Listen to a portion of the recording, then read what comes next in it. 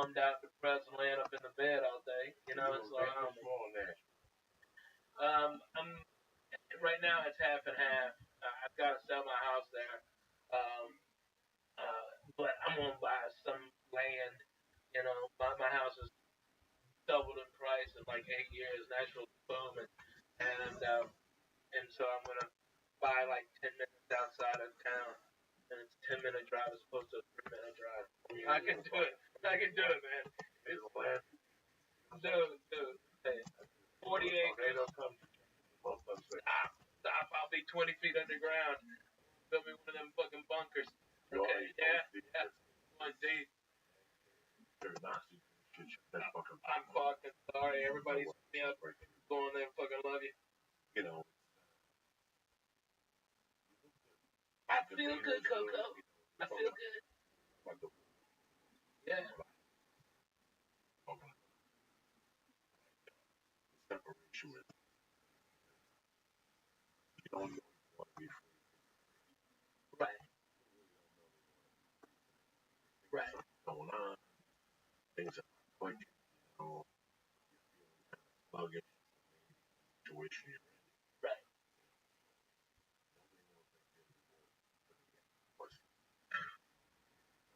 I'm getting divorced. Final? No, not yet. Not yet. I don't know. That's so I mean it just keeps on adding up. But you know, look, I married a great girl, a great mom to my wonderful children, and God bless her. That's all you can do. I want her to find love and be happy and go about her business.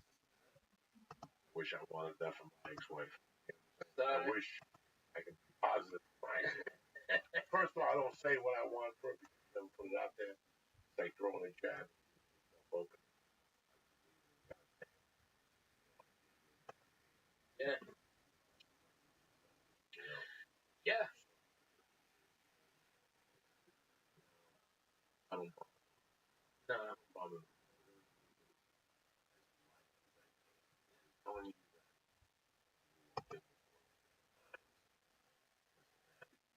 I had a two way. No way. I can tell you I had a really shitty thing. I also had a lot of fun. I couldn't imagine but so God knows what the fuck that would have taken.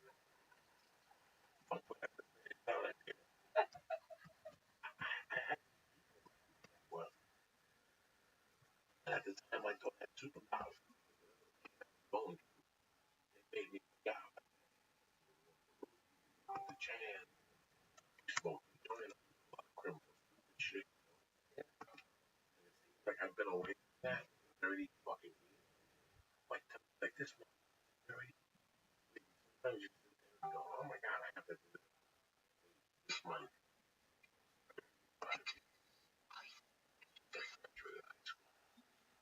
Yeah. I mean, the other day I got high. Thought about it. That's how fucking blown away I was. I'm like, I have to because this be 35 fucking.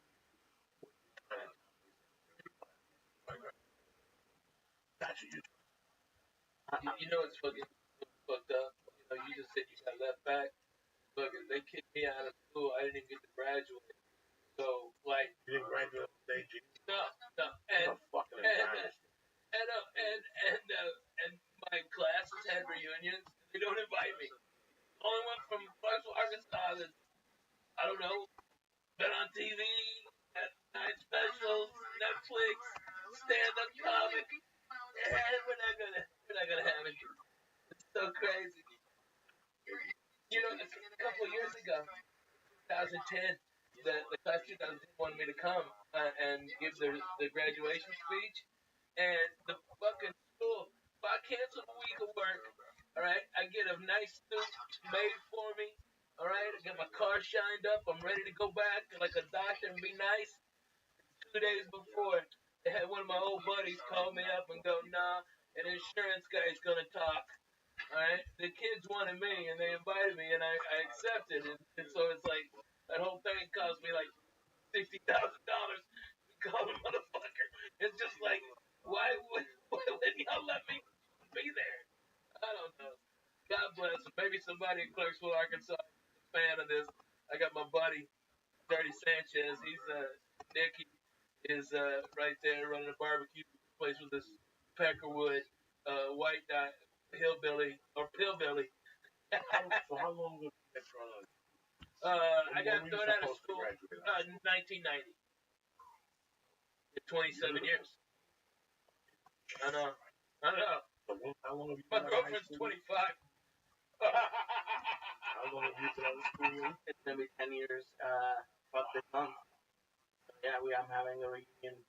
I think it's Thanksgiving week, which is weird. I don't keep in touch with anybody. One guy. Where are you from? Right outside of Boston. Oh, okay. North Andover? Sudbury. It's near. Oh, I know where Sudbury is. Oh yeah. Yeah, there used to be a Chinese place there that had comedy. Oh, yeah. No, they had comedy in Sudbury? Yeah. No, I think they had comedy in Worcester. No, Worcester had it, but and then there's Kowloon. Yeah, that's in on Route 1. Yeah, it's on Route 1. And then Sudbury had a Chinese place that I did comedy at one time. It was owned by Nick. So I did that in the 90s. Was it Lotus Blossom? Because that's like the only. I think so. Holy shit, that's crazy. Yeah, I never. So I've been in your hometown. Yeah, I drove through because you always talk about that story about like seeing where you were.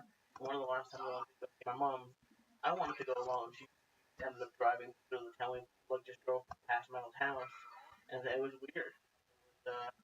Kids I babysat are juniors in college, about to go to college now. Like, and you can't go home. It's different. Yeah, it's terrible. Just 35 fucking years ago. Are you a different man? Without a doubt. First of all, I'm a man now. Right? Yeah. Wow. That's complete. I didn't think at 18, 19, I told you why, right? Yeah, well, you kind of. Well, no. Before the part that made me want to be a comedian and not go to college or give a shit about high school. I was going to college and high school time. Was I performed at a Shakey's Pizza and I won like $50 and the whole table got a tab. Okay, they were drinking pitchers of beer. Okay, won. Mostly I was fucked up on big red cokes. Okay, and shit weed. Right, and I got a fucking. I was in my '79 Oldsmobile Cutlass Supreme. Okay, burgundy on burgundy, baby. Okay, and I was walking out there, and this kind of ugly chick came over. We started talking, and then made out, and she blew me by the fucking dumpster behind Shakey's Pizza on Highway 71 in Fayetteville, Arkansas. And I said, "Fuck school, fuck it all. I want to be a comedian." I just did 5 minutes that I've never done before. All right, made people laugh. I got free pizza. I got fucking $50 and protected and everything until I got so mad I almost killed some of those old fucks in Houston. They don't know how close they came. I had a pistol and I was out of my fucking mind. Okay, I was fucked up on codeine syrup and I was ready to fucking kill somebody. Okay, period. And I moved out here after the Latino Laugh Fest, Joey Medina, and I met you. And being out here with a chance to remake myself in the image I wanted to be, and it was harder than what it was in Houston to survive. It's more expensive, and that really, from '98 till when my father passed, was me becoming a man. And the last straw was my father passing. I don't think you're a man until you don't know you're a man until your father passes away. You're no longer a son. You know, you don't have a dad. That's the point where you go, this shit is way the fuck real. Okay? And I've got to get my shit together. And, have responsibility. And that's the whole thing. That's the difference. But yeah, when you ask me, if was I the same man as I was then, I say I wasn't a man. You know, had I fucking combing somebody? Yes. Had I had my dick up? Yes. Was I 18? Yes. Could I vote? Yes. Was I a dumb fuck? Way. Was I naive and stupid to the ways of the world? Yes. Yes. Without a doubt. And it took me a long time to get motherfucked to learn that lesson. And like 20, and like 20, a lot of people. Now, your 22 is a lot different than today's 22. I mean, not for nothing. It's like your 22 with the way you had to come up, losing your mom, stepdad, and all the shit you went through. You were forced way before. One of the biggest parts about being a man is realizing you got balls for a fucking reason. You gotta live, you gotta survive, you gotta fucking work. Nothing is free. You gotta fucking have it, make it happen. And you had to do that. You had to fucking live.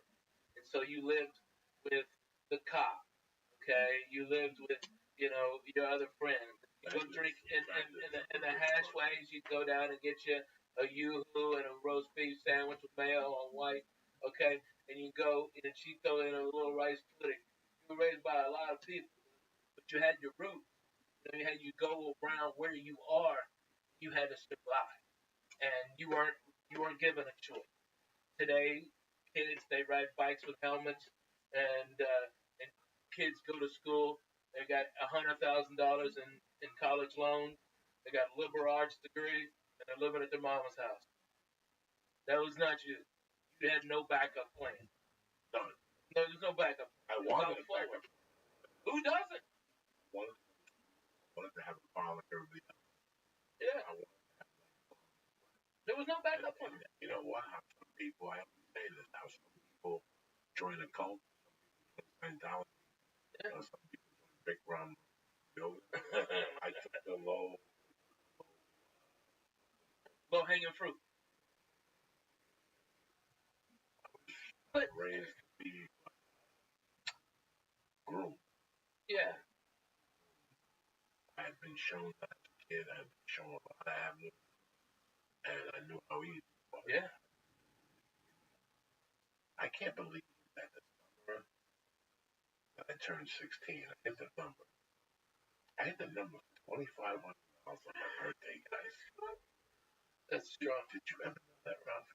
I don't think I did. Holy shit. And what I wanted for my 16th birthday was I started the day at a karate tournament. Yeah. And the deal was we got first place in fighting, first place in football. It was too hard for me to go uptown, play basketball, and have a girlfriend, friends, and then in the middle of all this, I gotta take a bus to Union City and walk a mile to karate tournament. And we met. It was scheduled to pack. I looked at them rock music. I loved them. I was making out with them on the weekend. So that Sunday I started at the competition. I knew it. Canceled. Shoveled the road. I got to go to the competition. I got disqualified. But before I was released to go, mine did. I came back from the competition. It was about 1:30. And my 30 kids were going in the door. Let's go to Jersey City. Number one bus.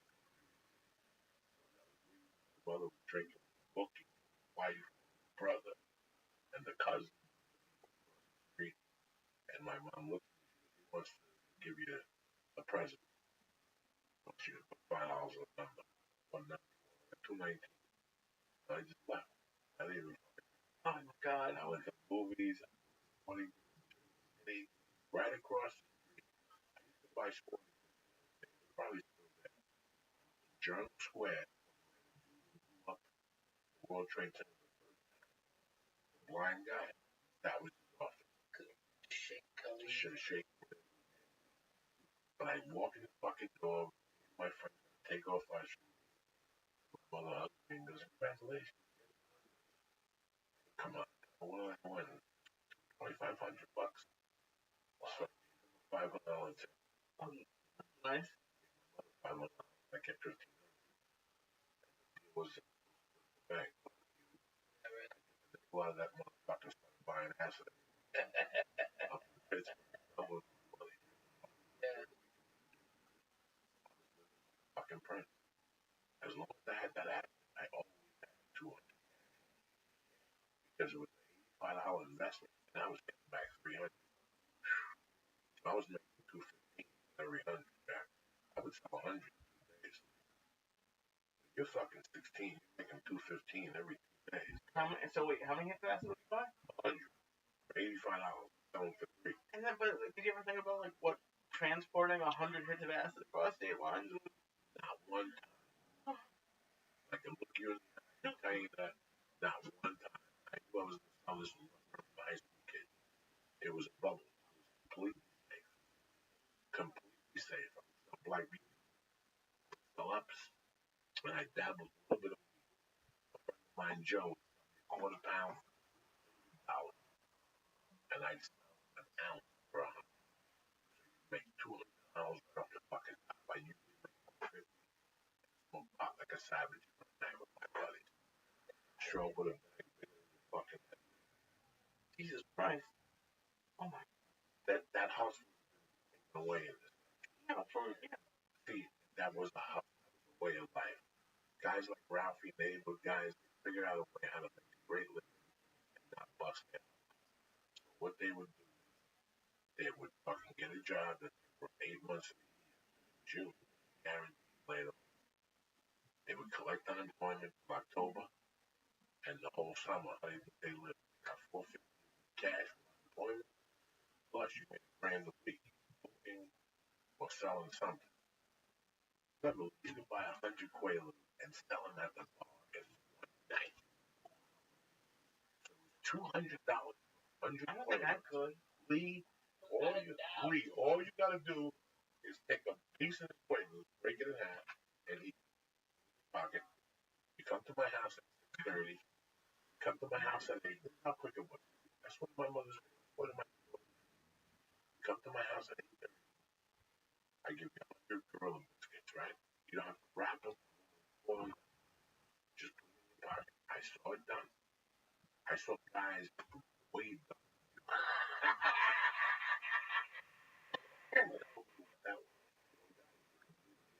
College education. I have an arts degree. Your body will give it up. I know guys like you. Right. Oh my That God. were living over their money. Like Friday and Saturday. Friday I'd see them at 8:30. You give them 100 quaaludes. They go to the bar and they buy the half. A guy like you could buy the half a gorilla biscuit, put it in your pocket. And pretty soon your eyelids start to close like that. People walk over to you. They leave when you hold them. That's like an open sign. Tell them right off the bat, I got Lodi. Who wants to go to Lodi? Lodi is a place in New Jersey. I had an Aunt Marty Bell in Lodi, Texas. Okay, Okay, Lodi. that's so funny. So they used to call them Lodi. Lee, we did Friday. People would do low at $4 a piece. Everybody would come to you and take 5. Yeah. Nobody would come to you and buy 1. So 5 people buy 5. You wouldn't even believe it. And once people knew like gorilla biscuits on the weekend, Thursday, Friday, Saturday, shit. All you have to do is go to 3 neighborhood bars. You can go to 3 neighborhood bars. Drop 60 to 70 off at each bar and go on your way. Make your profit. You got like Ralphie and go, Ralphie, make an extra money here. I'll give you $3 a piece, sell 5. Ralphie's a dog man and fucking Jasmine will leave the last 30 with Ralphie. He just makes 400 fucking bucks. Maybe 300. That's how he. That's how easy it is. It's the big edge. I'm looking for it. I know. It's around here. It's a fucking big in here. It was so crazy to think about. And am I ashamed of this, Ralphie May? You know I can't lie to you.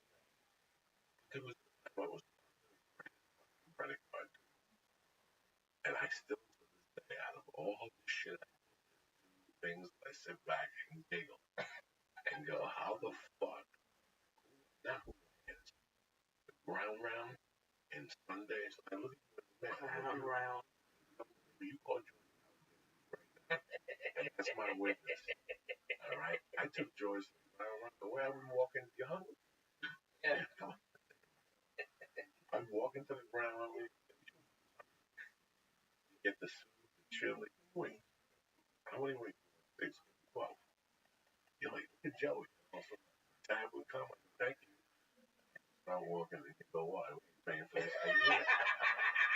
And then you're fucking accomplice. You know how many times I did that. I think I did it 3 or 4 times. With George, You made him your getaway driver. Oh, yeah. Without him knowing it. No. In those days, there was always a by the way. I would give you what you're looking for, but it ain't going to come easy. You're either going to get a ride, a shirt. I got to take a shower in your house. I got to do something. Have a boy with the turned up. Oh, my God. Yeah, fuck you. You got to give me something. Nothing ain't cheap in those days. I'll give you 20 whalers. As long as you got to wait outside keep the car on. Keep the car on go. Windows. Keep it on go. Don't open the window for anybody. Oh, You don't need no air right you now. don't need no air. Mind your fucking business. You have no fucking idea how easy it was to make a. I would go in the same. I was the worst I ever. Worst I ever was. Was it cocaine? 85 was clean. I was spotless. I was just smoking. 6 months dead. Day that scratched. I would off big person. Registers. I know nothing in it. I would Safeway, vitamin. What's the itch? Badger. Gardasil? Yeah, Badger Badger. You in Jersey, walking over the Spanish Harlem, pay you top dollar for that shit. I was a walking. They do that. Yeah. Like, nah. Razors. The only thing I did was credit card that were expired, and expired. One was not expired. Like, and I got away with this for 6 months. Well, that's what they just did the paper. 3 times a week, I would eat at a fine restaurant. Yeah. It had to be packed.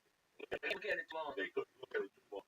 You would have to take that 3 lunch, you would arrest every day. In those days, they didn't call. It was over $50, 28, 32. They didn't call. They just wanted to ching ching.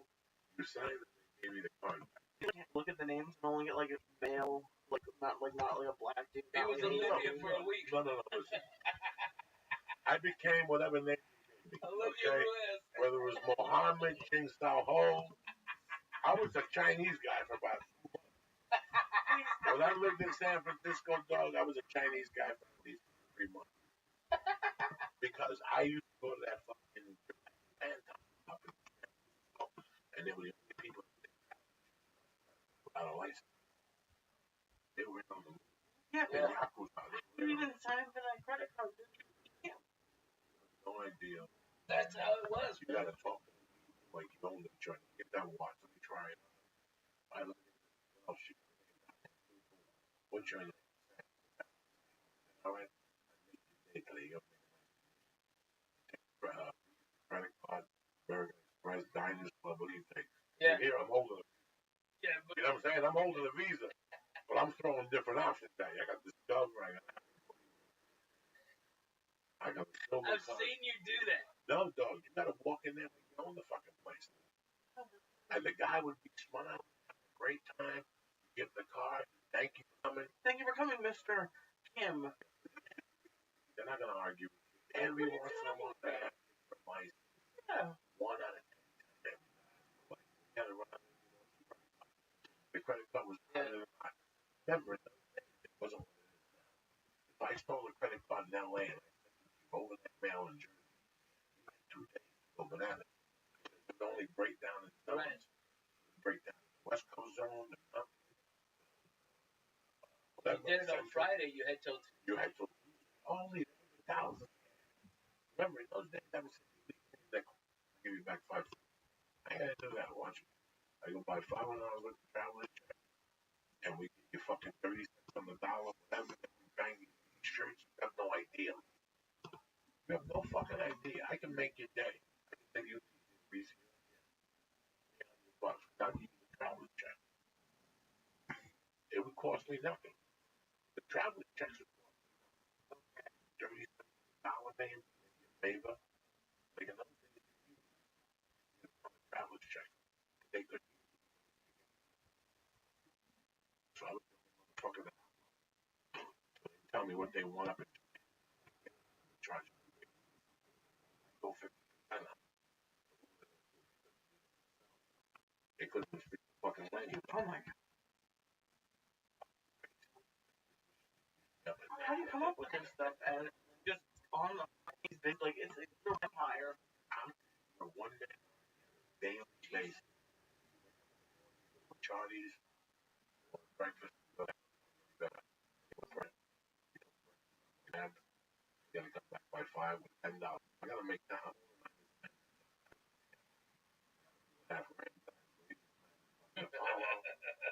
Fucking Walmart. Yeah, you know, come up with a guy's thing.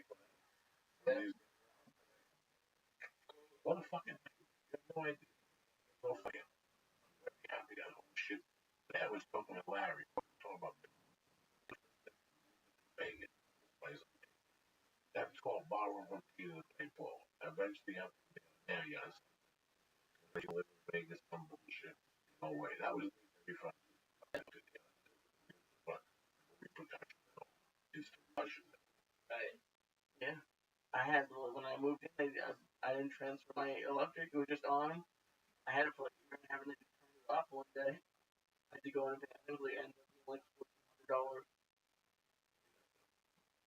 Funny how.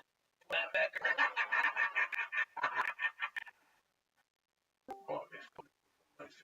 Yeah.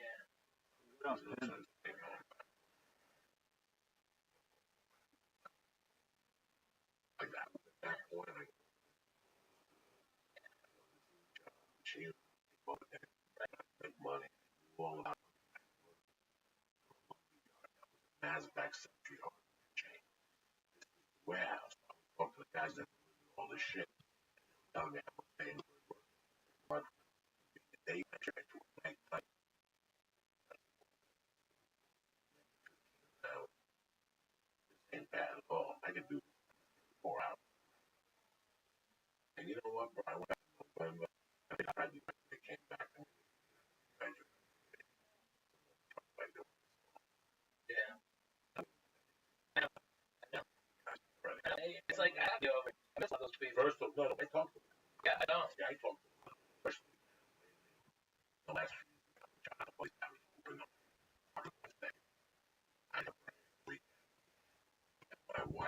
my wife picked Tuesday or 5. I went to my mom's place. Back that deep. Let's see this family. Just be praying for church. Plays the man. Home one day. I took it again. Again. I was all amazing.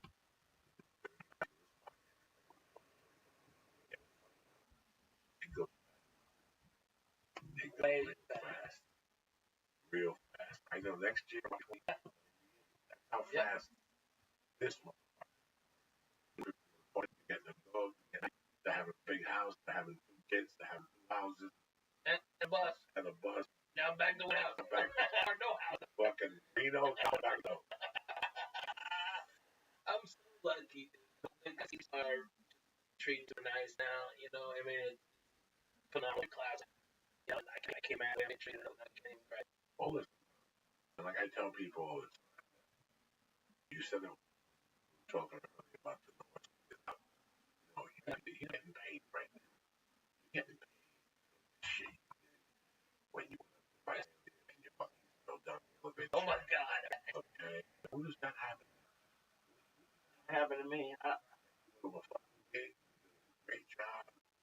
spent the night. Your keys go down the I cracked. I heard they help. Wait a minute. I heard they help. The elevator. I could see them. I could down and they hit them like every elevator. I could down at the bottom. And I was like, like a kid was coming in from the swimming pool. Okay, and I had the keys in my hand, and I got hit by that little girl, and on my hand, and boom, they just right in the middle. It took 2 years, but the Hilton there or the Marriott, whatever it is, they gave me my keys back. But luckily, I had an extra key in the car, so all I had to do was get it open. And it was Saturday, and they couldn't get an elevator. No. I mean, there was 1,000 fucking byways. Yeah. And that's why I tell everybody, young timers, get that book is coming. That was my family. And on the way out, he goes, oh, you know, I've seen you at the comedy store. I just got into it. What is it? Tell me, and I go, Don. Yeah. Don, about 8 fucking open mics tonight.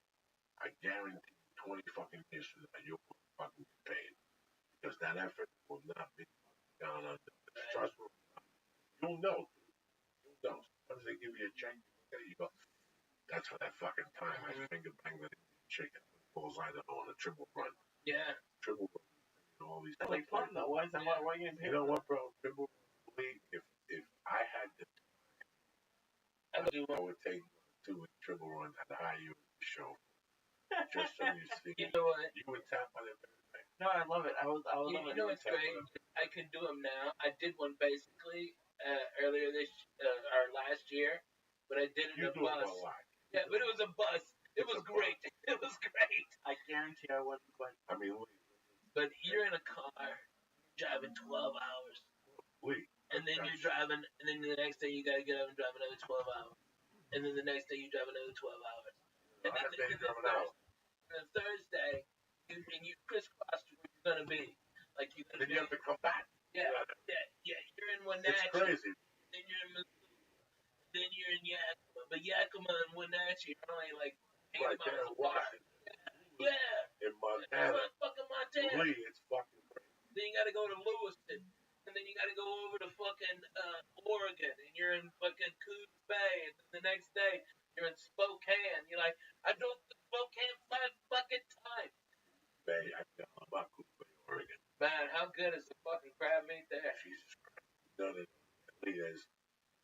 I started one in Houston that took us in somewhere in Idaho. And then we got up the next morning because some days you drive 8 hours. Because you got to remember, we got to do a show. So I get off stage at 11:30. You got to have a drink. They pay you. You got to talk shit. These people don't see civilization. They don't see anybody. You're the biggest thing that's coming to their town since fucking the guy who shot the president came in there. You know Steve Prefontaine. Yeah, it is crazy. And God forbid if you do radio. Like you usually go to some college station, radio, they'll come out. Yeah. You live in California. What's that like? So you gotta talk to them. So you're getting we're up fucking driving 10 hours, 5:30, get to the hotel, take a shower, eat. The fucking show, go right back to bed, and fucking do it all over. Oh, hour drive. For Friday, like a 10, and then if you're lucky, it's the same place, maybe an hour. But don't bet on it. Some nights you gotta fucking drive all night. Yeah, because you gotta be. You gotta drive back all Saturday night after you've done all that driving. How did you do it, Joey, without the GPS? Like, can you read a map? Yeah, motherfucker. This was 1995. Map. You had a state map. Yeah. Okay. At that time, Atlas. my vision was a lot better than what it is now. I tapped out once I moved to LA. LA had a different Thompson guy. That confused the show. I'm no fucking fighter capper here. I'm okay with maps. I was a 4 days. I was a low 4, 5, 8. So something about I was Miami. I learned how to read maps. when I got into the triple run,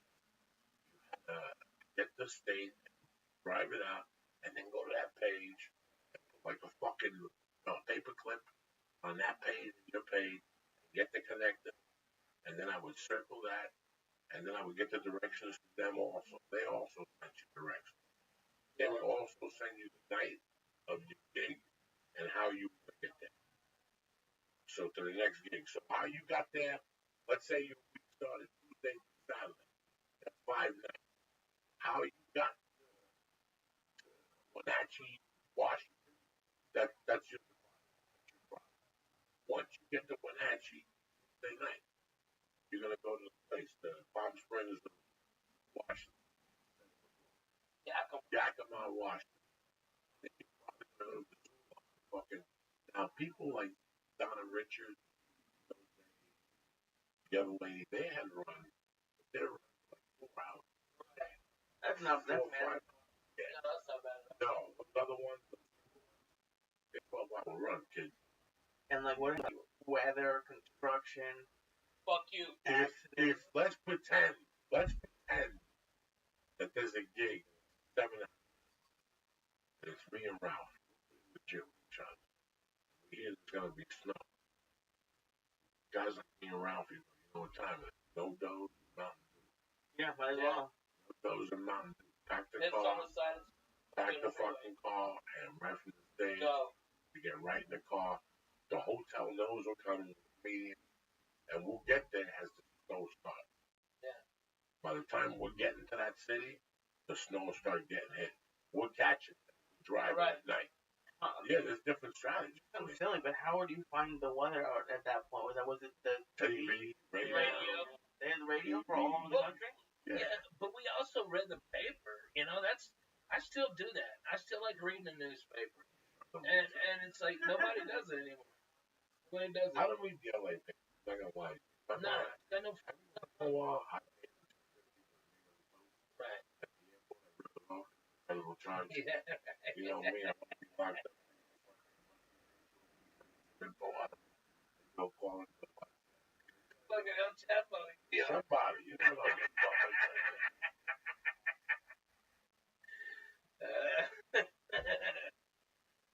I wish my memory was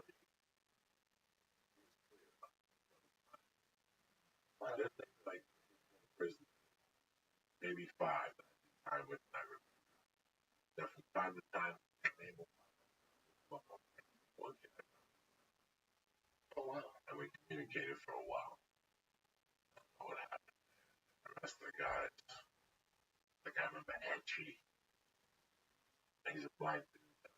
Indiana. Spent hands when I looked up first. Be fucking 80. When I was 25, he was 55. When I was 25, when I was 3 folks, they gotta be dead. That was 87. That was way medication. They were dead. What? The 80s. They thought he was gonna die. Way he made it. By the time I got out of the halfway house. When I worked with Katie, I watch fucking show children. Oh, yeah. We get them. And we fucking watch married children. Like 8 prisons. We were knocking on the Does that make it?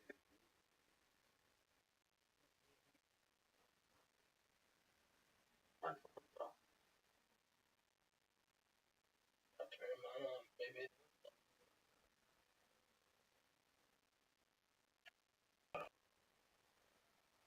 We Yeah, right.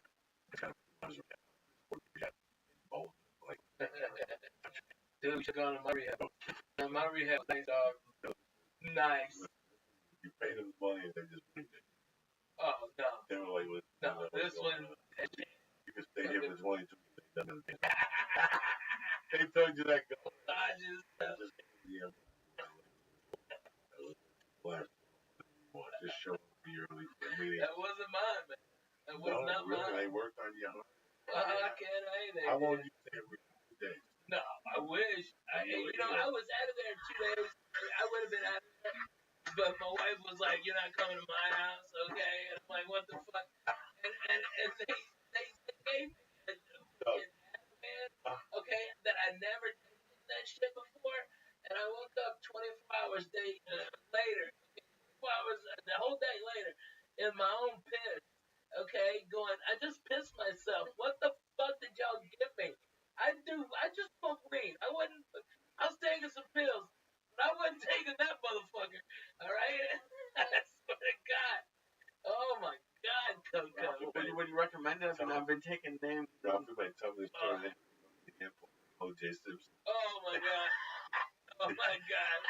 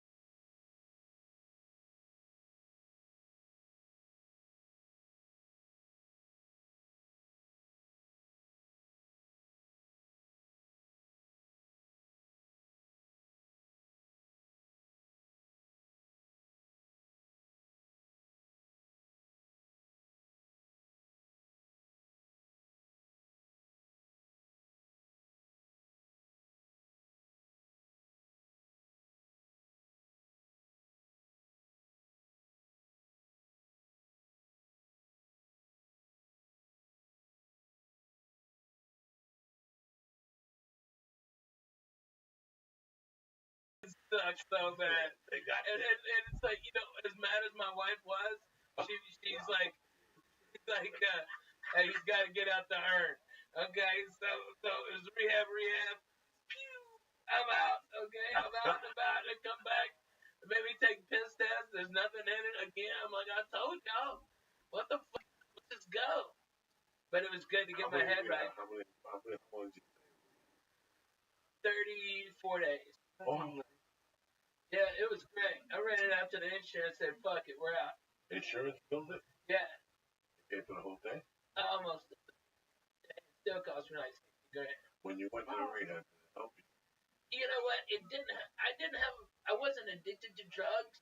It's like more volume than it's like a fucking wet sock or a ladle of pancake batter up against the wall.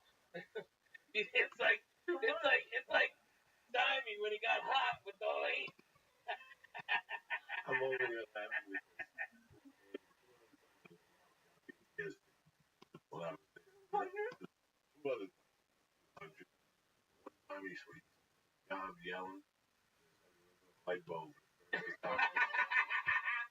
not PTSD. That was hilarious. Really passed out. You want to sit there? You got to sit there for Yeah, an hour. you can't. Get off of your bed. Oh my God. That'll give you a PTSD. Me and Robbie would play fucking drink a fool with Jody. And we'd sit there praying for her to just take her clothes off and go ball. Oh my God, it was terrible. Oh my God. Fucking crazy days. 20 years of comedy. Fucked up. Just. It's so crazy, dude. You know, like I was at the store last night, and like the new comics, they don't have a lot of camaraderie like we do. Like the same guys that we used to roll with, I saw last night, and it was like I haven't, even though I haven't seen them in a year, because like I saw them last week. You know what I mean? Because we were down so much. You know, I like Mike Young. Okay, saw Mike Young. Yeah, right. His last name. Man, no shit. Dude, you had me dying with that fucking harp. That when Tupac was dying in Vegas, taking his last couple breaths, I went up to him. Tupac, please just give us something to tell us who shot you. We saw who shot you. Tupac took him and got the thing. Oh, man. That shot. I was back. Don't. I like Sunday night. Me too. Like off fucking nights. Yeah. There's no off nights. Dude, it was. I had to sit on a stool, on the doorman's stool, watch your show. That was PTSD. A couple times. No, it was just fucking me dying. Me almost dying and not being able to breathe for 11 days. No sleep. It fucking broke you. You know, I mean, I couldn't sleep for 9 days straight. I was in ICU. I had this thing breathing for me. I couldn't go to sleep. And so they were sucking stuff out of my lungs. And it was brutal. It was fucking brutal. And that's why, like, I can't sleep on white sheets because it reminds me of the hospital. I have a really hard time sleeping because I don't want to. If I go to sleep, I think I'll die. All right. So that's why I take the pills now, and now I can sleep, and I'm not crazy. Just tell me about that. Did I tell you I know one of my shows? Absolutely. So cool.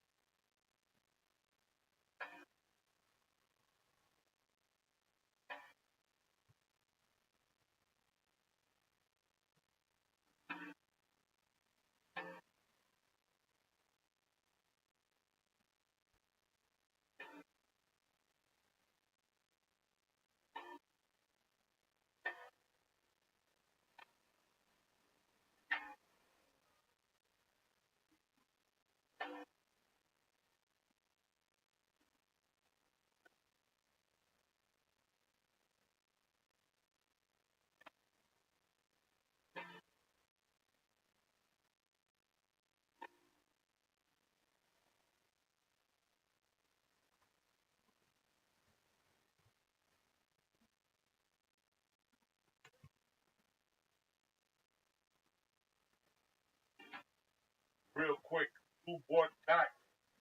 Bill D. Marchetti, Dominic Salas, fucking savage, Lemon GF, Tony Eichenlau, Andrew Wong, and my main motherfucker, Joe Abraham. Hey, I got one. I got a fan, a buddy of mine. His name's John Roberts. Listen to this guy. He's an Ojibwa Indian, okay, on the Red River Reservation up in northern Minnesota. He has, I think, 9 kids adopted, and he's a stand-up comic, and he's a member of the Church of What's Happening Now. Fuck yeah. John Roberts, you're a fucking funny motherfucker. All right? And I worked with him. The guy's great. Fucking phenomenal comic. No, dude. The natives, they like me, man. I raised a bunch of money for them, and I like, man, you know, I'm glad that thing happened. I didn't know how fucked the Indians were. Do you know how fucked they are? I didn't know that. I thought like after like the Trail of Tears, I went to school in Arkansas. You know, they didn't put, oh, this is what happened to the Indians. Okay, it's like, after the Trail of Tears, I guess I thought everything just worked out. Well, cast character. Look at one of the questions. The way the question is, you got 30 seconds.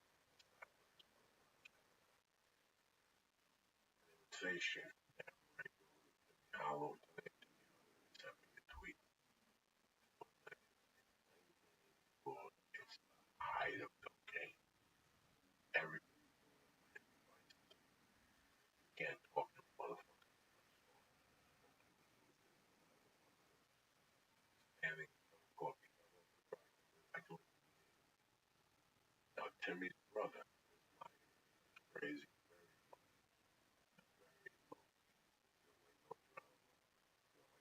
Long hair. You know what I'm saying? You know those fucking things. What about Rager? Was it Rager? Is that the guy? Rago wasn't. Rago at that time. The cocaine crew. Tommy Stinky.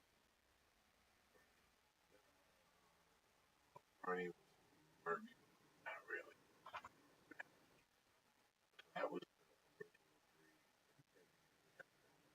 three always trying to find the way to get back and move. And it back then. I like Lanier. Drive shit like that. What about Rafa? Rafa started. He was in basketball. Well, In front of fucking and emotion inside. Go outside. Yells at I think I have stand Roger. Your brother's outside. Come on out. Roger. Fuck. Think he walks out. Somebody else. Little brother's out there. How you doing? Little brother left the car like left the car. Double park. hazard lights. With the hazard. Yeah. Left Eddie Benson.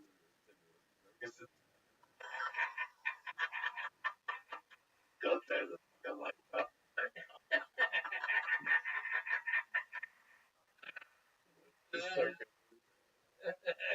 My point being, I grew up with people who say shit to you, and it's always. I love you because the last 20 years you made it cool. Like you made it this success. Like when you used to go on the road and come back slightly. I love you that you got me weed and shit like that. I really love you. I really miss you. I figure without you, I went this door by myself. I'm fighting. Dude, we were. It was me and you in that little fucking apartment, and it was just a crazy situation. That's where this began. And I would tell you shit, we would giggle. It's just weird that the hospital and PTSD. That was crazy. Yeah, I was gonna ask you, Robbie, how do you like survive 20 years of Jody like like there should be like a flag for you, like Okay, longest alright. Yeah, longest running friend. Okay. Alright, first of all, build up a tolerance to that weed, okay? Alright, you gotta have a mind. Now, have you been a getaway driver yet? No. I'm unaware. You haven't been a getaway driver yet? I don't believe And cocoa's not the same cocoa he was. No. Okay, so and I mean, while you get the bulimia flu every once in a while, you never fucking brought it around me. No. I do little bumps in the bathroom. Right, but nothing disrespectful. You know, like when I first got here from Houston, you put out coke right there. Oh, I'd have died. All right. But you were always a gentleman. Always a gentleman about it. I wasn't even talking about that. I was just talking about like him torturing you like mentally. Oh my God, the torture. Oh. Okay, all right, Lee. I broke my fucking hand. I hit a guy at the fucking at the post office because he pushed an old lady down. She couldn't hear the Asian lady the old Russian lady, all right, and he couldn't hear the nurse go, "Next, please." Okay, and so the Russian lady was standing there, and this douchebag LA guy pushed her, and she fucking snapped her fucking arm. Yeah, right in front of me. So I turned around and hit the guy, and it fucking broke my hand. Okay, and so I go home. I'm fucking calling Joey, and I'm shook up. I'm like Coco is like a shark. He smells blood in the water. If you're upset about something, that's what he's going for. All right. So he called me up and goes, "Get out of there! Get out of there right now! The police are coming right now because you knocked the guy out. Go out the back door. I'm outside at El Compadre. All right, go out the back door right now." Right? And I ran out the back door thinking like that, and I didn't have my keys. So I can walk myself out of the back of Gardner. So I had to walk all over, and I was, you're fat, you're mad. Okay, you're mad. Like, now I got to walk around the goddamn front. Get in there. Or I'm hiding, thinking about doing double down in John's Wolf's house. Okay? You know, what do I do? What do I do? Get away. I piece crazy. Get away.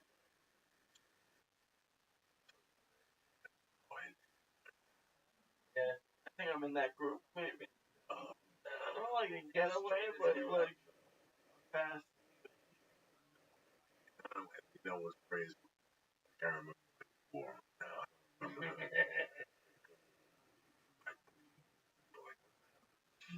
come back like OJ. Yeah. Hands are cut, eyebrows on fire, his shirt's ripped. Yeah. And what the fuck were you? Oh, I go take my shirt out of the laundry. You fucking retarded. Are you fucking crazy? Your hand is gashed to death. Man, I tell you. Oh my God. When I remember one of the funniest mornings. A lot of people. And Gavin Boy like this, and little shit dogs ran up to you and pissed on your head. A little shit dog. Yeah, what a fucking asshole.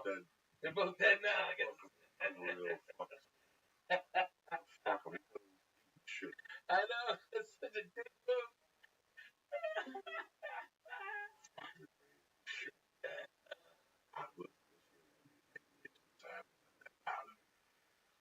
Dude, I know. This. Yeah, I know. It's so crazy. Couple fucking days. Breathing. Yeah, Dude, nobody mentioned Freddie Stone. Nobody mentioned Mulaney. Nobody mentioned Mitch Hedberg. Except for fucking. Nobody remembers nobody. You know, it's like they pay no respect, and they never developed that type of friendship. You know, I was, like Elvis died when I was 13. That was crazy. That was crazy. But I still remember. Wow. Fucked up. Yeah.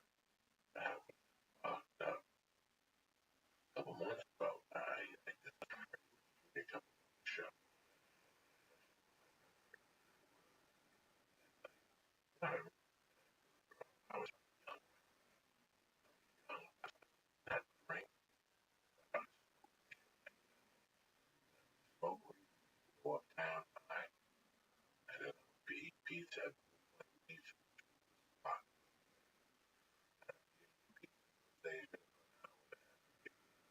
And you know, an hour and feet. And you know, it kills that. That was all behind it.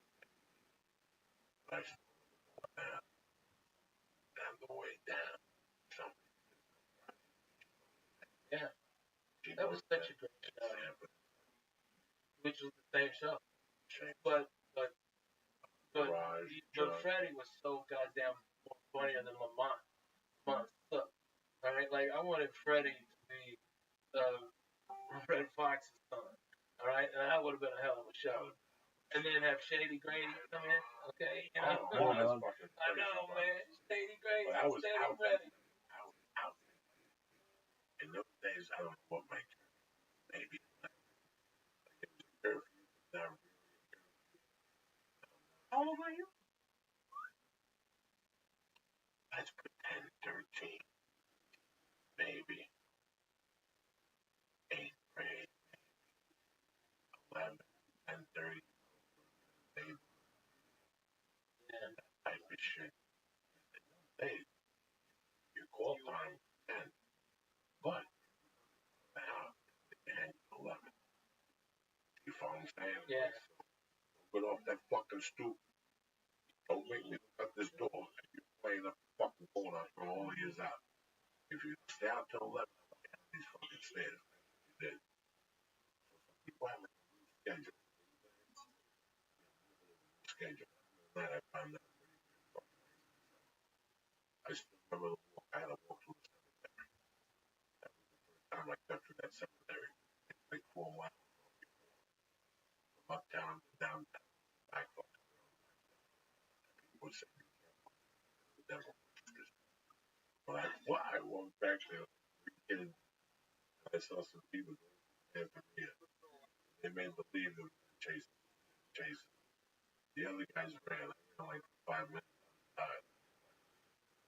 You jump in like and you jump out by 51st Street. And this little fucking grave sites for all. A lot of grave sites there. Concrete. Shit. Die. Man. What?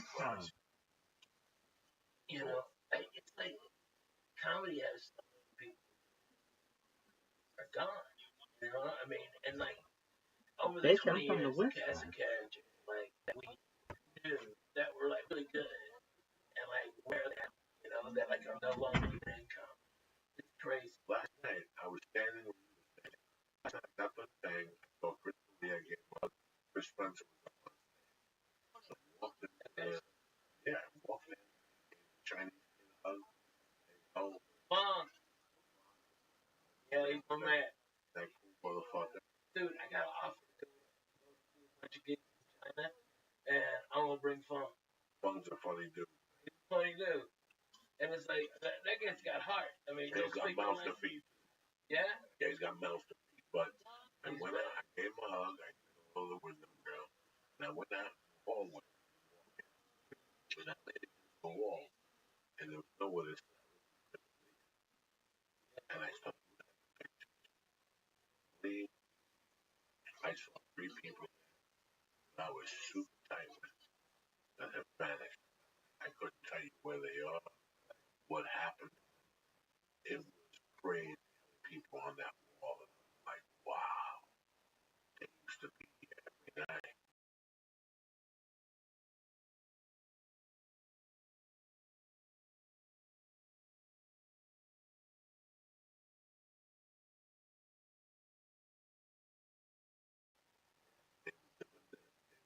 That they just disappeared. I just did a show, and I get Mohi. Hold on, baby. Get the fuck out of here. Gave me a big hug. Her big hug. I loved her. Told her she rocked the main room. Man, I saw that. That pissed a lot of people off. Yeah. No. She fucking rocked that spot. Yeah. No. I was there that night. It's crazy that you get these people. Fuck. I got a spot at 10:30. So how lucky am I? And 20 years later, I'm still doing this Sunday night spot at the fucking store. And now, in 20 years now, and 20 years Last. great room, don't get me wrong.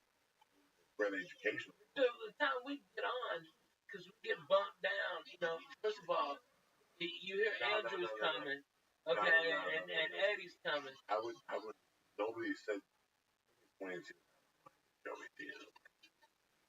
okay, no, that time I was let me explain something. You want to learn from the Jews. God put in the right Jews. There's a way to make money out of the store. There's a couple of get the main which I never got. Not because I didn't want it. Every once in a while she gave me a Saturday night there. And I put an extra $100, $50 in your pocket. But you didn't get rich in it. You didn't get rich in the or you get $15 a spot. But she cut me a deal with that. She goes, do you want to host? She goes, how about you work the door from 7 to 10, I'll give you $25. And you host 10 to close, and I'll give you another $25. I go, that's great. That's a lot of work for $25. So I got an idea.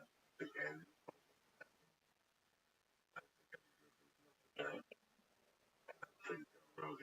that, okay?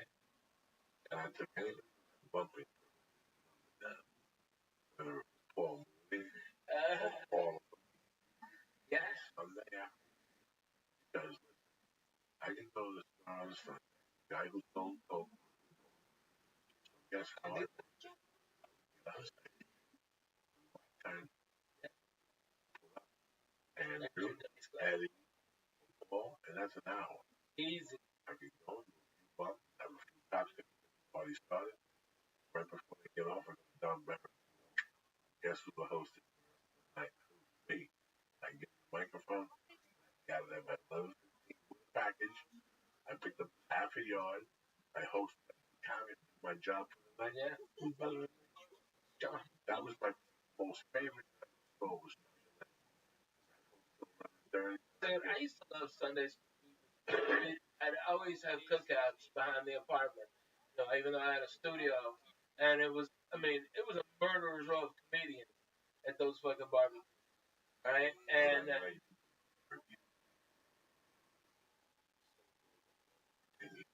crazy, but I know yeah, one night was funny. I put something back friend. That's what yeah, yeah. right. Oh my, Yeah. Those Foxy white chick, Foxy. Didn't like the black girls and stab somebody. to this day, after 10 o'clock, a lot of people Oh yeah, fuck yeah, they will. Yeah, the street after Kirsten. Sorry. Bring up left. Or right. Comedy. Make a left before Fairfax. You get a ticket, dude. It's like $200-something ticket. A left. I did that. Me too. Because I was fucking going to see Doug. Every turn around, so I fucking turned down Curse like you would. Go to Doug's apartment. Motherfucker. It's like, boom, we pull over, and then he's laughing as he walks the 2 blocks down to his fucking apartment. And we're just at the Coach and Horses. He was just shitting. He wanted to ride. Motherfucker. How'd they get you? Is 2005. Oh, We got some.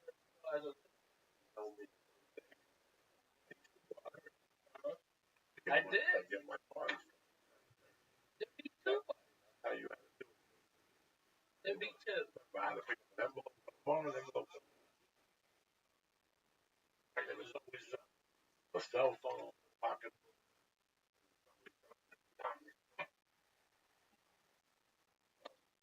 It's like a Monday night. I get a pack. My wife is she's my girl. I'm Schrader. Mm-hmm. I got a package. I go home. The package is okay. But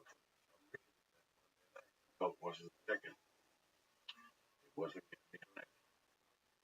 I called a few people to pick up a package. Jesus, no package nowhere.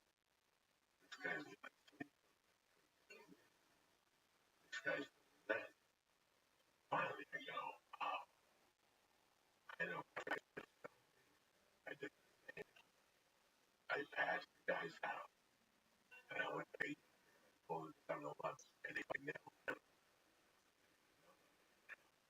me down the corner. They pulled me over right 11. How about that? Wow. Right when I saw them, I put 11. I make believe it. Right. They walked right in. Broke it. Broke it. Why? Coming in. I'm coming down. What? I'm on the tail end. Manageable. I'm still a little on the fucking focus. I'm talking to these two cops. All I do is damage the side. Yeah. Plus, I'm on something in the morning. I got $60 for the coke, and that's all I need. Let me go right now. I'm forever. Yeah, right. Right forever. Never. Right forever. You'll never see me in this neighborhood like that again.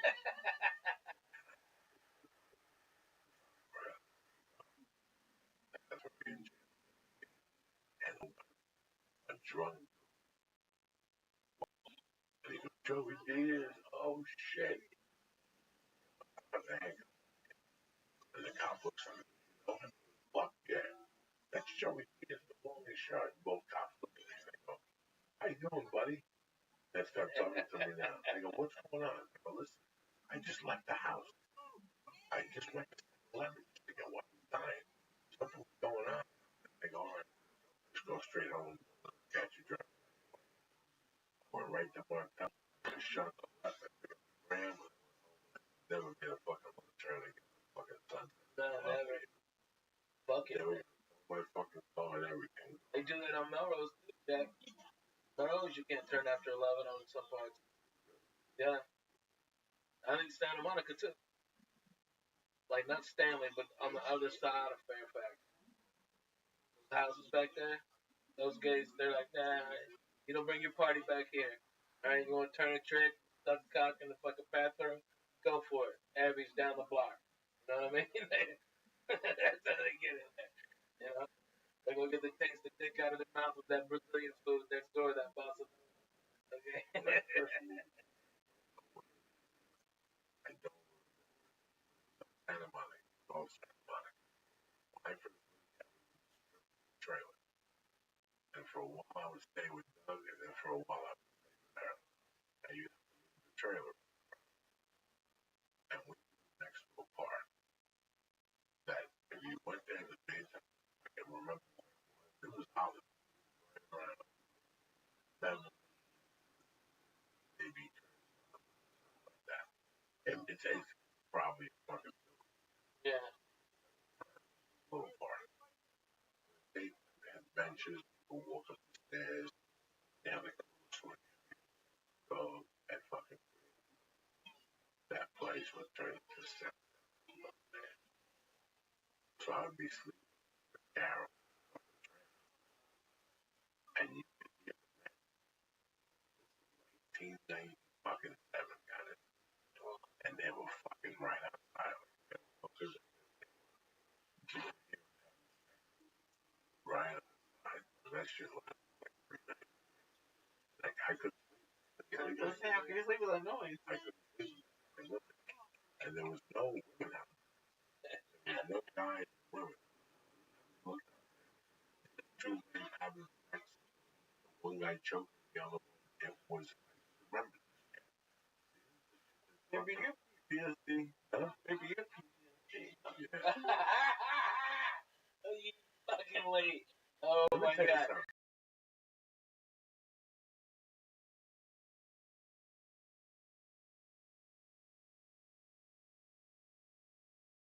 I got acid from that last fucking church. What's happening now?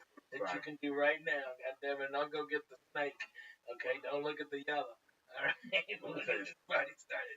If you don't think I know, I got PTSD just from you do. Without a doubt you do. Without a doubt I can tell you the multiple things. No. The one that haunts me to this day was my godfather. There's times I think about fucking paying a private delivery. Fucking at the end of, and he was relentless, Ralph. You know, What's up, Cliff? when I left Bergen, it was How are December you? of '84. Dog. Yeah. Okay. And then I could call, or I could, and then smart enough, why don't we talk shit? My first daughter, Jackie, her godfather, godfather, he, people in town, Irish, white shit. Why? I go, if he goes to the cops,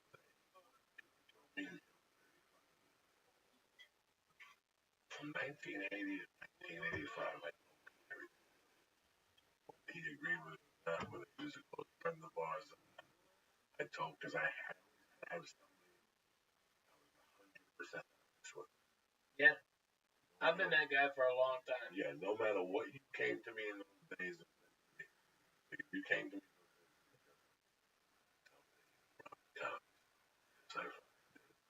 I was that guy.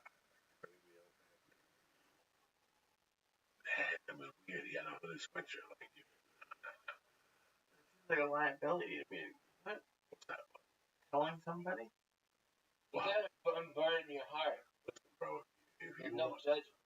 uh, That's what real friends are. Yeah. in those days, you have people that they come up to you. Listen, if you don't want the answer, don't ask the fucking question. Right, that's true. But, okay, when I was 14, I got one of the greatest lessons in my life that stuck with me. His name was Jimmy Bender Sr. He once told me something that fucking just stuck with me. Like I started hanging out with him, swimming in the pool, son of a if you tell me the truth,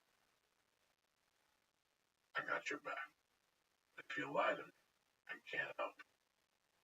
And that always stuck with me. I always remembered what that was intended for. And then years later, I saw him kick a junkie in the stomach and drag him out and say the guy was going to die in his house. So I know you understand me. But at the same time, the way I was growing up in those days, my friends would take heat. Get the fuck out of here, piece of shit. How long can you tolerate that for? Before you say, I know we're here. Well, to be honest with you, if I lie to you, you're not going to take that from me no more in my mind. If you're a good friend, why fuck it up with a lie? If he's not a friend, who the fuck is he to fucking fuck him? But if they're a good, solid friend, come to me, Joey. I want to ask you, but I don't. And I already know what you want to know. I'll tell you. Yeah, I had whatever. And you look at me and go, Jesus, fix it. You know, that's the difference.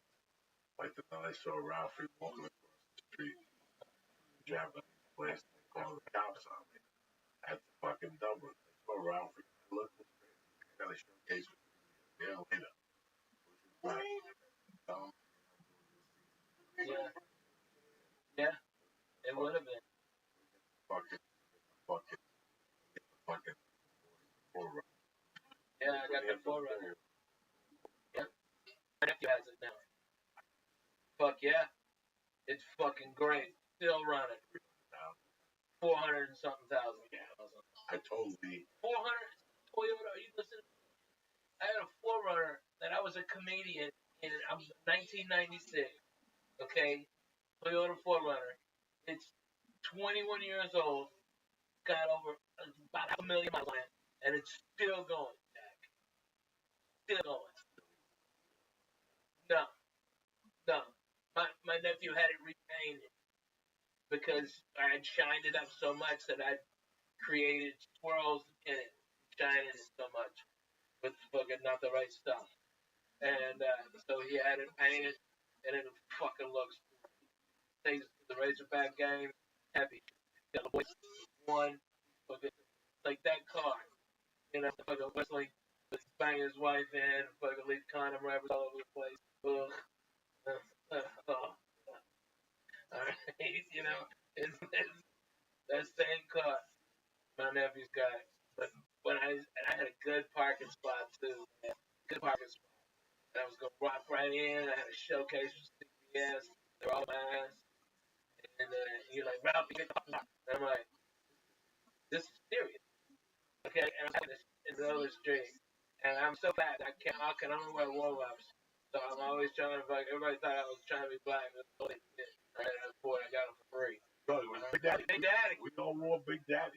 Yeah. I told him Me too. for a year and a half until I wore. Without a doubt.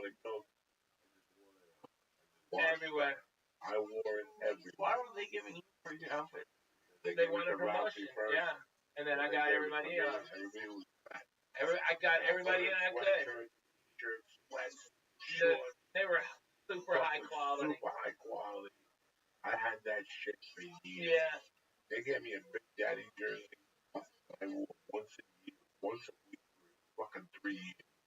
They gave me a Big Daddy Dallas Cowboy shirt. Wow. Big Daddy, a blue. Yeah, right. Oh, yeah.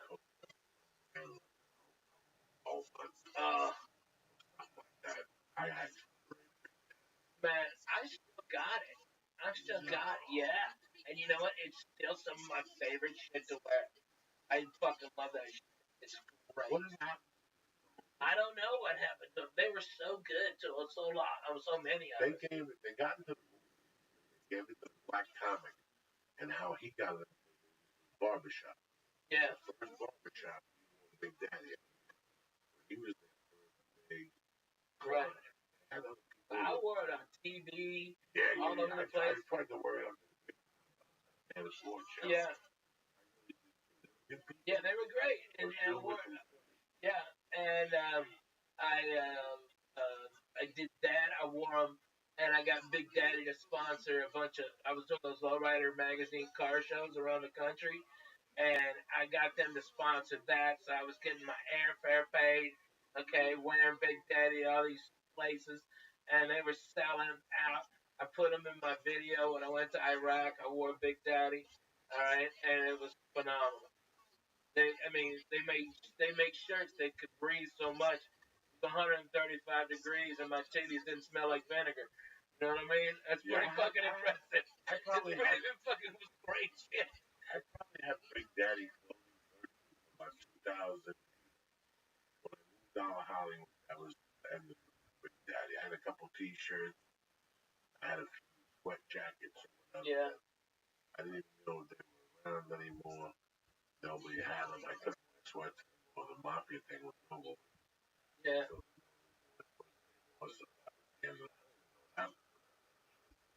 great people. Yeah, so nice. See, in those days, a lot of people would start those companies. They would blow up and then they'd sell them. Yeah. Somebody else would Absorb it up. Yeah. pick them up and buy 3 or 4 t-shirt companies and now combine them. Now, have you got in contact with the Winston company? Designer, he's an actor, he's a fat actor, and he sent me a link to it. Dude, I just got this shit. It's fucking amazing. Every bit of it is fucking phenomenal. I'll get you up into it. Matt Flavor, it's so great.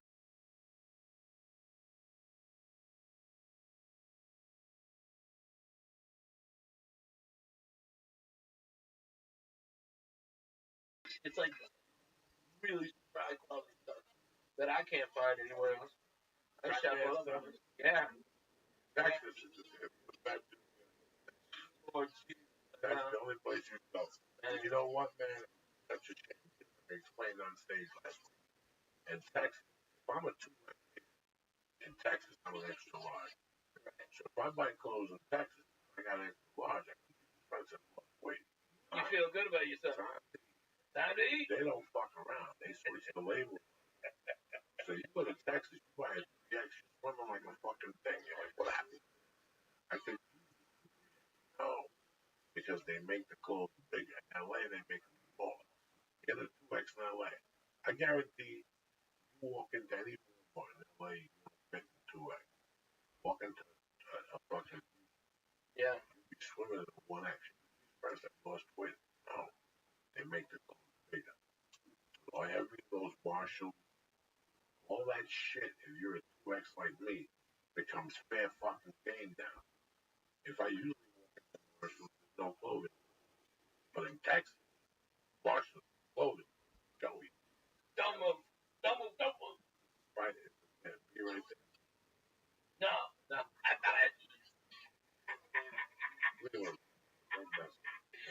Come on, man. Listen, that's the cherry. That's what we did. I did. It was great. It was great. It's a great way. People are going to go. They're going to make gifts of this. Wait, that was. Here, you eat this. Come on. Come on, you're dumb. You know. Hey, give me the ball. Where you going? Harris, Las Vegas. How long? This Thursday, Friday, Saturday at 10 o'clock. And then next Thursday, Friday, Saturday at 10 o'clock. And then I'm in San Antonio at LOL. And I can't remember. That's like the next 3 weeks. But like I'm gonna be also coming back here next Sunday and Monday and Tuesday, hanging out with my kids and do some meetings. And then the next week is Father's Day, so I'm gonna be around. Maybe I don't know, maybe you and your family, maybe Sunday dinner someplace. You know, maybe we go back to that Italian place I told you about, like an old school Italian. On that Tony's Bella Italiano on Magnolia. Mongo. I'm going upstairs now. What is it? Mongo. I'm happy you did it before the podcast.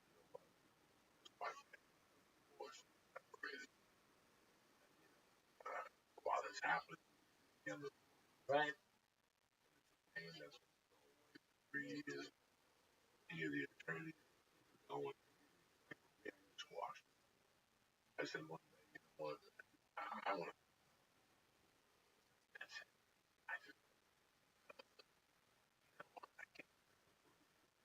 I was fighting.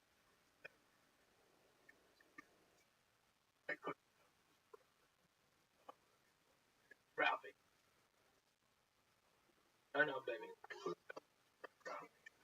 Worst in the world. But also, I moved back. I left Georgia. Yeah. Grandma was having a great time.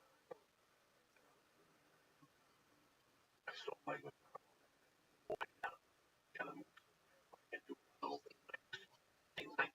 Just get out there. I can do something fucking comedy. Yeah. It's been working. Anywhere I go, I have to come back. I'm on to something. I don't know what I don't know what it is, but I'm gonna take it. I got no money. I got a little job. Why not have a good time? Every night I do comedy, I bump into somebody, they give me a pill, do a bump, I drink 2 cocktails, thinking, I'm having the time of my fucking life. Yeah. I want family, I want to be married, that's what I wanted. Once I got on the stage, it was all over. And we one day, she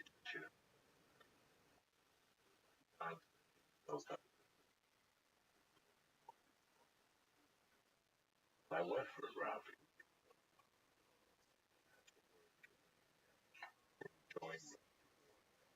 Yeah. CW.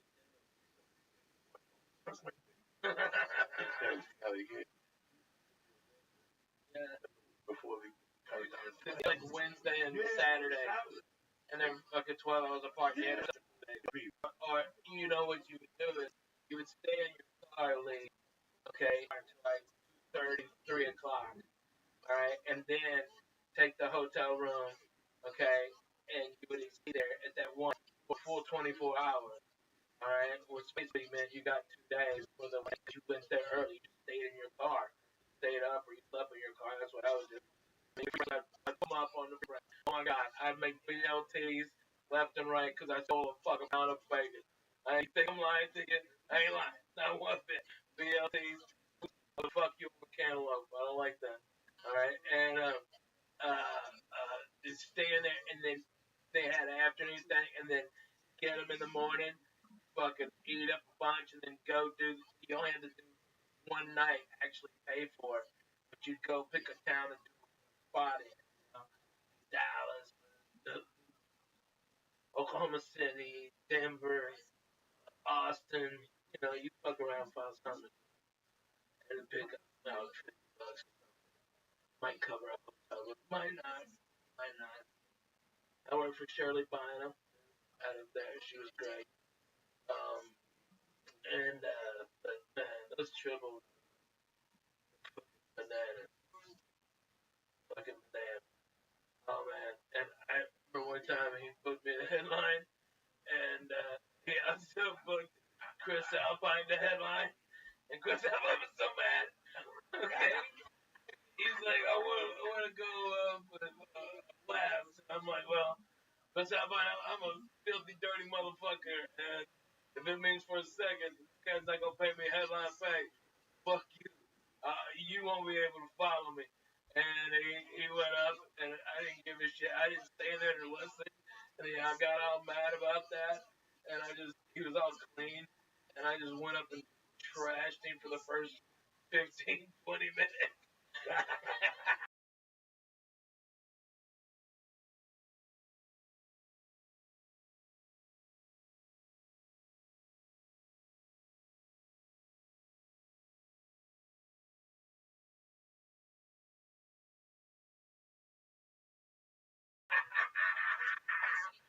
Oh, God. Got lit up on that one. And then Chris Alpine, uh, uh, manager was another woman that booked gigs up there. That Wills. She blackballed me because I was dirty. Okay. Yeah, she blackballed me. She managed Chris Alpine. He got blowed out. one time people were talking about that. They were big figures in our life, man. One time,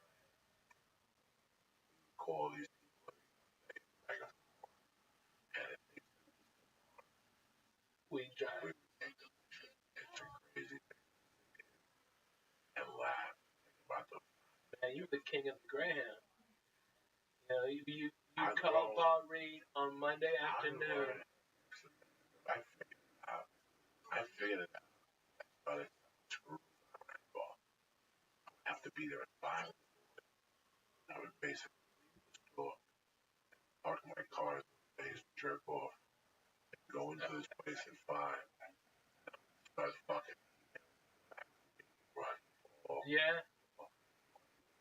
Fuck yeah. Yep. Fucking YouTube. None of this shit was VHS's. They couldn't check your fucking webpage. Yeah. Once you give me Right. Exactly. Yeah. Hey. amazing learn on your Then you hear that there's a Thursday in Beaumont. You're like, fucking somebody, hey, I'm going to be in town. All right, and you just set up and you start calling other comedians. It's like the internet was like just your fucking Rolodex. You know, and you go, hey, Dougie, where the fuck are you at? Okay, hey, give me a feature week because I'm fucking co-headlining with, oh my God, what was that guy's name? Not, damn it. Um, Arkansas comic. He's crazy. Crazy. I forget. God damn it. And he was fucking bananas. That guy was so much fun. Or Captain Rowdy or something like that. You know, you see these guys and you're just like, wow, he's fucking boom. And another, but it was all of like, hey, I need help getting this date, you know. So you go, if you wanted to be in the as zany, you had to tell people that you were doing creative Southeast. You know, hey, I'm gonna be there. Give me a spot. All right, boom. You know, hey, can I stay at your condo for extra? What an education it was in the beach rack. Yeah. To go from having a day job to booking gigs for yourself. And you're adding up all these gigs. Add it up. You're still not making anything close to what you're making. Yeah. You accept it. Figure out a way to make it work. You know what? That's back to the office. That's going to become a bedroom. Yeah. Renting it out. Way before Airbnb. Yeah. You went to the library and put a piece of paper. Bedroom for rent. Shit. These guys learn like from 93 and a half to 95. I like I'm a comic back. I'm there. Nothing. That car was apart at any time. And on I was every road gig I got. Something always happened. Yeah. And why is then I go fast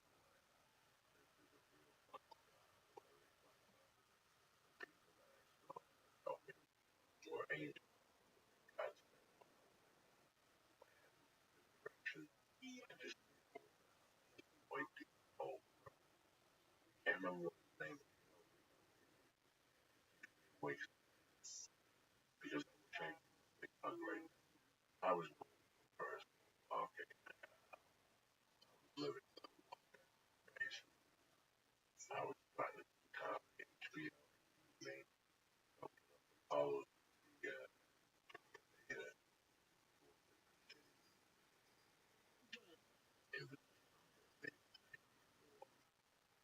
daily pay rent. Go any no payment. All of father kill Mike. Godfather. It was that fucking back window was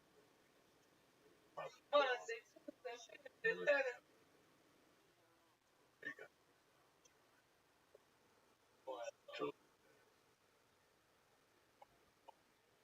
I was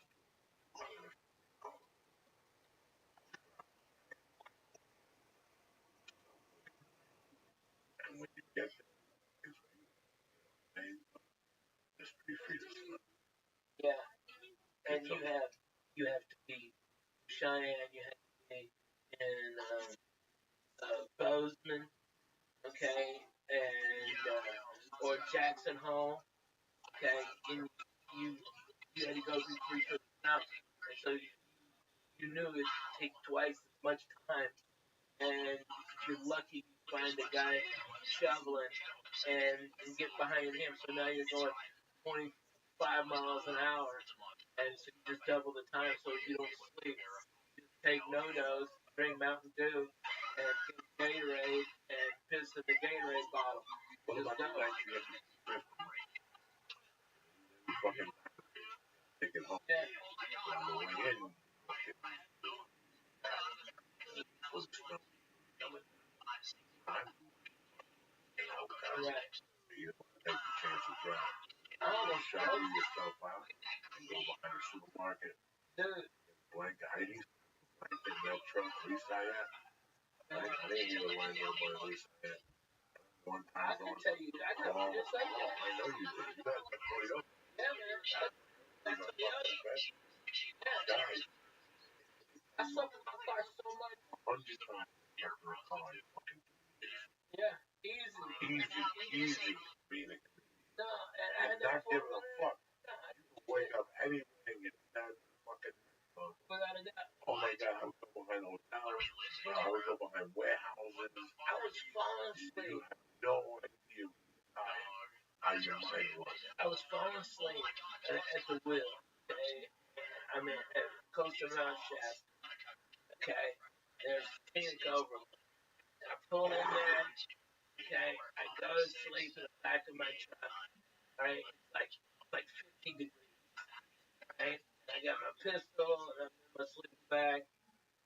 I wake up and there's 8 inches of goddamn snow, and it's now like 16 degrees, and I'm blue. My face is fucking blue. All right. I don't know where the fuck. I don't know how to get out of there. The road is completely fucked. All right, and I've got to be in Wenatchee, Washington. Okay, in 14 hours. Okay, and I don't know where the fucking road's closed, not closed. Okay, or and you have to cut through fucking White's Pass. Okay, god damn, fuck that White's Pass. All right, drive up.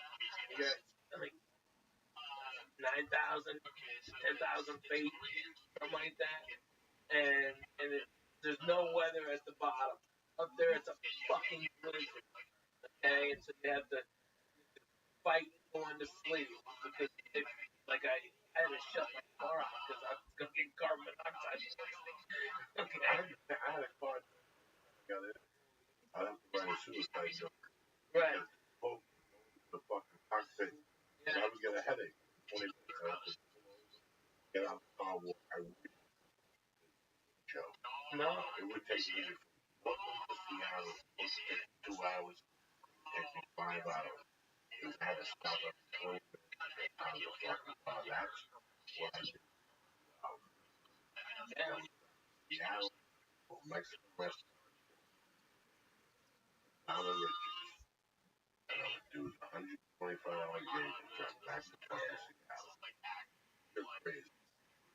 Man, how many Roger Paul with the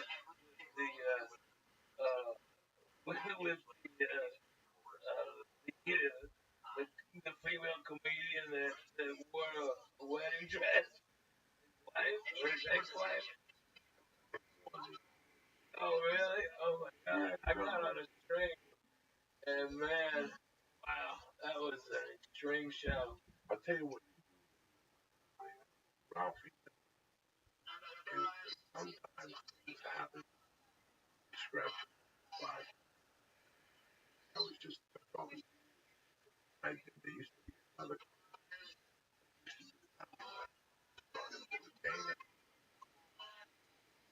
Phenomenal. They said, love your stage presence. They got me I want to get I need after the gig. Out of it. I didn't drink. I said, drink it. They made it cost me 20 to get home, maybe 5 from Subway, veggie and cheese. So I'll get home. I need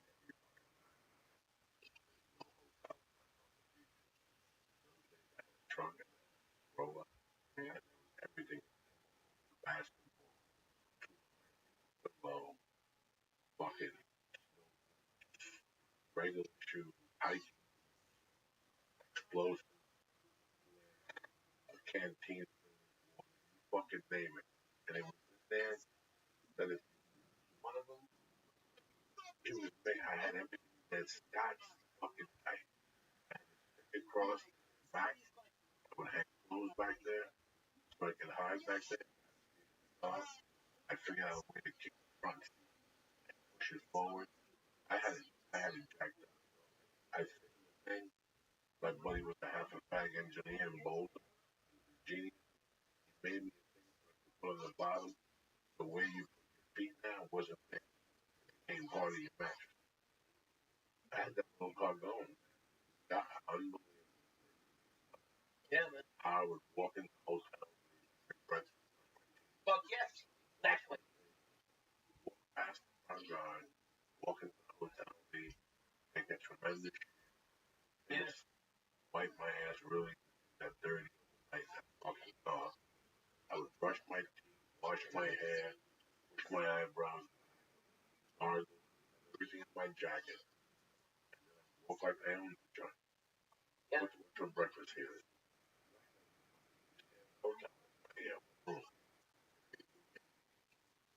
Yeah. All right. Go sit down. Course you ate by the fucking table. Great. Empty. Cantaloupe. Rice Krispies. You eat bagel. You eat lunch. Totally. Eat one of them. Yeah. Go back for a couple more. You just left it off. Fucking. You died. Man. That's what killed me. You died at that point. Really doesn't matter. I'm going back one time. I'm basketball, bro. I forced back in the park. Why did that? That's how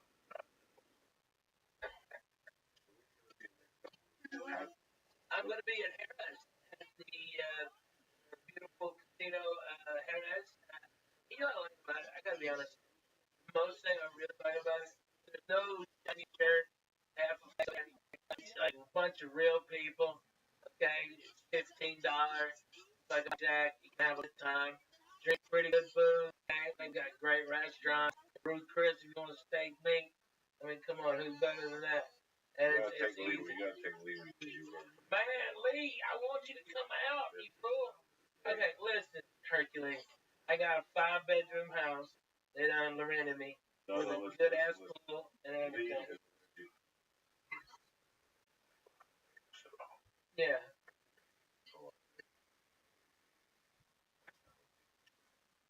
I'm from New York City, where I can do walk around with cameras.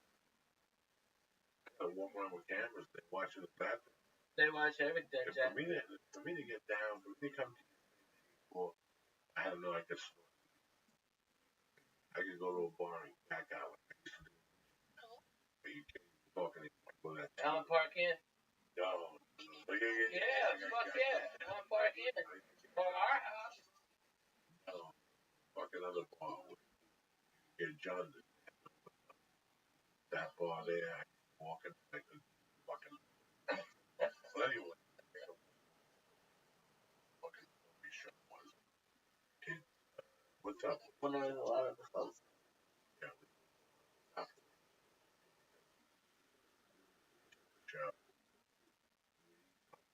Get high. Okay. Get it. High. How he got brushed 1 to 5:30. Spoke to a friend of bad luck. Back to the table. That's aggressive. Ended up losing. We won plus 100 out of his pocket. How he celebrated. Back up to the room. Washes himself. He bangs with her. Follows his girl. Beautiful manifestation like Christ. He got this weird way again. Then he's telling me how good he is. Johnny Banana. I stalked him. I staked him behind him. Blows his feet up. Like a fucking myself. So this day he blames me. I wonder if there's still him in as well. I never been nobody's lucky rabbit. This guy He's wins. a mush. Put him in the bathroom. He took the fucking course on his stomach. I'd have hypnotized like that.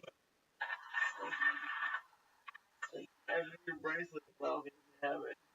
Oh, man. I know. It's actually in my luggage. I go everywhere with that. He took the course. You know, by the way, I've had, okay, thank you, church, for taking me in and loving on me. You guys come to my shows, and after the showroom, I'm downstairs maybe having a Bush's Budweiser product. Okay, you know, maybe enjoying myself a little bit before I go home. And you guys come up to me and you're like, look at the yellow. Ralphie, where's that goddamn bracelet? We fucking love that.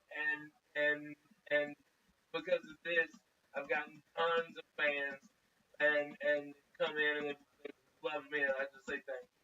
I am very humbled by y'all. The fucking church is for real, dude. Your people, they do not fuck around. In Denver, I had like 5 guys go through and I'm from the church, and they brought me reefer. Okay, I had to leave. Dude, I love left the fuck man. They'll give you Buffalo. Oh my God, Buffalo. They come running. Houston all the time. Nashville. Oh my God, every time I'm in Zany, that's my home club. Okay, every time I'm there, every time 20 or 30 guys are like, "Man, we love you on the church," and it's just like it's so cool, man. It's like the thing that we had is like that. It's like just going out. You know what I mean? And I'm just trying to distract now because Coco's really getting into the fucking left nut. All right, I think he might be ready to pop his head. I've seen it. I've seen that nut. He can pop his head on his nut. Oh, no blood. There's no like moving and fucking getting like stuck. That gets stuck on your underwear. You know, fuck that. Let me read this. We'll get the fuck out of I here. can't believe you just leaving that there. Don't forget this fucking Saturday, starting Thursday night. But the Brea Improv, Brea, my fucking home club. Thursday, one show. Then Leo be there. We're putting on the show. So I'll be there for his record. Put them on a skate. Back. Now Leo be there. Regular records. Unless he gets paid. These are favorites. If you like to bring him, fly him out to your party. Fucking 5,000. The money's right. We'll fucking win the game. $10 a million. Don't be stupid. Yeah, be greedy. Don't be greedy. What do you think is the reason? Hey, man, no, you might get lucky. Somebody might barbecue. Yeah, Lee, don't forget. I'm like 19 benches. Find out bill for my way out. Never. Not at all. Nothing even what it's big. Just the tip. He makes $1,000. He makes thousands of dollars. This fucking guy. Fucking everything. Tax. He's smiling over there.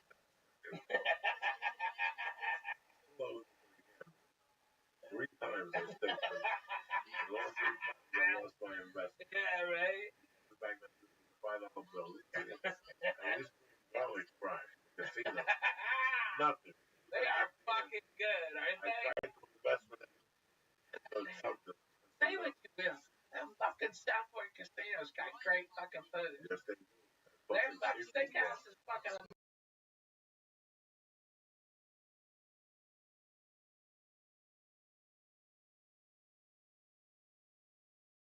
amazing. That seafood bar is good. I like the one at Harris better on that one, but I gotta be honest with you. You got sushi right there. You got, I think it's some of the best food in any casino. I mean, they're fucking bomb over there. They're doing it. That I like that. I like that fucking breakfast. I'm happy with the 3 eggs and the fucking bacon. Can you imagine? Fuck yeah. That's how simple I've become. Here we go, motherfucker. The church is brought to you by one of my favorite products. This place, I did business with these guys about 3 years. My bullshit. No, they're one of our first sponsors. They sent us a bunch of stuff. Till today, I still use their product. Okay? So this is how much I always kept their razors. I always kept the main stand. I think they sent me like main stand for years. And I still have the fucking backup, okay? I don't know how they do it. But as far as razors, fucking the whole package, best in business, basically with veterans, they deliver it right to your house. You made the smarter choice by switching to Dollar Shave. That's a smart choice right now. Dollar Shave will always be the smarter choice. Why? Because you get a great shave at a great price, conveniently delivered right to you. It's an awesome life hack, no-brainer choice. You no longer have to step to the store and buy a cheap disposable razor that gave you a cheap shave, or spend a fortune on razors with gimmicks and shaving tech you don't really need. When I use the PSN executive razor with the Dr. Carver's shave butter, I use that stuff in the I pull up my sideburns, I pull it on my face, the doctor's name, I give it like a minute or two. Guys, I start shaving before I go on. I make the thing over here, but my sideburns, I shave it off. You actually see the hair sticking to the fucking shave. Yeah. You, Dr. Carver, the best products. Dr. Carver shave butter is transparent for more precise shave. Help prevent ingrown hair, and it fights razor. You can make the smarter choice by joining Dollar Shave. And for limited time, new members get their first month of the executive razor with a tube, ready for this, of Dr. Carver's shave butter for only the Finland route. For $5 with free shipping. You're not gonna beat that nowhere. After that, razors are just a few bucks a month. That's a $15 value for $5 in your first month's box. You're gonna get an awesome weight handle, which I'm telling you, I still got mine after 3 years. You're gonna get a full cassette of 4 cartridges, which will last you. These things are fucking tremendous. They're sharp, they get right to the point, and you're gonna get a tube of the shave butter. After your first month, replacement cartridges ship automatically at their regular price. There are no hidden fees, no commitment. Cancel at any time.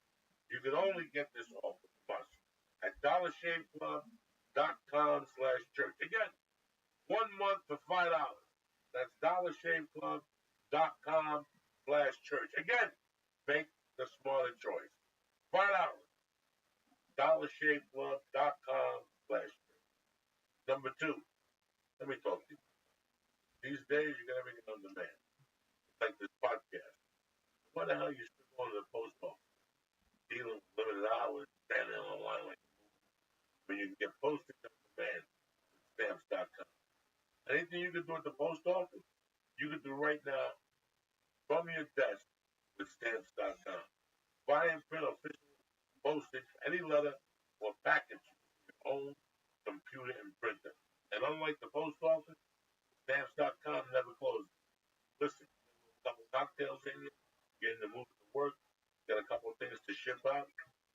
Who needs sleep? Get the postage whenever you need it, 24/7, right? Whenever my wife uses stamp.com, she loves it. You know why? She puts it out there, and the mailman comes and picks it up.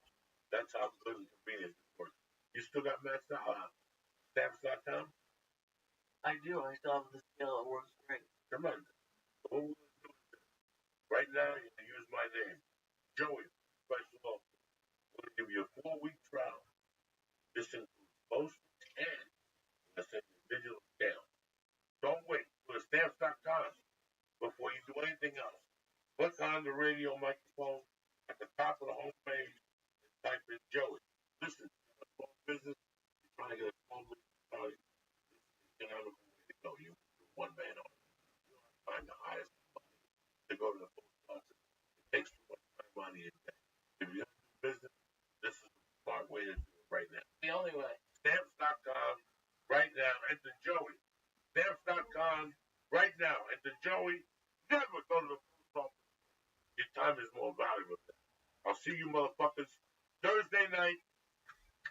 The Bray Improv. We'll see you motherfuckers Friday. I got 2 shows. And Saturday I got 2 shows. Either be there or be square. Thursday night if you come, tell your boss you're not going to work Friday.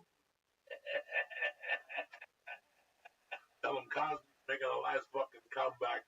He's going to fly in between court cases and put gorilla biscuits in your fucking drink.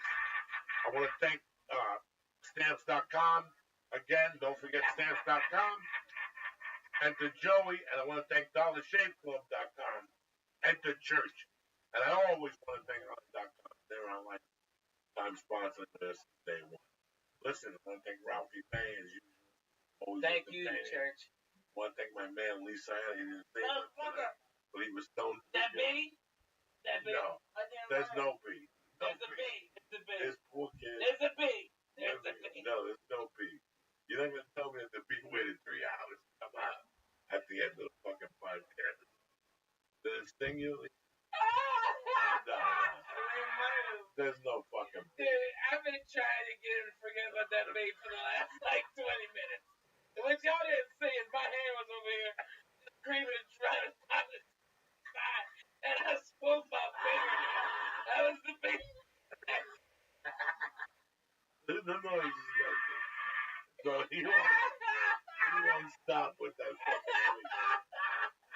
That B. Oh, man. He was about to die. Again, I want to thank Honor. I want to thank Stamps.com. And I want to thank Dollar Shave Club. Harris. All of June, no July. Yeah, no July, no August, but then I'm back in the fall. Okay, they give me the summer off because God bless them, I'm fucking way too fast. 2,000 degrees. 2,000 degrees. Fuck that, I was like, I'll blow up. Okay, I couldn't take it. But I'm at Harris Thursday, Friday, Saturday. Come on. You guys are great. I love you. Coming out to Vegas, I'll make you laugh hard, I promise. Okay, I'm bona fide. I love you. Have a good night. Stay black. See you Wednesday. Is it? Here you go, Lee. Oh, shit.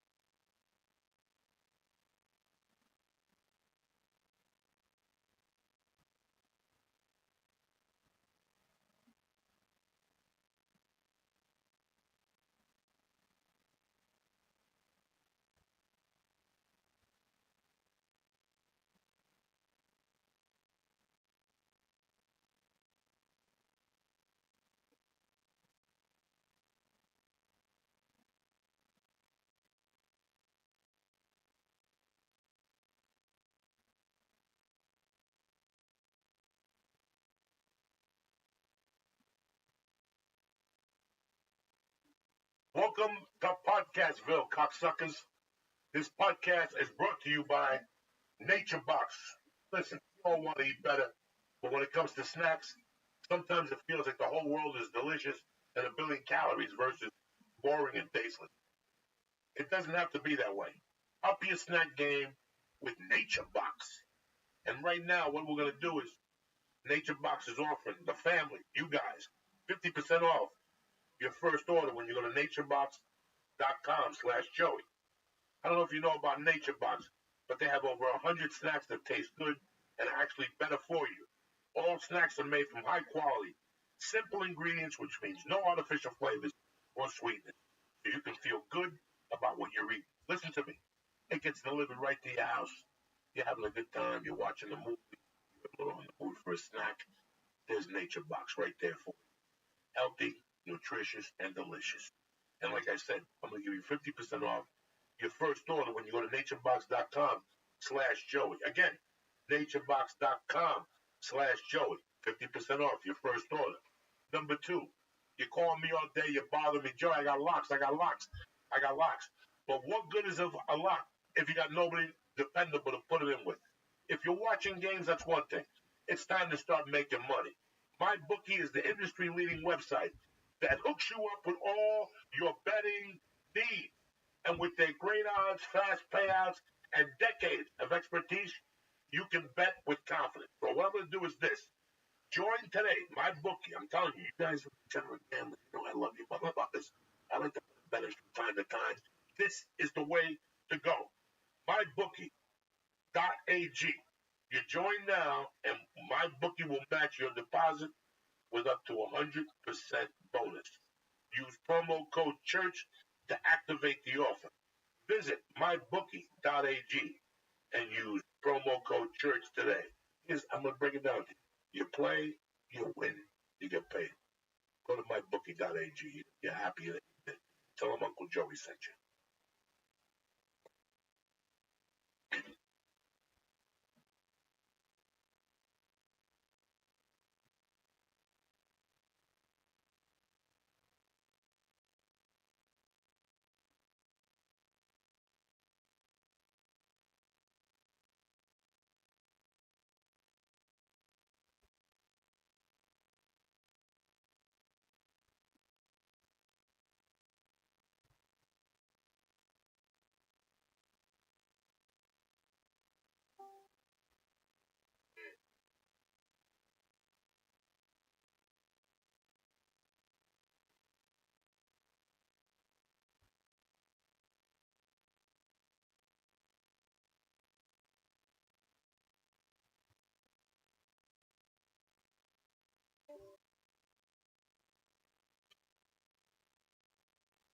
Over time, when I can stop, where do you dare me to draw the line?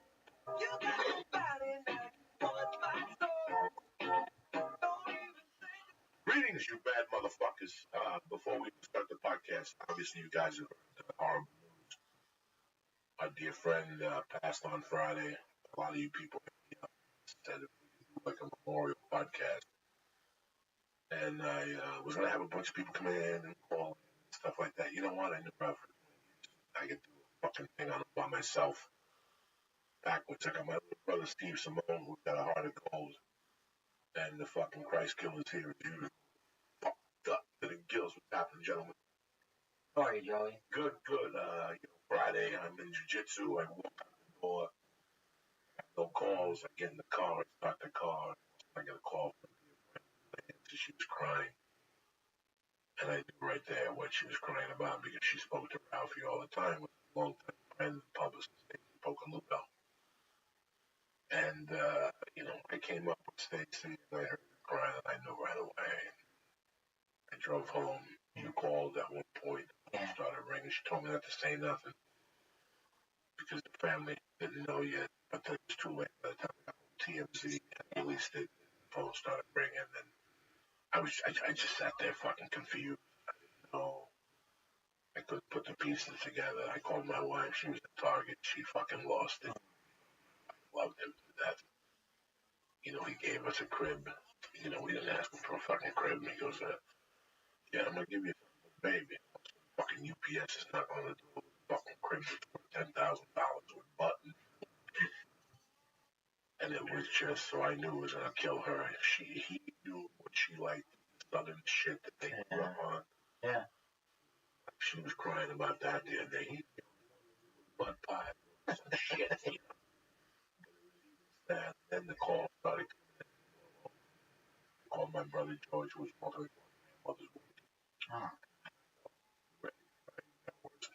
George, Ralphie's gone. And, you know, he called me on later that night. He was dealing with a fucking death. Also, called Ralphie on that. I didn't want him to hear it somewhere. Yeah, you have to. I called my friend Pete Houston, who was a dear friend of Ralphie. Pete Torelli. Pete Torelli. People don't like him. I love him to death. He's one of the first guys that headlined me. I love Ralphie. And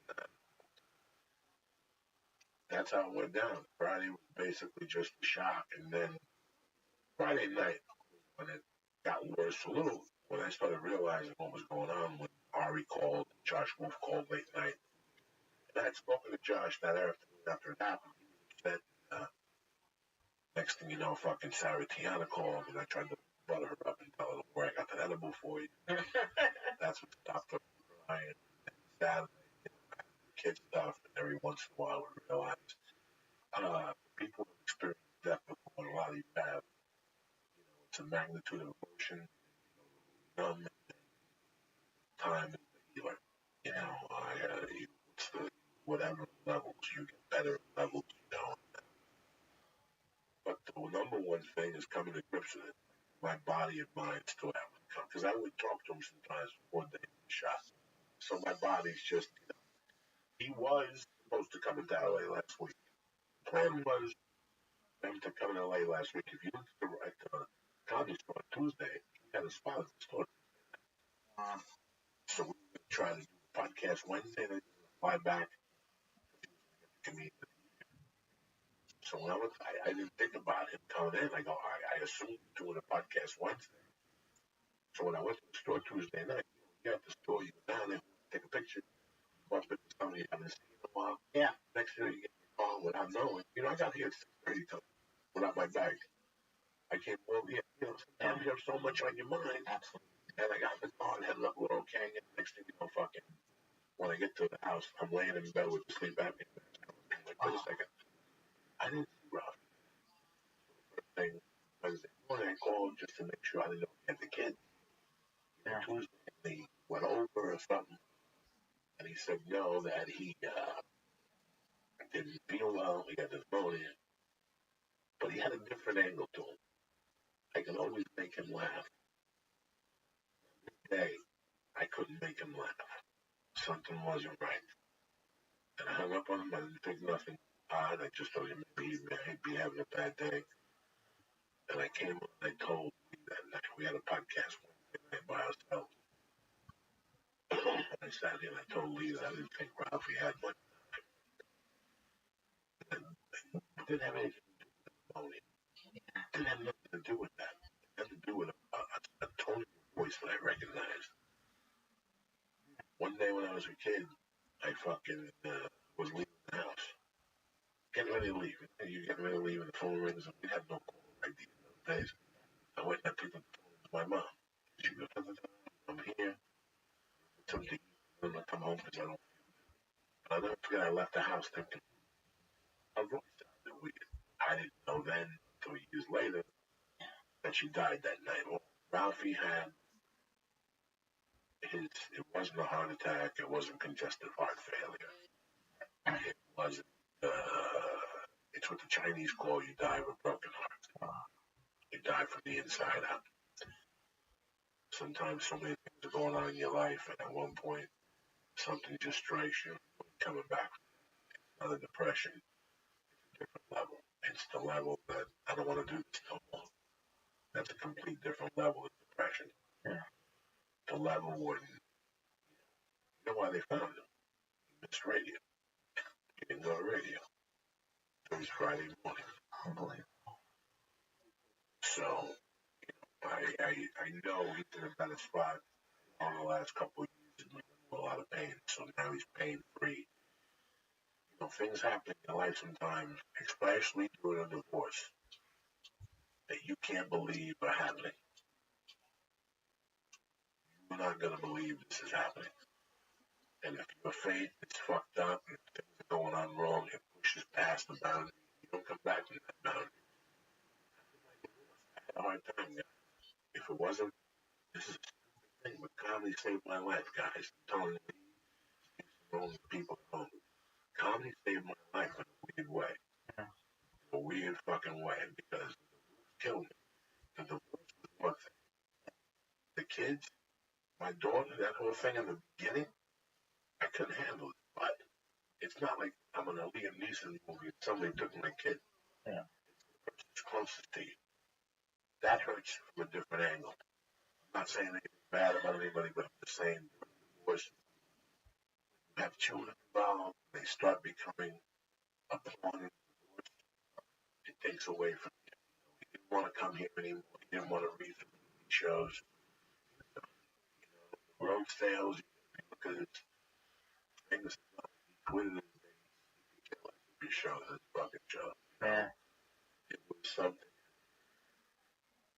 I tried to go on the road about 2 years ago. I offered to go walk in the daytime.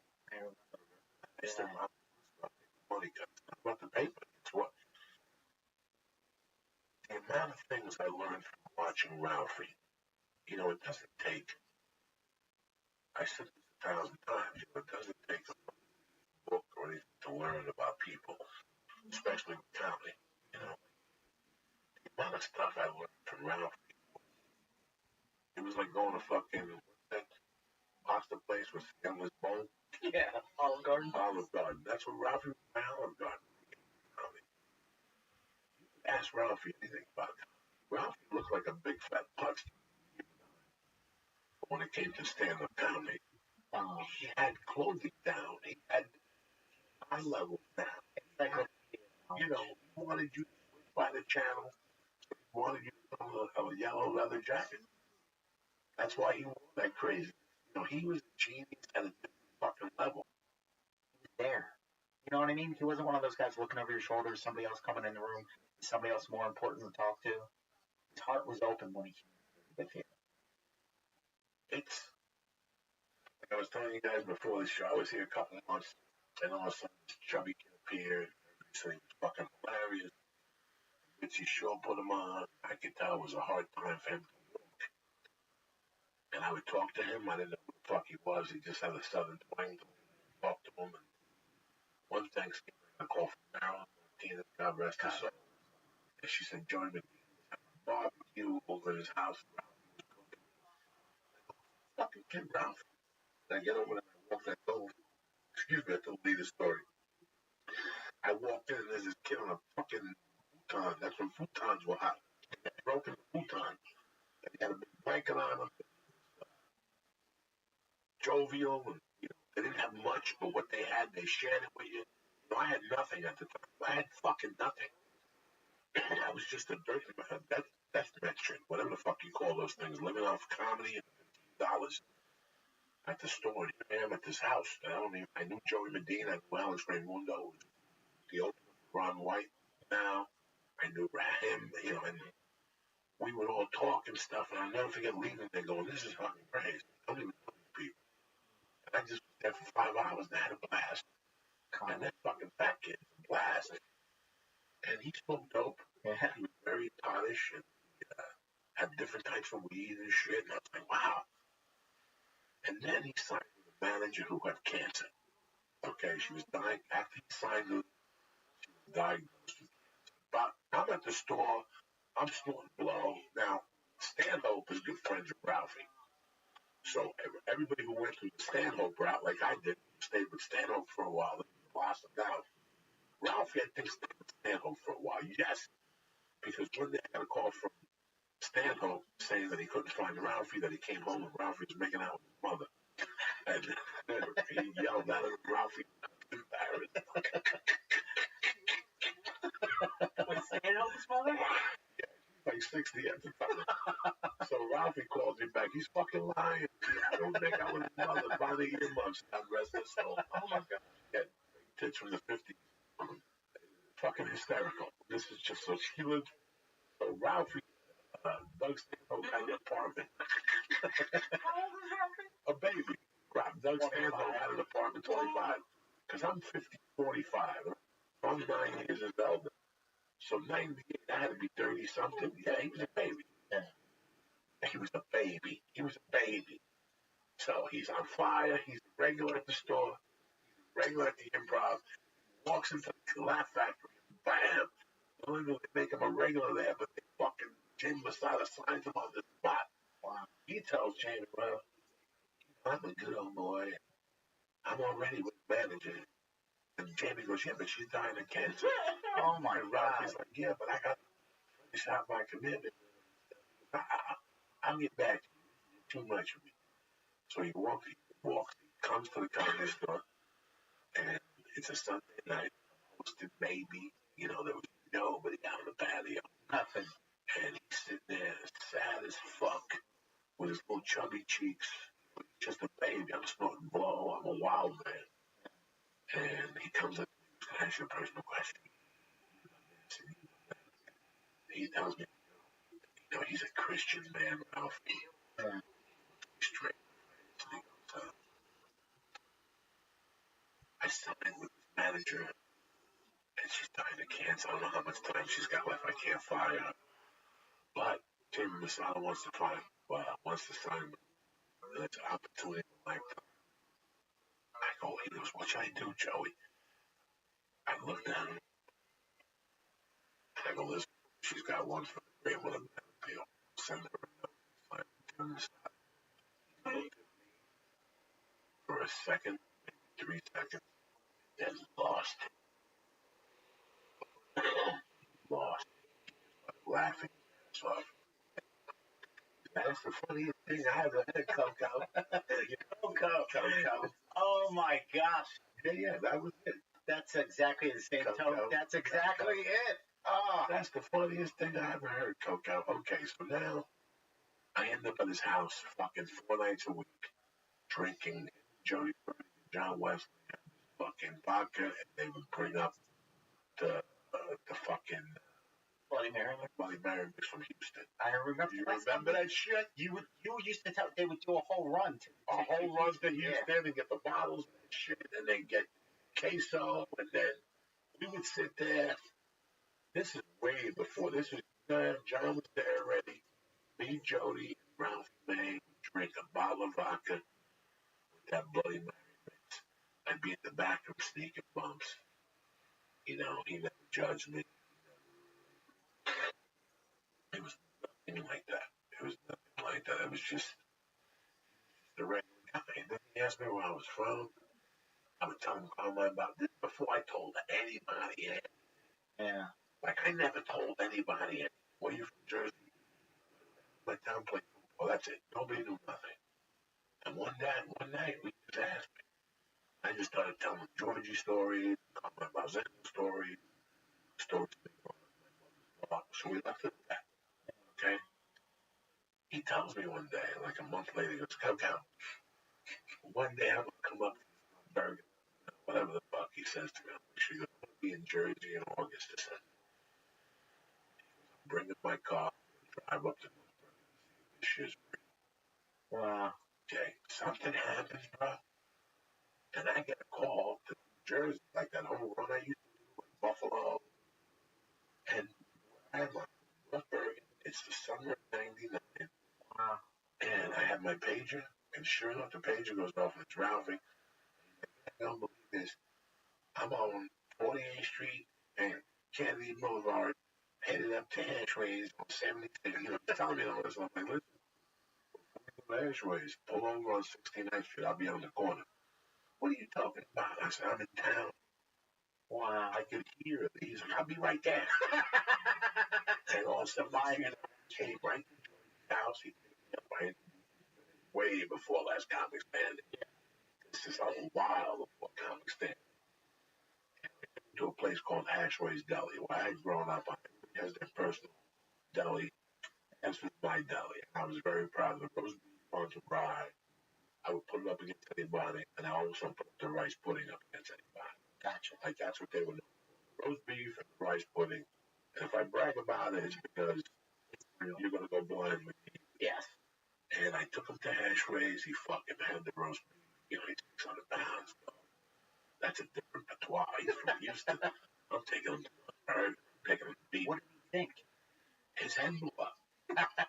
He became friends with the Hashways, and then he got to the point that every time he'd be in the area, he'd go to Hashways and pick up a gallon of fucking rice pudding. Wow. They give him a container of whipped cream. They give him a can of whipped cream. They give him a little thing of cinnamon. That's how he liked it. That's the type of guy Ralph. And one day, I get a call from the dairy. The kid I grew up with, he's 70. Guy, I just got a fucking big fat guy came in yelling about no breaking rules and shit. His name is Ralphie May. He's right outside. I go, yeah, that's family. I go, you're done. You just made family. But I introduced him to George. I was going to have George call in.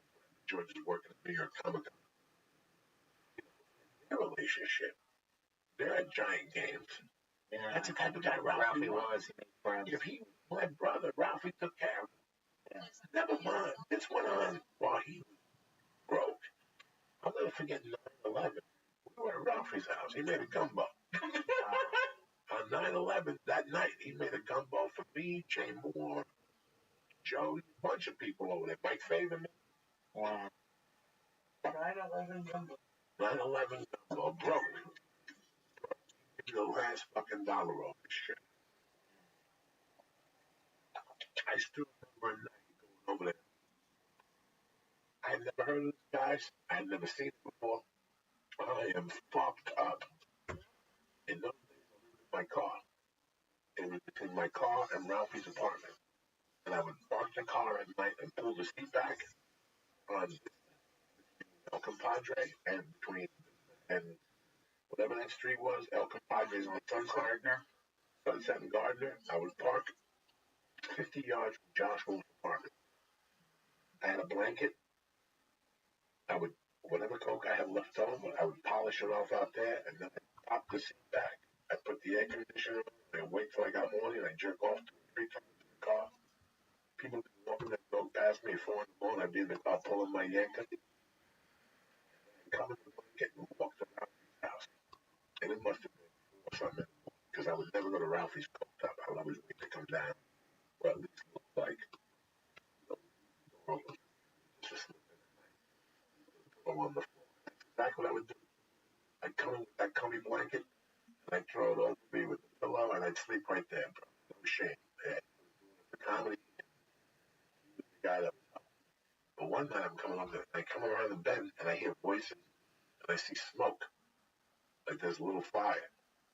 I turned in, and it's him, Jay Moore, Teddy, Gavin Boyd. There must have been 10 motherfuckers back there, 5 in the morning, deep frying the turkey.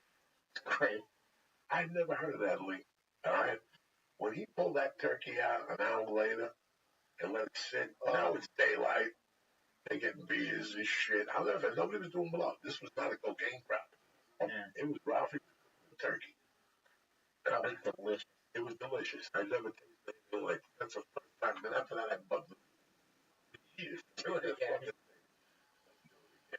That was the best morning.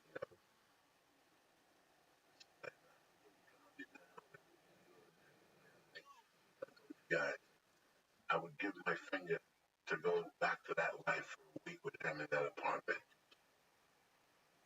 Because it was real camaraderie. To love And money. anything. Love. That's Just love. It was based on love. And he had people over there. He brought John Wesley up. He brought Jody Purdy up. He brought Selena. You know, I mean, this was a clique from Houston that was just, and he introduced me to today. They're my family. We lost Selena early this year. Jody doing her thing. Gentry doing her thing. I still talk to Stacey. Throughout this whole thing, that's who's been there for me. Getting all my information. damn, I feel bad for her. I might have to hire her. Out of Ralphie, she's out of a job. Ralphie just had a baby. He just lost his job with Ralphie. Insurance providing. There's a lot of about the two children, and what's going on there. It's one of those situations where I have, I have a duty to check up on them, try and talk to them, talk to the little boy. He's going through hell now. Yeah. I know what a young man goes through when you lose your father, especially when he was such a big figure. He meant so much to you. So it's the effect that a death has because he had two families. He really was a gangster. He really, really, really had a stack of cash in the rubber bank. He goes, you have to worry about your surgery. $1,000.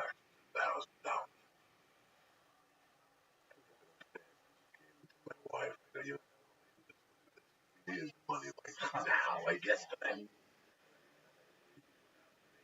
Came to the fucking what? Time where I got a flat tire. He called me and wanted me to call. What was the sushi place he went to? He went to the most expensive sushi place in Hollywood, guys. Nobu or something? Is that No.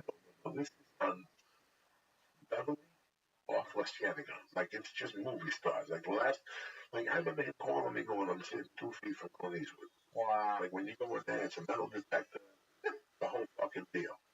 When he first got his $150,000 from Vegas, he took me there. By that time, he had gone there already 3 times. He was just throwing money at the Japanese waiters and shit. No conveyor belt. Straight up gangster, okay? And like one time I went in there, the chick from Marvel was in there. The chick that was in Rounders. She played the chick at the pool, real hot. Did you ever watch Rounders? No. Watched it, see? I'm sure you watched some fucking stupid fucking movie or something. Anyway, that chick is hot now. The chick from Rounders, long-legged brunette. She's, you see it, you see it. She played, I saw her in there with Ralph. Every time I went in there, I didn't see movie stars. I saw movie stars. Yeah, the real deal. Like, they were real deal. Like, you see this one. I think as I was walking in one day, Tom Hanks was walking out. It's that type of stuff. Yeah. I don't even know this, but you know what I mean? Like, normal people. Okay, so, yeah. You go to world. Standing in, you make a left on Beverly, and it's right there. It's like a little Japanese house. And that's why you can't tell. It looks like a little Japanese house. Yeah. They got like a little Japanese valet. He takes them on, takes them on the ground. Nobody, like they nobody. Walk in there, and he would walk in and go, and they would go, Namaste. Yeah. Whatever. Look up, Is it Bob's Sushi? I don't have it. They would be yelling all that shit. Yeah. Must be the money.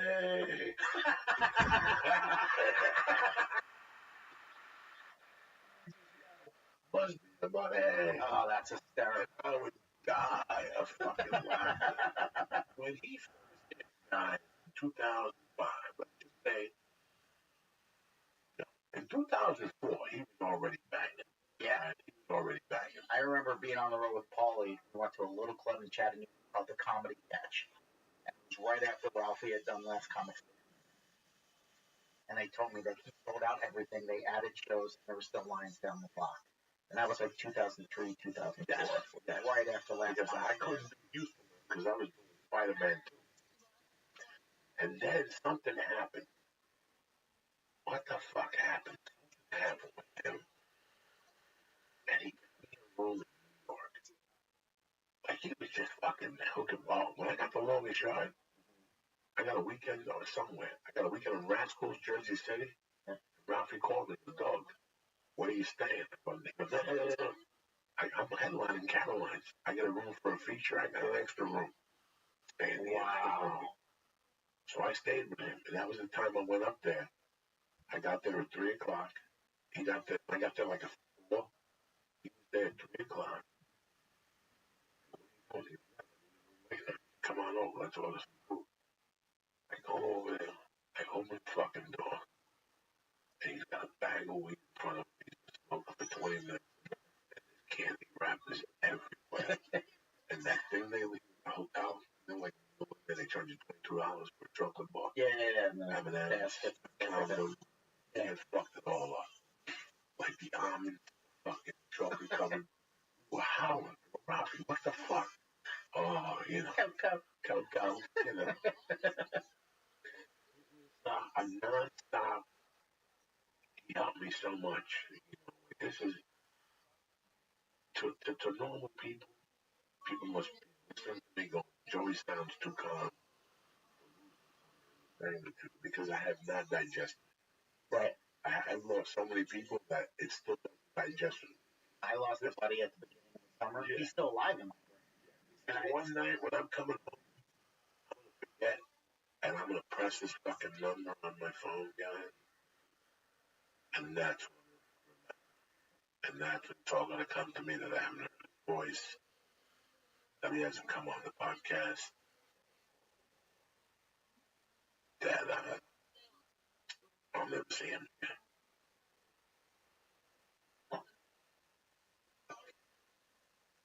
Will in heaven. I totally believe that. Sure. Oh, come on. I ain't gonna fucking heaven. They're gonna put me in 2,000 years. Trust in his mercy. Trust. Yeah. They're gonna take me right. He's gonna ship me right up there. I gotta play a fucking game that I'm gonna help fucking slaves for 2,000 years and shit.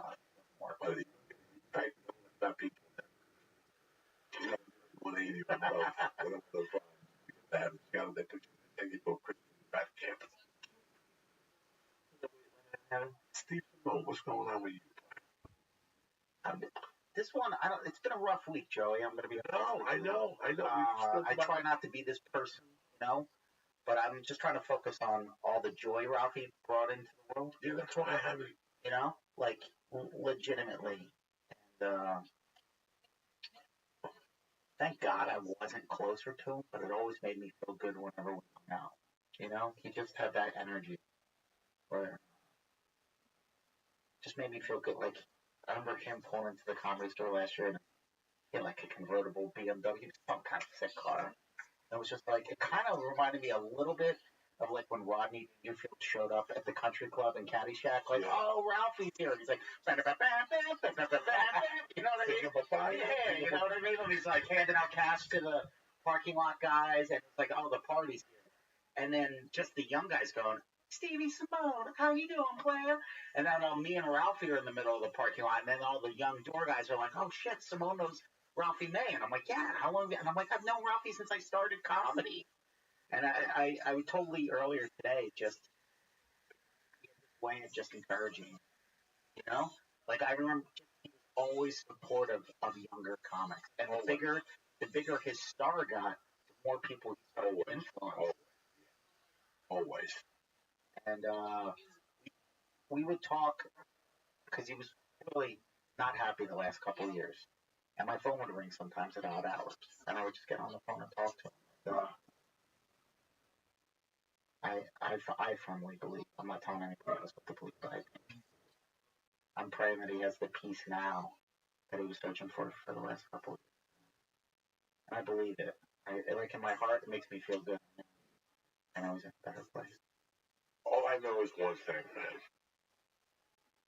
I know one thing for sure, guys, that at an early age I had a sadness in my heart, but the fucking people around me made me hobble with laughter. There is nothing like somebody making you fucking die of laughter. Yeah, it's the best feeling of life. Now, with Ralphie May, it wasn't as much made me die of laughter. How much he would leave himself open to a guy like me, okay?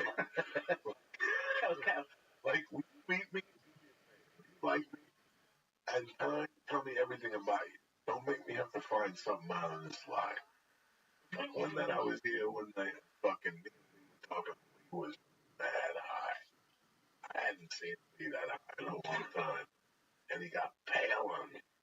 Pale. I mean, then I got scared. I thought he was quitting. He's going to Boston.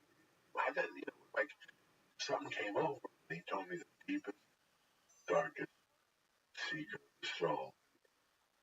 You know, only, you're always my brother. But Yeah. you got to know me, Joey. Before Joey finds out, I'm telling him, I used to be a tranny. Teasing.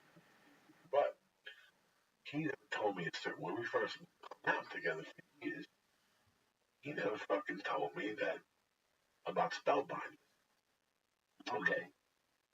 Comedy got really popular in the 90s. There was the Laugh Stop, the Laugh Spot, the Comedy Showcase. It was everything but an improv in Houston.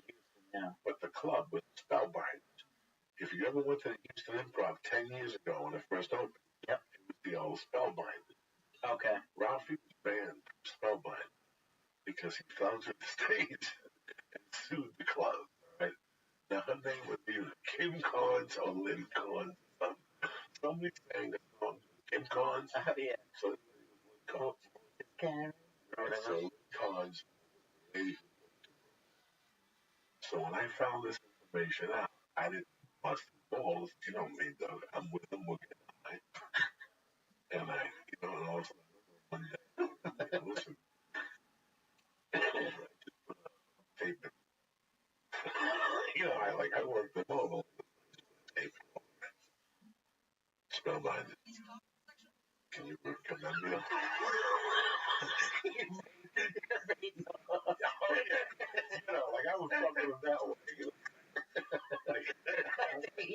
The way you said it, did he know that you knew? No. He didn't know I knew. Now he's got So nice. So it's me in it. And he had to tell me why he couldn't fucking. And he started right off with, let me tell you what happened. The stage was fucked up. You know what I'm saying? I went up there and my foot went through it. And I could never walk the stage. So anytime we get in a speaking position, like we walking upstairs, I go to stop. It's like stop behind the stage. Fuck yeah, you mess with me. I see my walking because of stuff of that dirty bitch. Like I told women who got me out of the biggest pinch ever in this time. Who got me out of the biggest pinch? I was going to get pinched for a sexual act in public. Oh my God. I mean, I would have had to register as a sex offender in 22,000 states. I can't even put a bikini on. Looking for survivors, just. Even if I go to Puerto Rico looking for survivors, I go to jail. So, he fucking, and I didn't do nothing. I ate some chicks pussy at the fucking comedy club. I'm in that comedy club, that fucking jam, J. Davis brand, when they became a star. Dublin. Chicks pussy, with a coke rock to the ball. You're describing it. So many chicks pussy in Dublin. Doesn't do that. Big deal. No. I go to Dublin with Rogan and Willie Barcena. Oh my God. I go to dinner with Rogan to meet Willie Barcena. This is fucking hell. What year is this? Wow, it's had to be the break in 99, 2000, maybe March, because I started dating like 2 months after that. Well, don't mention that bar around my wife. Never. As a fucking heart attack. On his website. My wife. He put your business up on his website? Oh, people, mine and Boltzmann. My wife called me fucking upset, so I had to call him. So the legend to the story is basically this. I show up with Rogan and Willie. We go to Dublin. We all have a spot. Obviously, Jay Davis is an asshole. He puts Willie up on just 22 Tonight show. He puts Rogan up. Starting to get heat. He puts my fat ass in there. I just eat a bag of dicks. The place is so packed. You can't even get out of there. You have to talk to even describe to people what this place was in LA on a Tuesday night. And at the Comedy Store, it was African American night. It was Joe Torre night. Oh, yeah. So there was no white acts. And you were calling for spots, but if they gave you a spot on Tuesday, you were pissed. You were white. Well, sometimes there was no audience. There was no parking. There was 8 people, and there was no parking. All the hot comedy was at the Dublin. If you wanted to get a piece of ass, it was at the Dublin. You want to do blow? It was at the Dublin. You want to get an agent? You better be at the Dublin. Yeah. There's nothing like it. Was it that now. type of place, people. It's nothing like it. Tuesday night, if you weren't at the Dublin hanging out, you were a dick. Yeah. You were a dick. I wasn't a hangout type of guy, but Rosen got me a spot. He said, "You want to do a spot?" I told the guy, Jake Davis, don't want to give me a spot. Yeah. Next thing you know, I'm following everybody. And Alonzo Bowden. Wow. Alonzo Bowden was Would kill that room. Would kill that room. I go up there, eat a bag of shit. I get off stage. I can't even walk out in front of the crowd. Not from the embarrassment, but just from the fucking, it was too crowded. So I had to sit next to Alonzo Bowden and this dude with long hair who always had a bunch of women. He ran the club next to the fucking club I was at. Years later, years earlier, he ran the club that I met and the big star, his fucking girlfriend, his ex-girlfriend. Vince Vaughn's ex-girlfriend. Wow. So when I hit this club, I hit the downstairs, there's this girl, I start talking to her, I got that animal magnetism. She tells me she got some tuturuts. I got nothing. I got maybe $8 in my pocket. I can't even get a drink because I can't pay a tip. I take her downstairs, a couple blasts, we go to the freezer room. I put her on a keg, I ask her right out. Blast the coke off your pussy and lick it. No, nobody's done that one. Take that bikini off. Put that little monkey where she went for the whole day. I put a coke right at the monkey eyes and shit. You know, I can't go through this shit. There's gonna be some sexual shit. But I look up and it was Miyagi across the street. Yep. It was all you could eat sushi if you did a set. Yep. So guess who's at all you could eat sushi? Ralphie May. I look up and I see Ralphie walking towards me, wobbling across Sunset Boulevard. He crosses. What's going on, Coco? I go, listen, go get your car. Go get your car. He's like, why? I go, go get your car. They just called the cops. Why? I go, I can't explain. Go get your fucking car, Ralphie. Also, Willie Barcena and Rogan come out. They go, what's going on? They call the cops. Rogan peeled off $100 bill. Call me from jail. You got my number. I go down there with Willie. Wow. Willie was closed the jail on. I go, and they're like, what happened? I go, don't see it. They saw me on tape. Yeah. They got the tape. Nothing happened. I just ate a monkey. You could see her pulled off her own panties, the whole thing. Yeah. And the next thing you know, I see the forerunner. Ralphie had the red forerunner with the silver bottom. So they brought $100 bill out of me. And it was Ralphie who took me out of that mess. Wow. No repercussions, nothing. Nothing. I was just banned from the club for life. Then Brian Holtzman got banned a year later for throwing a chant. Me and him that was banned. I kind of remember the Holtzman story. I didn't start hanging out this in 2001, really. Yeah, but you were there with Ralphie. I was only at the store 4 years before. I was there 10 years. Right. I got there. Well, I remember when I got there, 97. Ralphie was already starting to just set up shop at the Laugh Factory. Yeah, he was killing them. Yeah, he was killing them at the Laugh Factory. People were coming to see him. People wanted it. Amazing guys. And then I remember, because I loved Ralphie right away, and you remember the Big Daddy guys? Yes, they gave us the Yes, and I remember going, all right, I got another guy for connection? you. Yeah. Oh, it was your connection. I got you, then Ralphie, then Fat James. Wow. And I remember that. That goes back. Yep. And I remember Ralphie. I got so cool. Steve Simone on this because out of all the guys I know, there's real love. I could tell when you called me that day, he said you just want to talk, and you wanted to talk. This is how you remember all this shit. Here's how you remember what you've done with the guy. Another time, I see him at the store. I got a late set. I got a package in my pocket. I got 40 or 50 bucks. He's telling me he already did his set. I go, you know what? I don't give a fuck about doing my set here. Going home, Ralph? He goes, yeah, I'm going home, smoke some player. You know what? I'm going with you. We drive home. We drive to Sunset and Garden. Park the car. We're talking the whole way home. Baba boom, baba beam. We're going to do this, we're going to do that, right? We pull over. He stops the car. We're still talking. You ever been in a conversation? You're still talking? Well, the next thing you know, I open my car door. I get out of the fucking car. We're still talking as I get out of the car. Now I get out of the car, I slam the car door, I take 3 steps. I'm still talking. I start walking towards Ralphie's house. I'm still talking. I turn around, no fucking Ralphie. Where was he? I look over, Ralphie fell, and he's on Gardner. And he's like, help me, right? So now I reach over and I try to pick him up with one hand. That's not going to work, right? Yeah. So I got to get his hand and get his leather jacket. Yep. As I'm pulling him up, some lady by the fire department goes, leave him alone. I'm calling the police. I go, Ralphie, you got to get up because they think I'm going to be bugging.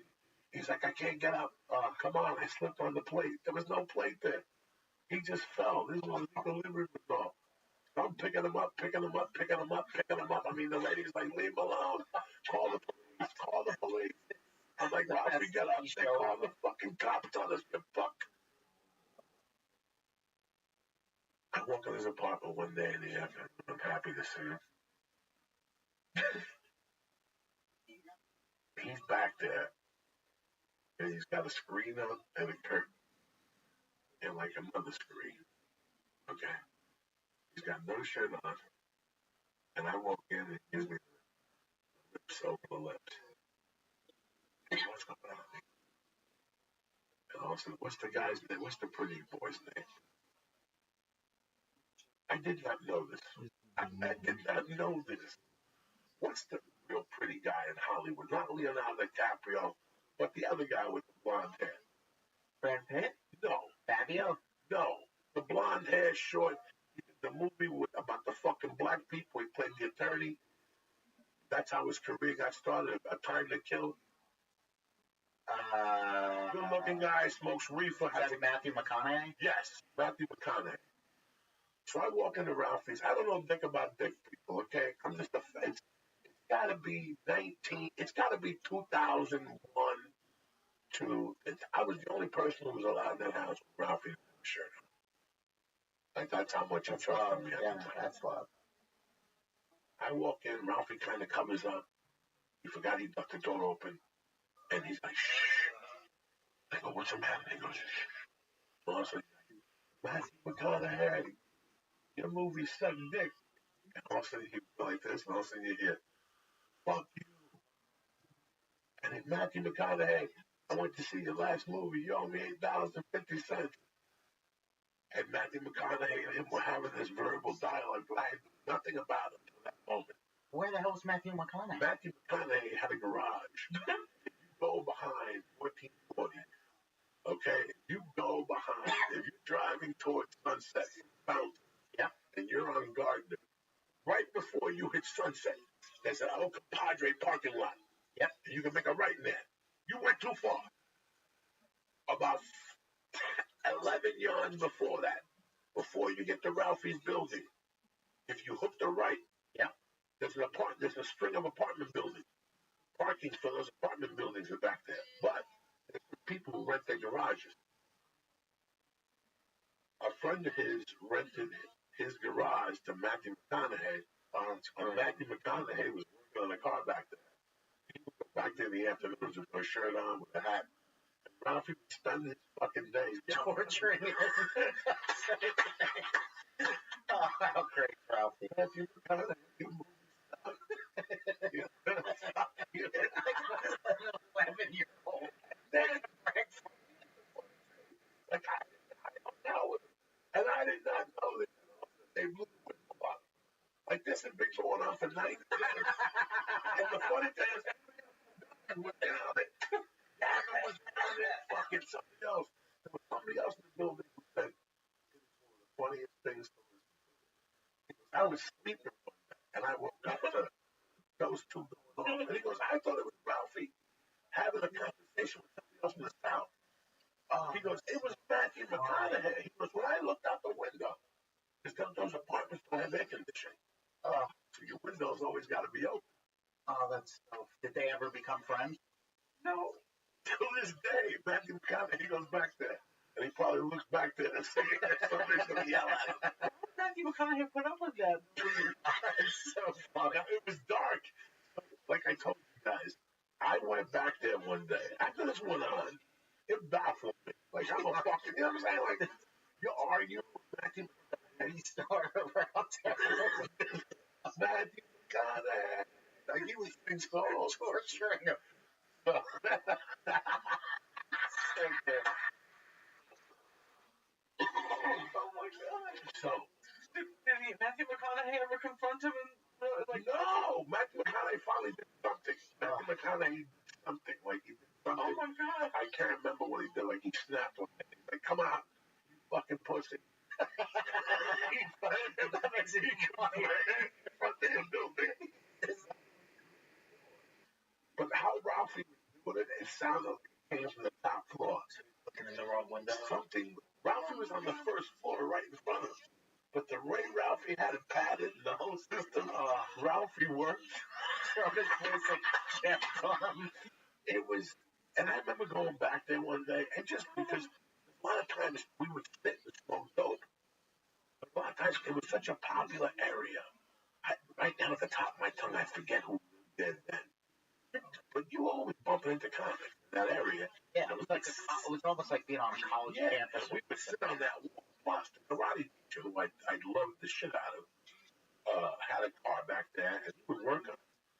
And one day he asked me, fucking McConaughey brought his car to the wrong neighborhood. They fucking hated me. I'm howling. You know, I'm trying to control myself. And I go, what are you talking about? I make the cars back there. Tell me that building fucking tortured. Oh, it's so good. That was a Monday. People got it out of it. Laughing like Jack was out of shit. What he doing every day that he was there too? Every time. Listen, if Ralphie had a meeting and he was about to leave and he looked out the window and he sees Matthew McConaughey jacking up his car, the meeting would be canceled. He will be trapped in the window and he just started yelling for his office. I wish he recorded it. Oh my God. Oh my gosh, that was like a Jerky Boys CD that you could buy. Ralphie just hammering Matthew McConaughey. It was, you know, and like I said to you guys, at this time I was walking around with nothing. I would go to the house and drink this vodka, fill the bottles back up with water. That's a nice ass. Oh my God. I would do those things. I loved him like a motherfucker. He would make me laugh my ass off. That type of shit. Like, you know, the best was I'm in El Paso, Texas. I'm minding my own fucking business. The phone was blink. Hi, Hello. here. Go. Hey, It's we're Ralphie, man. I'm coming right now. I go, what are you talking about right now? He goes, I'm coming from Houston. It's your birthday. That's my birthday. Oh. His birthday was February 17th. Mine was the 19th. So he goes, come down to Arby's. Meet me at Arby's. That's where you pull in and we'll go do some shit. Yeah, birthday. Because the condo had moved. It was an old condo in El Paso. Now we have Was moved. this at Bart Reed's Club? Bart Reed's Club. Okay. It was on the west side. Oh, yeah. So there was an old condo down the corner of Taco Cabana. Wake up in the morning, go right to Taco Cabana like a motherfucker. Texas. Lisa, yeah. Going back to Austin. Going back to Austin. Yo, I don't think so. Going back to Austin. Going back to Austin. Yo, I don't think so. Going back to Austin. Getting trim. I'm going back to Austin. I'm just getting that fucking thing. Going to Chewy's. Get some Cuban food. Hang out with what's his name? Bobby and Sharon too. Going back to Austin. Day we hung out. That Monday we woke up early. Condo, which was nice. Condo, which was nice. And we went somewhere. Went to see Payback. Mel Gibson. Good movie. 2099. What am I thinking? Was Denzel Washington in that movie? No, this is 1997. Kick It, Lee. Remember that movie, Lee? I don't think so. No, why would you? You're busy playing fucking horoscope movies and shit. Payback. Mel Gibson. I was not. You've never seen this? Put a scene on from fucking this guy's great. 1999. He was brilliant. We went to some movie theater to see this. 97 or which one? 99. Payback. Mel Gibson, Maria Bello. Yeah, tremendous. Fucking tremendous. Kind of black and whitey-ish, kind of shot differently. Brilliant. You know, like we were talking about before. Mel Gibson was fucking brilliant at one point. Yeah. So we go into this movie. We ate somewhere. Like, we're in El Paso, so I'm just assuming we ate some Mexican. And we go into this movie. It's all of us. And we got the whole row invaded. You know, give or take. Me, Ralphie, Jody Furtick, Noe Gonzalez. There had to be 8 of us. I can't remember who else was there. I think it was Carlos Mencia weekend. We all opened this and we all went together. And there's a silent part in the fucking movie. And I rip a fart. That ricochets off the chair and goes up to the stratosphere. And the whole movie looks at Ralphie because he's the fattest dude. And I'm like, Jesus Christ, Ralphie, man. He's like, fuck you. Fuck you, check out. I can't believe you blamed me another time. Again, him and I were dirt poor. We decided coupons. We had everything at that time. Isn't it crazy that Crazy. No dough. we all think money's the answer? No, but you look at the happiest times of your life, we had nothing. Nothing. Y'all and Matthew McConaughey. He's just making the biggest That's movie. more fun than going to Scroll that. That's as funny as it gets. I bet Matthew McConaughey still hates that guy. Hold on for a second. Yeah, put the trailer on. This has James Coburn in it. This is no. Go back for a second. Go back. Go scroll down. Right there. Huh? Yeah. Watch this thing. Check this out. Look who it is. This is like her first big thing. Look how hot she was. 70 grand. I want it. I don't have it. I get bought 30,000 for the outfit. Give it all to Tell him you gave him money that doesn't belong to you. Get it. No, Tucker, I can't do that. I mean, you don't know these guys. You're gonna kill me whether I get the money or not. Look, I'm doing okay. I'm telling you.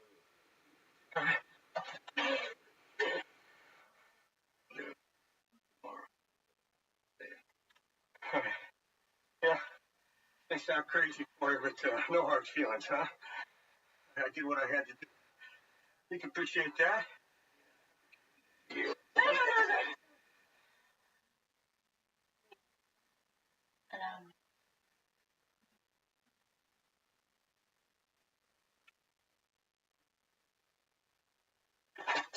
Oh, jeez. He's giggling. She loves all that shit. What the fuck? Oh my god. Let it work.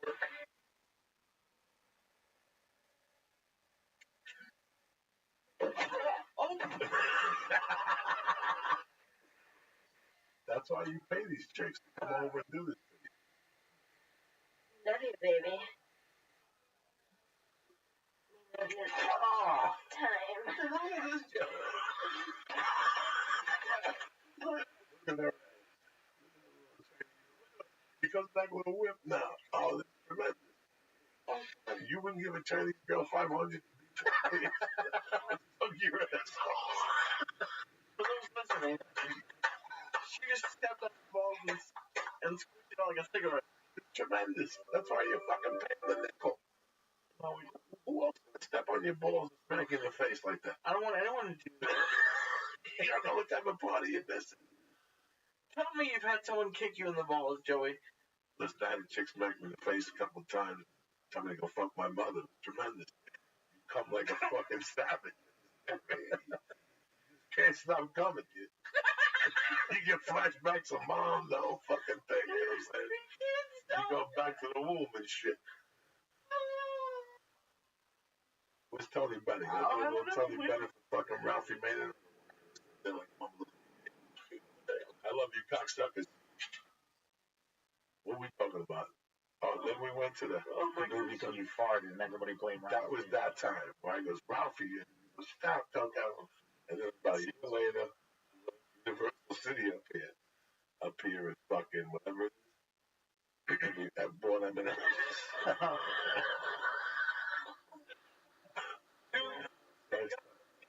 Hold up, bro. Hold up. I started calling them. Who? And whoever. Second one. All right. They're in the movie theater. We're in the movie theater. You guys are professional 11-year-olds. You're farting. You're throwing candy at people. So it's like watch the movie. It's a balcony, okay? Yeah. The second balcony, and it's like whipping people. I'm just letting them go, right? Like just Where do they land? I'm gonna go to someone's skull. you know, we're firebombing people, and then the M&M one. Oh, The There's a peanuts big- or the yeah, the peanut. They got substance. So we're whipping them off the top. And you can see them from the screen. You can see them. We're fucking howling in the back. But out of one of those peanuts, you hear it going. And it just by the time it got to where we launched it, it was like the guy had a headache and everything. But it didn't break. It hit the guy's head and bounced off. So he held his head for a minute.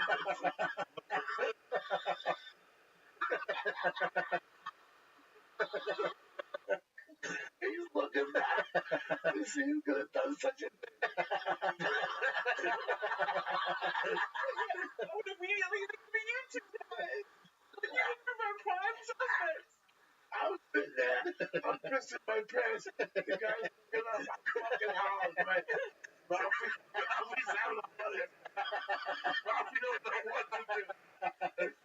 He's like, okay. Just go out of here. No, we're not. Don't worry about it. So we take the fucking. What do you think? We take the fucking M&M peanut thing and we throw it behind us like it wasn't us. That's it. Nothing happened. Okay. The movie ends. Me and Ralphie are stoned to the gills. The movie ends. I'd forgotten all about the peanut. I'd forgotten about everything. You understand? The movie was so good. I don't remember what the movie was. I don't remember what the movie was. But I do remember that was the movie. You know, Ralphie didn't look fast. And it was I was in no shape. I was in bad shape. It must have taken us 20 minutes to walk downstairs. As we were making the turn, I had forgotten about everything. All I had in mind was take the eat. We were going to go back to his house, make a sandwich. Next thing you know, walk around the turn, and the guy's got a nice pack on his head. And he's yelling at the manager, like, you have to bring your and call the police. I was assaulted. The manager press charge. He goes, yes, me and Ralphie, it took everything. It took everything for us not to just how. And we walked like 10 feet and just there's things you forget and there's things you still remember. I still remember that walk. How we kept banging our legs like fucking howling. We both forgot about the peanut. And here this guy's got a nice pack on his head. He's completely bald. He's got the peanut with the glove on. Oh, he put them crawling on the ground looking for Oh my god. Oh my god. That's the shit that you really can't damn supposed to meet him. I told you. I went downstairs and had a flat construction Schrader Okay. You didn't say where were you supposed to meet him? at the sushi place. Okay. And he was pissed. And he goes, what do you mean? I go, well, I used the spares. I got no fucking spare. So I called the Thai guy, trying to get a size, and then once he can put it on for $20, I'll go out to you. And he goes, where's the motherfucking car? I told him, it's right in front of the house. And he goes, what's the address? What are you going to do? He goes, don't worry about it. Watch this. He goes, what's the address? Give him the address. Dog. I go upstairs. He calls me downstairs, and I'm like, go downstairs, give the guy your keys. Go downstairs, the guy told him Firestone on La Brea. Oh yeah. Closed my car over there. Next I got 4 brand new tires on the fucking stuff. Where you at, player? I gave an extra 300 so you can be here in 20 minutes. Come on over. Wow. I ordered you sushi and lobster roll. You know, come back like here I was living in this dingy apartment. I didn't have nothing. You know, I was either still addicted or towards the end of it. And he would come back on Monday.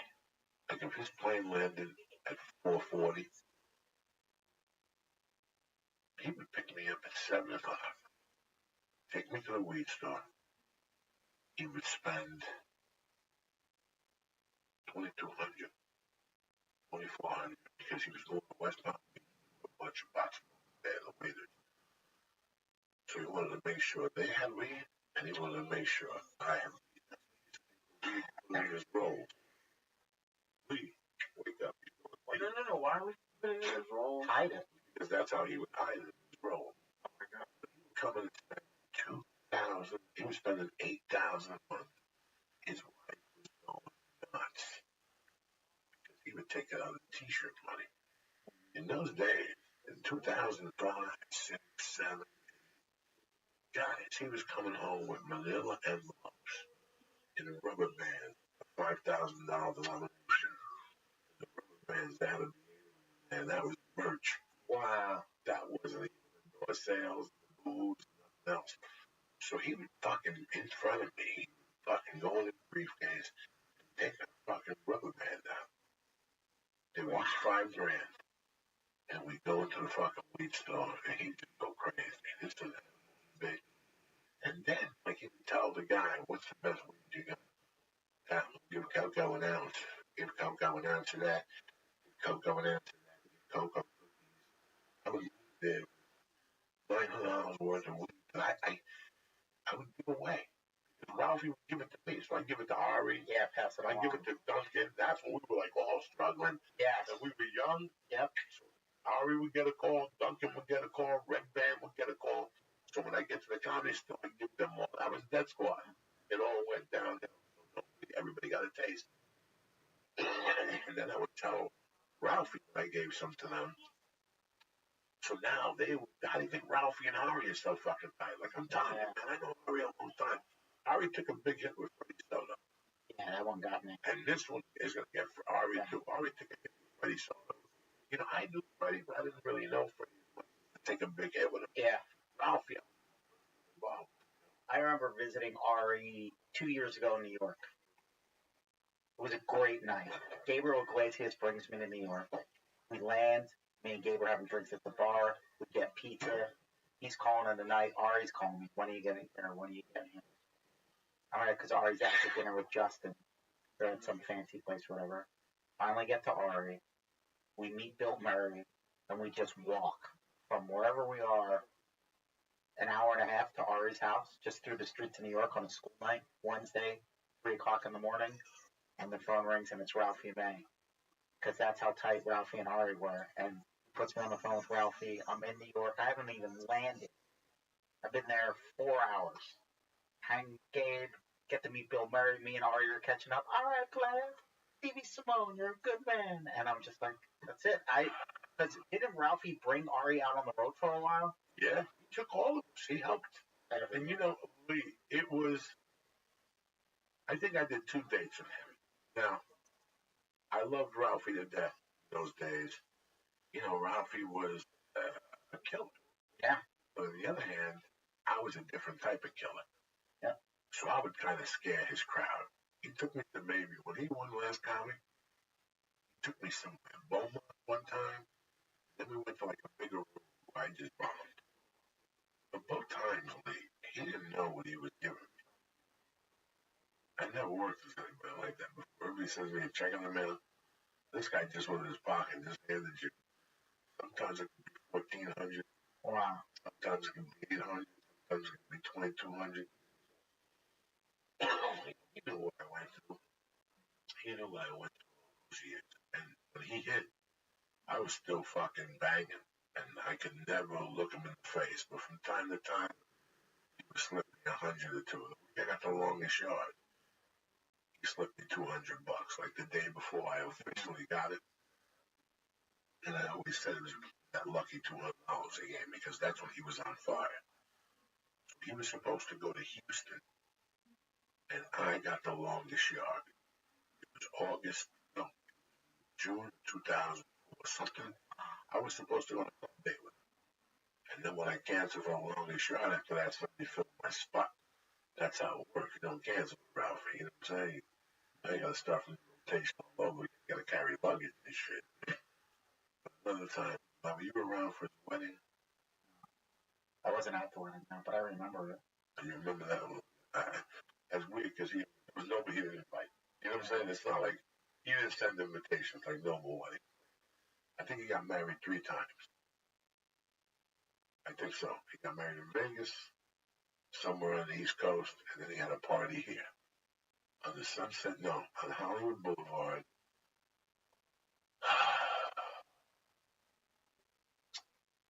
They tried to do comedy there. It was a place, and they served food, Star Strip Star, something weird. That was the name of the fucking place. Well, Ralphie got married there. But when he got married, he sent the invites out. It didn't say Ralphie on it. Raffy, right? Great. You know, it could only happen to him. Yeah. And he got me and his buddy. It's just more ammunition to break his balls. Oh, yeah. That whole week of the wedding, I kept calling him Raffy. And I told people to call him Raffy. His face turned red. He was so mad at the printer, he choked him. Even at the wedding, I said to him, what's going on, Raffy, man? And he just froze. And he looked at his wife and he goes, hey, Lana, remind me not to pay the printer. Like, he was so furious at that fucking printer. And he messed up his fucking name. You had one job. You had one job. Did he call him Raffy? Oh. The day he died? You probably called him. No. I had to switch it up with Raffy because he's a professional comedian. It's like really jiu-jitsu tournament. Before you fuck with Ralphie, you better come prepared to know how you're going to slip inside and get him to die of laughter. Ralphie loved it. Like you fucking around. That's why I could always get Ralphie on the phone. Ralphie liked when I was direct with him on the fucking phone, you know, like, it really made me laugh because they really knew who this person was, regardless of what they heard. Because listen, there was 1,000 things. There was 1,000 people he helped. Oh, yeah. That you and I will never know. Yeah. Trust me, I'm telling you. Sure. You and I, he wasn't that type of dude, bro. If he helped you, it was between him and you. That's it. That's it. Nobody else was involved. He wasn't braggadocio about it. He did it because he came from his heart. Yeah. So, yeah, you know, listen, man, I'm 54 years old. I lost both parents. I lost 2 of my favorite people in the world before I was 18. I know how this shit works, and if this is the final chapter of my life, I have to tell you something. He really had us something. Day one, you know, he was never a competitor. Always very helpful to one another. You know, he got me gigs. He got me so many fucking gigs. But if there's one thing I gotta miss about him, is generosity. It was our conversations on the phone. Our conversations on the phone. I don't know what I'm gonna do about those. We always ended up getting off the phone fucking howling. We had mutual friends from Houston, so we goof on them. It's great. It was just. But you know what, man? The beauty about these stories I'm telling you people is maybe you haven't heard them or heard them before. You guys heard him on the podcast. You guys felt his tenderness. You guys felt his loving. You guys felt how much of a good time he would have, you know. We all knew what he was going through. You heard the rumors, or you didn't hear the rumors or whatever, but it didn't matter. Every time he came out here, he gave it everything we And, again, and I hate this. I hate saying this. I love comedy. I love listening to Howard. I'm not talking about Saturday Night. That's so pretty. It's so brutal. Oh my God, it's so socially violent. I'm talking about when you're keeled over and you're coughing your fucking lung out and your eyeballs are about to come out.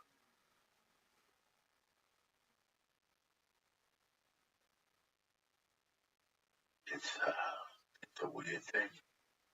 There's somebody to make you laugh that hard, and they just make your day. My God, I'm about to have a heart attack right now about that Christ night. I can't even tell that story. That Christ night, it was one of the funniest nights of my life. When he fell into the fucking kid's house. You know what I mean? Like this my the anxiety. I don't have no anxiety medication. He was just this motherfucking guy fell into a fucking apartment. Okay, and listen, you guys know, I have no reason to lie to you people. I'm a fucking animal. Give me a towel, please. Yeah, I have to. Oh no, don't get it over. You guys know I'm an animal, and I love to laugh. You know what it is to want to laugh, but you can't because just picture your mother falling downstairs. If your mother fell down the stairs, I don't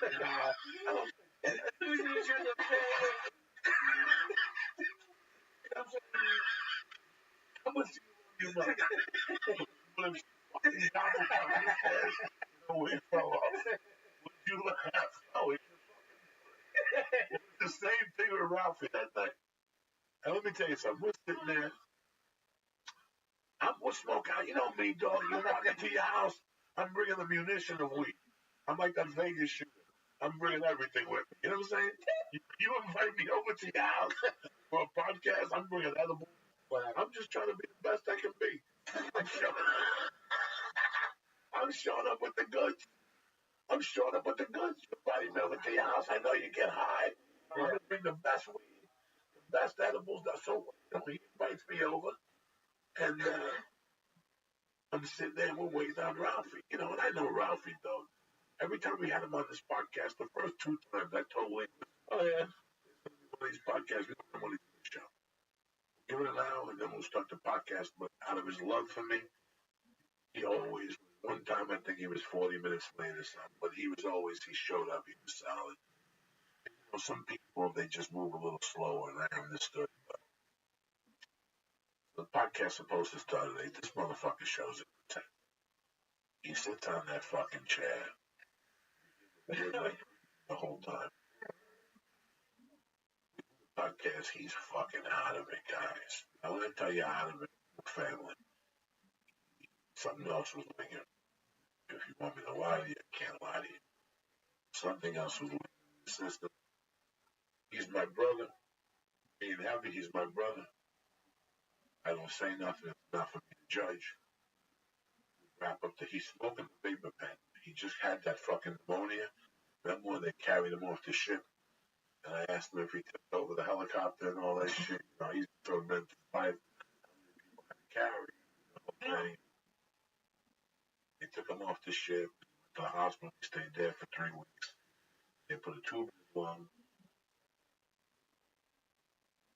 So when he came home, he obviously took the tube out. He couldn't smoke weed. He was hitting that fucking vapor pen. Now, I gotta tell you, that vapor pen gets you high and all. But he's 500 pounds. That vapor pen, there's no reason why he should not. Wasn't. So we gotta wrap it up. It's fucking midnight. Bert's got 3 daughters, 2 daughters. His wife is inside. We gotta walk to the house. All quiet. The dog is barking. He's me and Ralphie walking to the house. So we open up the man cave. Bop, bop, bop. Bert walks out. I walk out second. Ralphie follows. I help him up. Boom, boom, boom. Me and Bert are talking about whatever the climate, whatever the fuck the climate's talking about. We're going to be on for next week. And all of a fucking sudden, Yeah, pa pa pa pa. But you heard wood smash. Like when you hear wood smash, and it's real. Like I thought somebody jumped out the top of my three-cow samurai or something. I turn around and it's fucking Ralphie smothered. He just broke fucking his whole thing. Poor little girl. I mean, oh my god, it was something that, and I, it was John Candy type comedy. Listen, guys, I got 1,000 life of God. Like just him picking me up in North Bergen. Like he came to my hometown and picked me up and drove me around maybe 3 times. Wow. And then after that, I even got a call from a teacher friend of mine. Well, I'm going to see this week in Tampa. That was my teacher. That was a sophomore in high school. I hooked him up with Ralphie. Wow. And he called the other day and said, I can't believe Ralphie's fucking dead. That's terrible.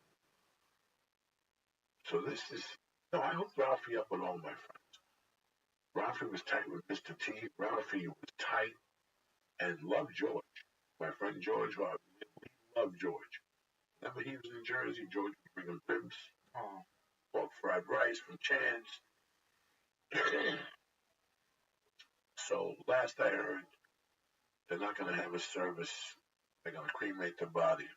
Like I said, they're going to get a lot of wood.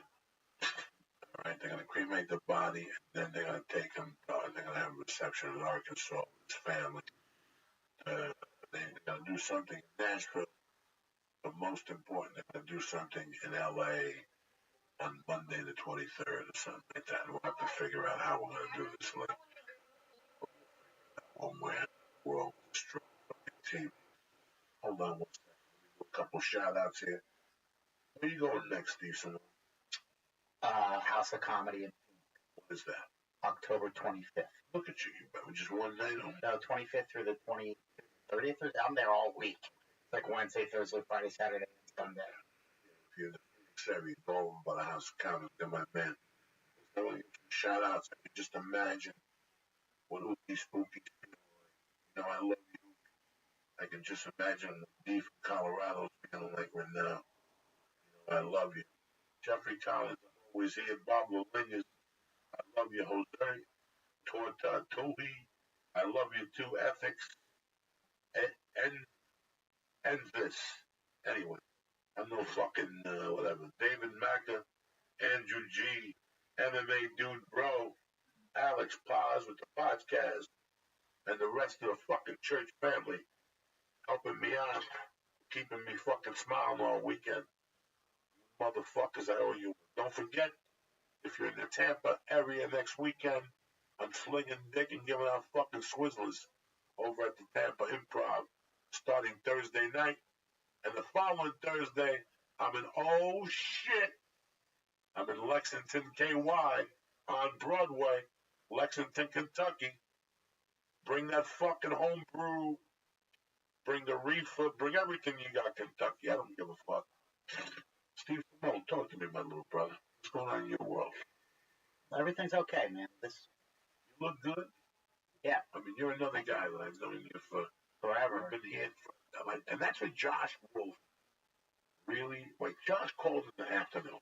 And Josh, it was really weird how the phone rang. And I tried to take as many as I could to let people know, listen, this was cool. Yeah. Okay? And Ari said it best. He goes, like I said, every time I saw him, I prepared for it. What Josh really broke down to me is like, do you even remember what we were going through those days? Like, we were all fucking broke, barely putting it together. Josh Wolf just had Jacob. You know, that was, comedy was the bright spot. Everything else was shit. I was starting to lose contact with my daughter. Yep. They were it was just something that, you know, Josh Wolf had not, like I said, he had a child, he was in a one-bedroom apartment with 2 of her kids, and a great day, his brother, and, you know, it was just something that everybody, just to let people know, man, that, and it starts with Ralphie. Whatever dream you got, it could be done. And we did it together, and I never realized that So Ralphie passed, that Josh brought it to my attention that little click down there, that was a really cool time. That was a really cool time. And even if I wasn't going to Montreal, there was only one person who believed in me back then. That's Missy Shore. That was good enough for me. That was good enough for me. Nobody else liked it. I couldn't get my agent was the coloring book. And I had a fucking deal from CBS for a fucking show, and I couldn't get nobody to sign me. Wow. Let's draw cards on the fucking table here. Couldn't get nobody to fucking sign me. Help me out. I had somebody give me 25 grand, and I had nobody negotiating the deal because I didn't have an agent. Wow. I needed an attorney, and a friend of mine goes, she's a great attorney. She's black, but she's a fucking savage.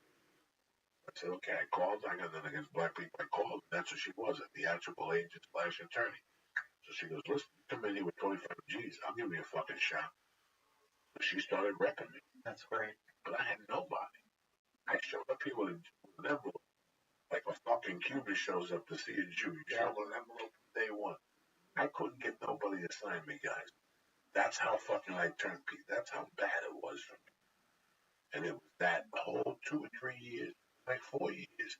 I moved in with Terry in 2000. So I was on that corner for about 3 years, and Ralphie was the catalyst. I can tell you whatever fucking story I was doing this and that. That's a bullshit story. I was living in front of Ralphie's fucking door, cradled every night.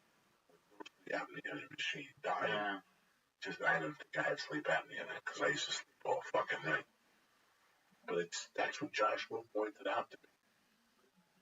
That's why I couldn't fall asleep Friday night. I'd forgotten about that. I fucking hate when I forget shit. How many times Ralphie cooked? There was an incident that happened there one night on 9/11. Same part when 9/11 struck. Opened up the day at Mike Fairman's house, including Joe Rogan. There was a lot of us at Mike Fairman's house. That was fucking nuts. But then word got out. Ralphie was cooking a gumbo. Some people went home. That was my home over there. Yeah. I was living with Terry at the time. We were going over there, and I forget who was there. And here's Ralphie living off peanuts. 9/11, 2001. He's scraping by on fucking Visalia gigs and Reno, Willie Barcena gigs, Felipe Esparza gigs, like the rest of us days. In fact, me and Ralphie would drive to a lot of those gigs together. Those Thursday, Wednesday, Tuesday gigs, we would do those constantly. That was our bread and butter. That's how you bought groceries. Yeah. That was $40 a spot. That was $120 from Tuesday to fucking Thursday. You know, $10 for gas to get down there back and forth. Nobody even knows you're down there. And you get a couple tacos. Those guys were always cool. They give you a drink ticket and shit. He talked to a couple Spanish girls. Ralphie did all that shit. Ralphie did the black woman. That dude paid his fucking dues. Funny. No, that's no mistake. That dude worked it. He was working door deals in Texas. When we were starving, he would still go back to Texas and come home with $3,000-$4,000. Something that nobody does as a fucking whatever level. Right. He had built a little market somewhere. I forget where it was. Some fucking town. He brought out John Wesley or some other comics. And he fucking raped him, man. He was that strong back then. Business. Yeah. We're gonna miss him. You know, we're gonna miss him in real life. We're gonna miss him on the podcast. We're gonna miss the shows. We're gonna miss his advice. We're gonna miss that fucking face. You know, last couple of days you get on Facebook, you're having a good moment. You know, a picture of you look at him, it seems like he's staring right at you. And your heart melts for a minute. You're like, wait a second, I'm gonna see him again. Nah, this is bullshit. Your mind always rejects it. Like, this is bullshit. Like, you guys talk about John, what the fuck do you do? When my mom died, November of 79, I saw her in the casket. I saw him put her in the ambulance. I saw them close the casket and put it into a car. Then I saw them take it out of the car and wheel it to a hole and put it in there and throw dirt on it. And the next day I went by the fence because I was 2 blocks away from it. And I saw them dig a film in the hole. Do you know that 18 months after that, once every 10 days when I get a couple cocktails in me, I would walk to my house and sit on the steps and walk around it just to see Stevenson. Maybe it was a mistake. Maybe my mom went away to Florida and didn't tell me. That's how fucking tricky your mind works. So I know the last 20 years here, my life has been wrapped on Ralphie around one way or another. He filled the void for me that he was a guy that accepted me from day one. Accepted me from day one.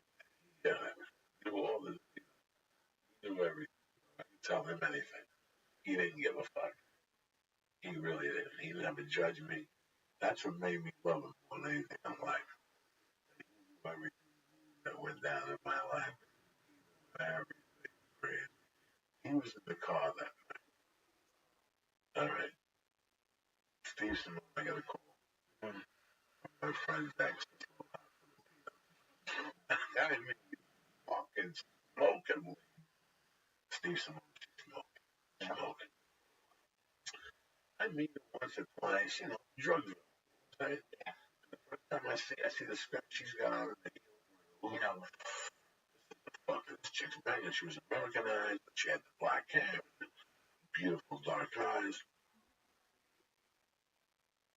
So it's a Sunday night. I'm watching football like everybody else at 5 o'clock, and the phone rings.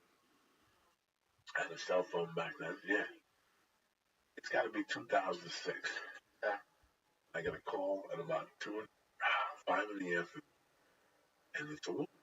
She goes, you know, she goes, I go, what's up? And she goes, nothing. Can I talk to you about something? I'm like, yeah. And she goes, listen, I got a big role in the movie. It's going to be like 3 weeks of work, guaranteed. But I need to pay SAG.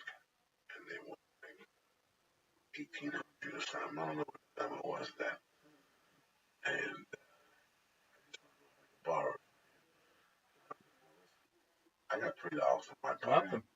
22.50 bank account. So they ready to shut it down. Yeah. I'm waiting on the tips to come in before they shut it down. You know, when you tip people, don't come in right away. You're $22 light. Yeah. And you're like, fuck, that's right. I put tips down. Shit. Well, okay. So, this girl's telling me, you know, she's 17, whatever, if I can help her out. Blah, blah, blah, blah, blah, blah. So, you know me, I can make a call for her. But let me see. So, what's going on? How are we going to work this out? Well, I'll pay SAG tomorrow. I think I start working next week in Seattle.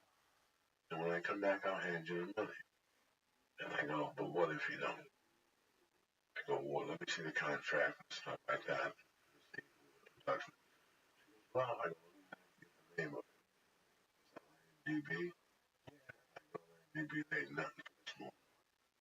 And I go, look on pre-production, nothing on that. So I go, see nothing on that. Sides, hurt or anything. Well, he gave us the sides, he wrote them. And I go, well, she wrote a bunch of big names. Okay. Well, there's nothing in there. I just, listen, I can forget the payment. Just give me 17.50 and let's go to a hotel room with me. Work it up that way. It was like a little sign. And I'm like, I got $3 in my pocket. Right. Like I said, maybe 20. She's a little shy. She goes, what do you want to do? You know, monkey, maybe. And she goes, and there's like a little pause. And, you know, there's like a little pause. And she's like, broke up.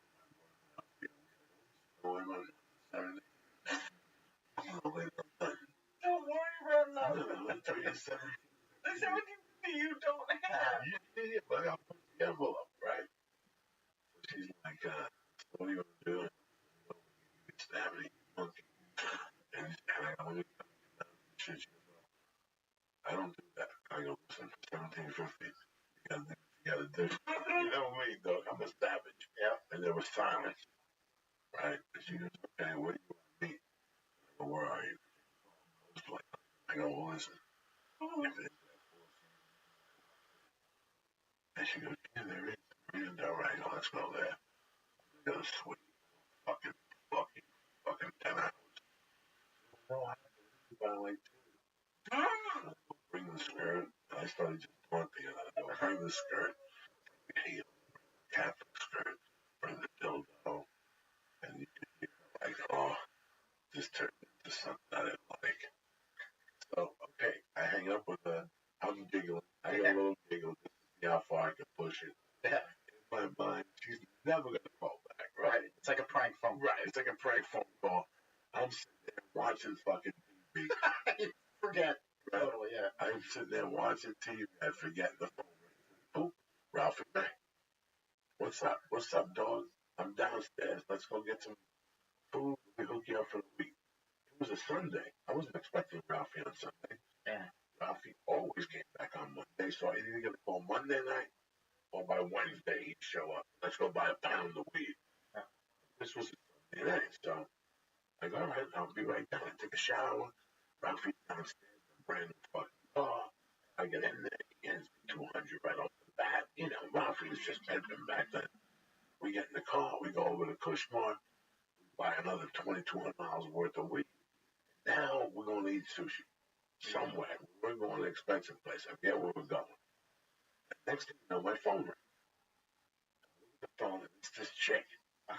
So I answer and Ralphie, I pick this up. Don't say a word. Don't laugh. I go, this chick wants me to give her 1,700. She wants to suck my dick. I love it. Ralphie, stop it. Don't say a fucking word.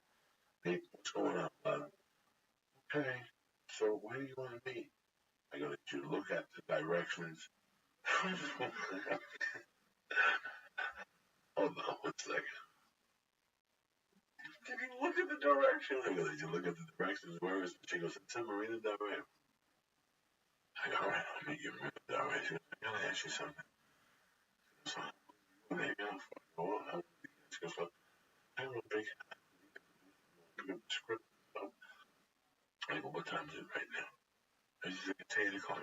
Listen, do that. All right. Hang out till about 1, that's it.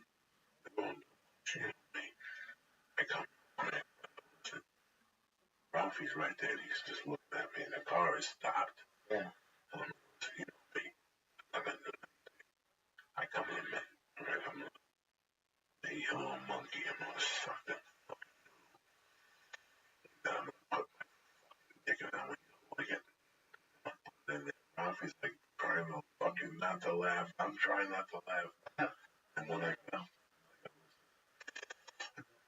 yo, the gas on it. And I'm gonna light that asshole on fire. Right? Pause. And she was like, oh, you man. And me and Ralphie were Died. I'm like, listen, okay, coming back.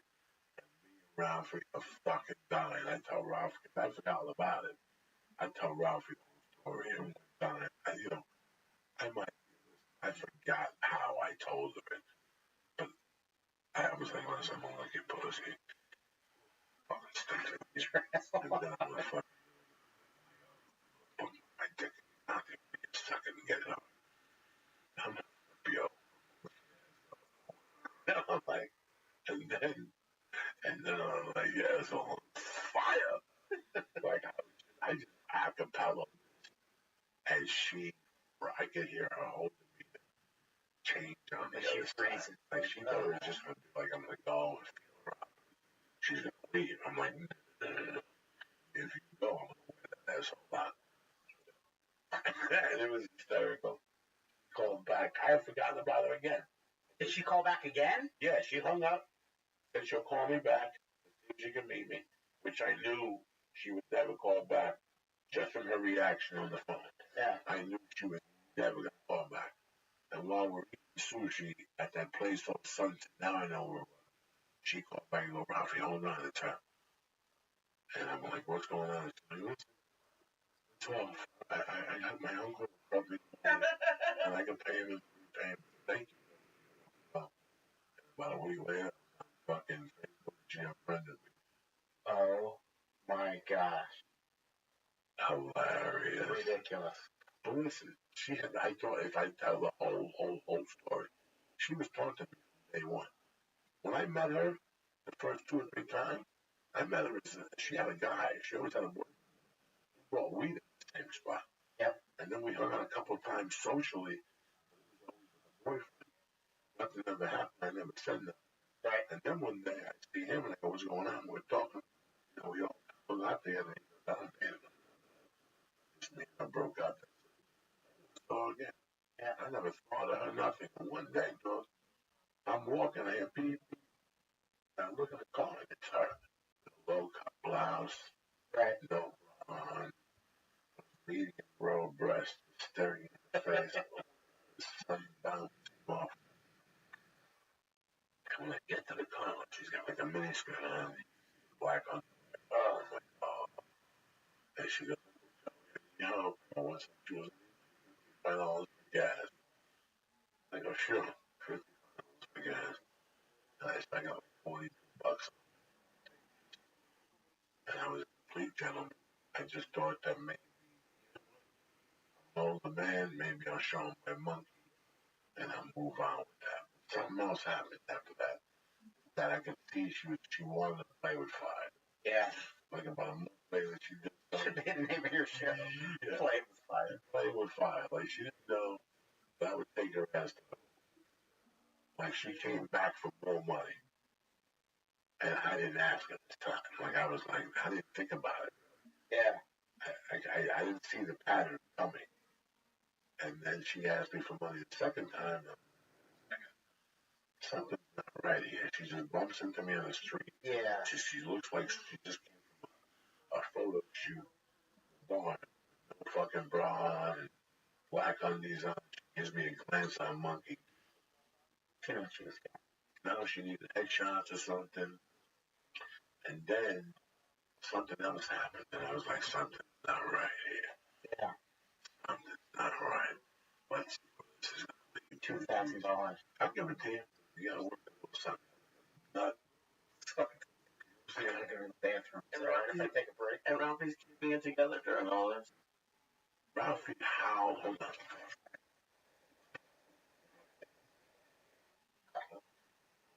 I drank too much water. No. When she called into the car, I never thought I was going to get that call.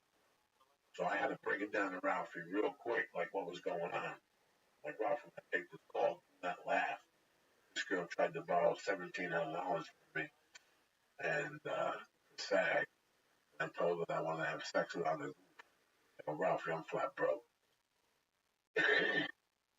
But dog, let me tell you something. It's crazy how many people, especially women, will try to backhand you like that. That wasn't the first time. And guess what? Like the first time you do it, I'll make believe like you don't want to, I don't know what you're talking about. But the second time, I play the hand, even though I don't even have money. Like I'll torture you a fucking little bit. You're going to be that fucking stupid bother me. And it's crazy. How far could it have gone? Like, what if she was like, okay, I have to move? Oh, then I was told I got a flat tire. Wait for me. I'll be there half hour. Hello. Man, what the fuck? If you're gonna have a good time, you're gonna have a good time. You just torment women? No.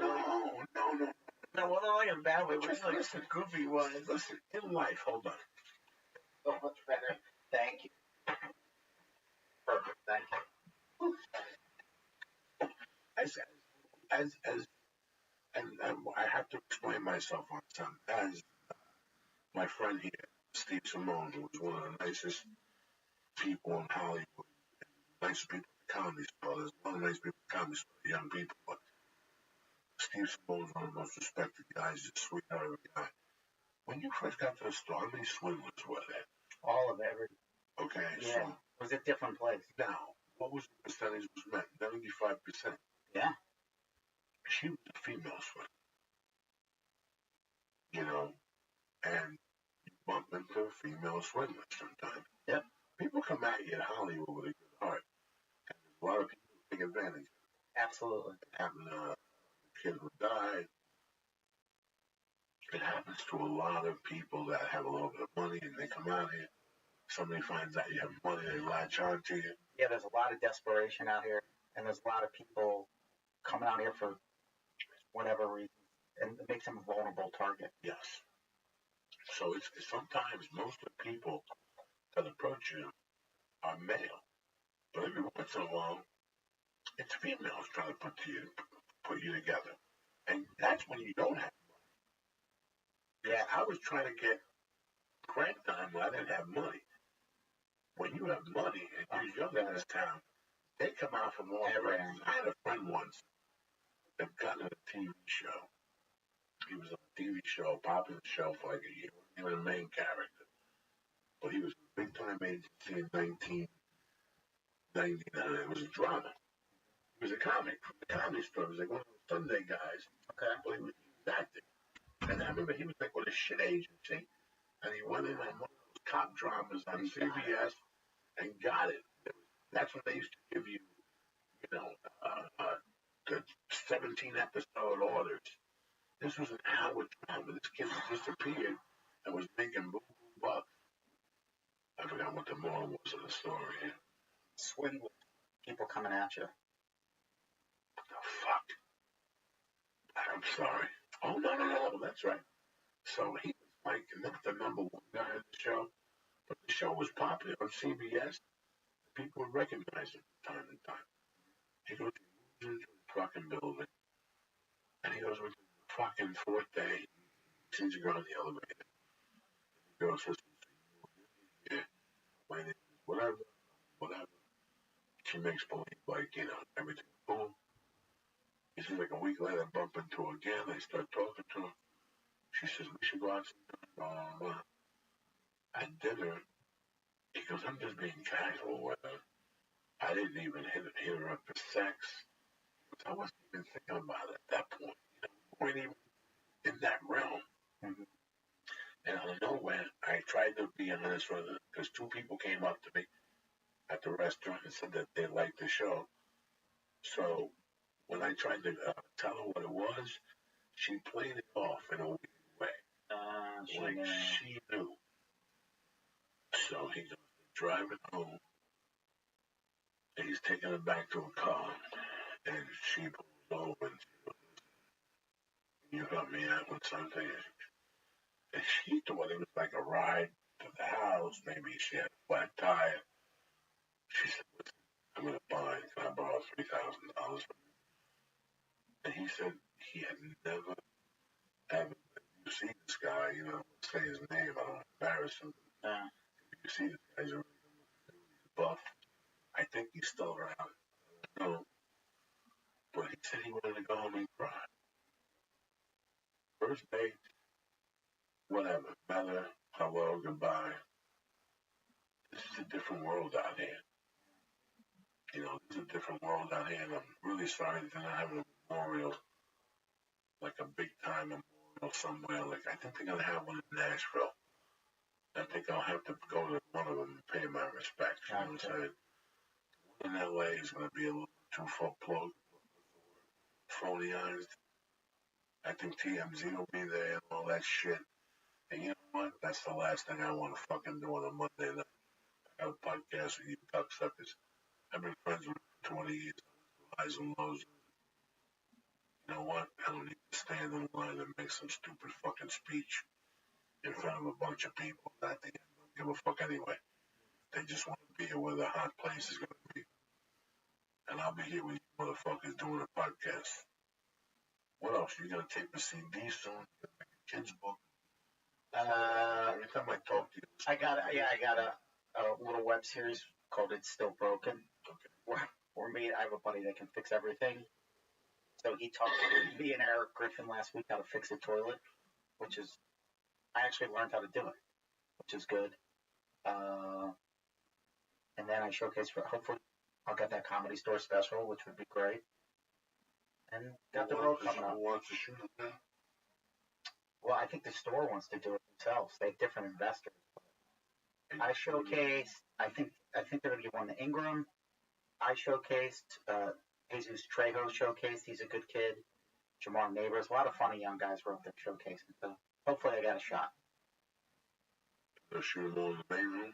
I don't know. I haven't heard any details at all. That'd be great. The main room looks like it'd be a great place to shoot a little something from people back there. You know, years ago, I want to congratulate Felipe Esparza again, but I also want to congratulate my dear friend who was one of the guys that put the whole thing together. He started as a comic, remember? He used to open up, worked a lot with Jimmy Shue. He's out of Florida. Claude Shires? Claude Shires. I really think I congratulate Claude Shires for getting his work on HBO. He shot it.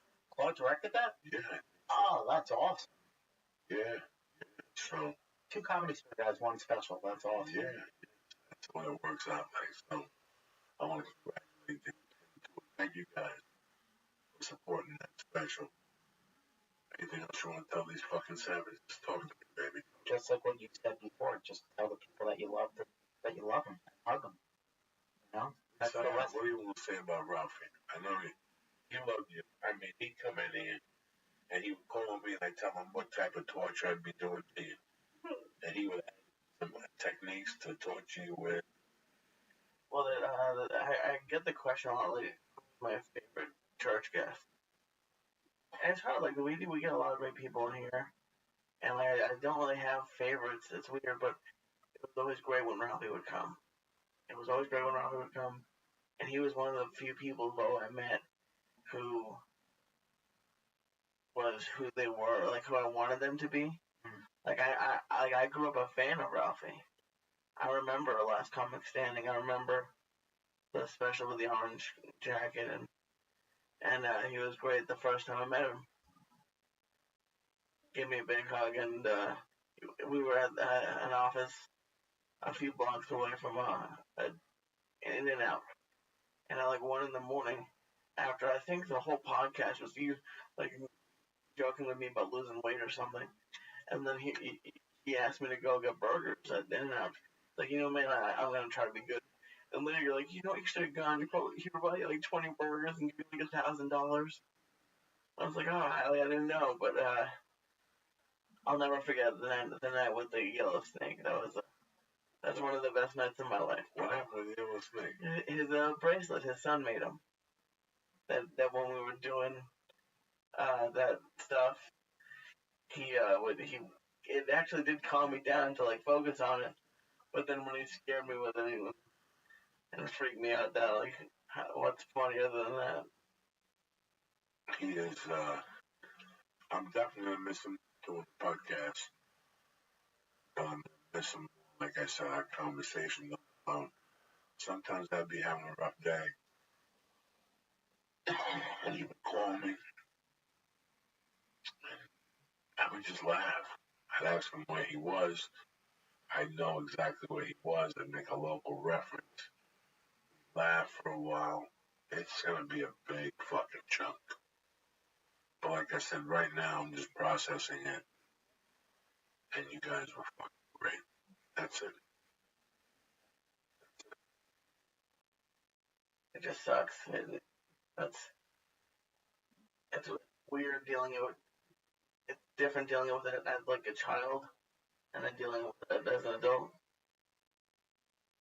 No, since this happened, I've had a weird feeling down in my heart. It could be that. Sometimes you have a twisted behind your heart.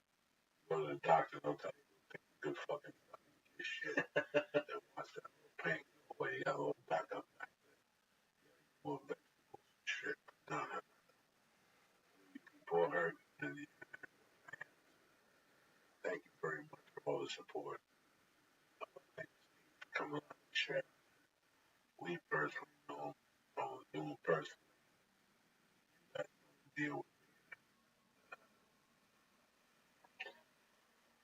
wish him peace. I wish God heals him. Amen. Sure. You know, right now, I guess I'm a Catholic person.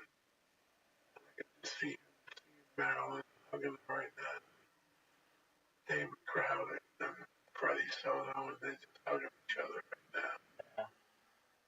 Going, what happened? And they're like, I left Coco down there. Got my baby.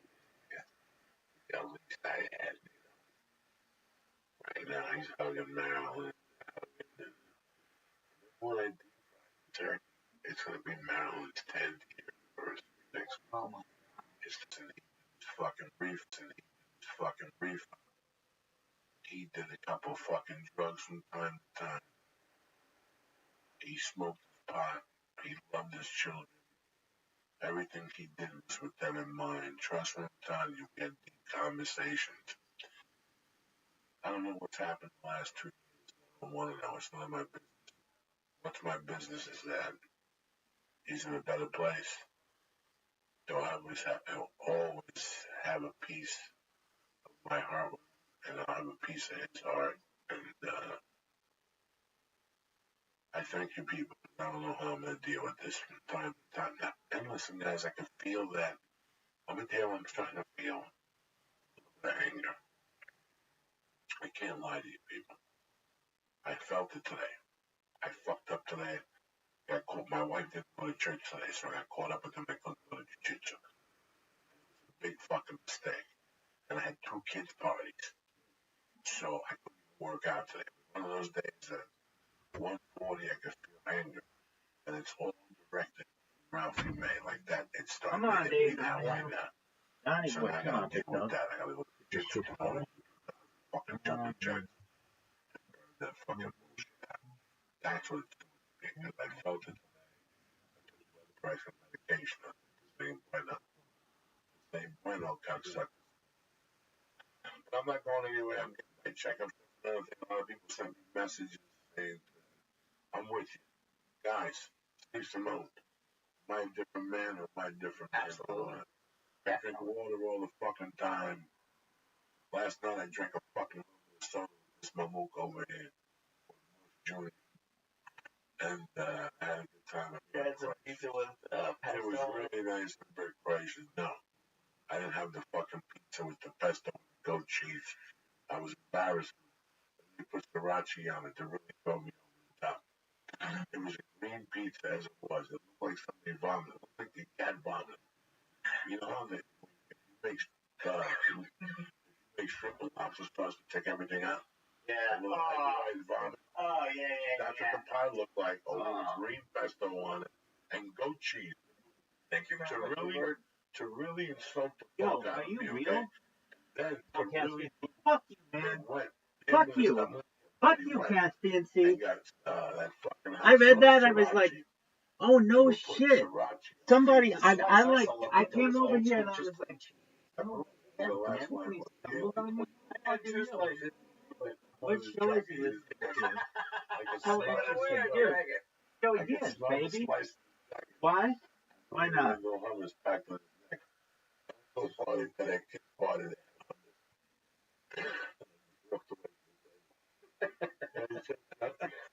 I mean, when we and hummus with tomato. There he is. Fucking nice little Italian bread. Yo, dog, are you still here? It's tough to find good bread out here. Do you see I have announcements now? Dog, I'm pimping this place out. This is gonna be the stupidest story of all time. You could already listen. Why? Because I'm there, here. But no, I've got announcements now. This motherfucker broadcasts everywhere. And also, what else did I do? I have a create your own channel and what else?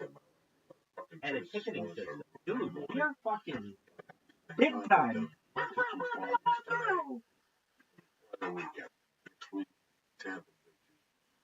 Yo, bitches. After that, it's Halloween, motherfuckers. I'm at home in recital Friday night. I got like a fucking Halloween costume. I'm Superman. Oh, that's awesome. Saturday night. Keep you posted, motherfucker. See you in Tampa.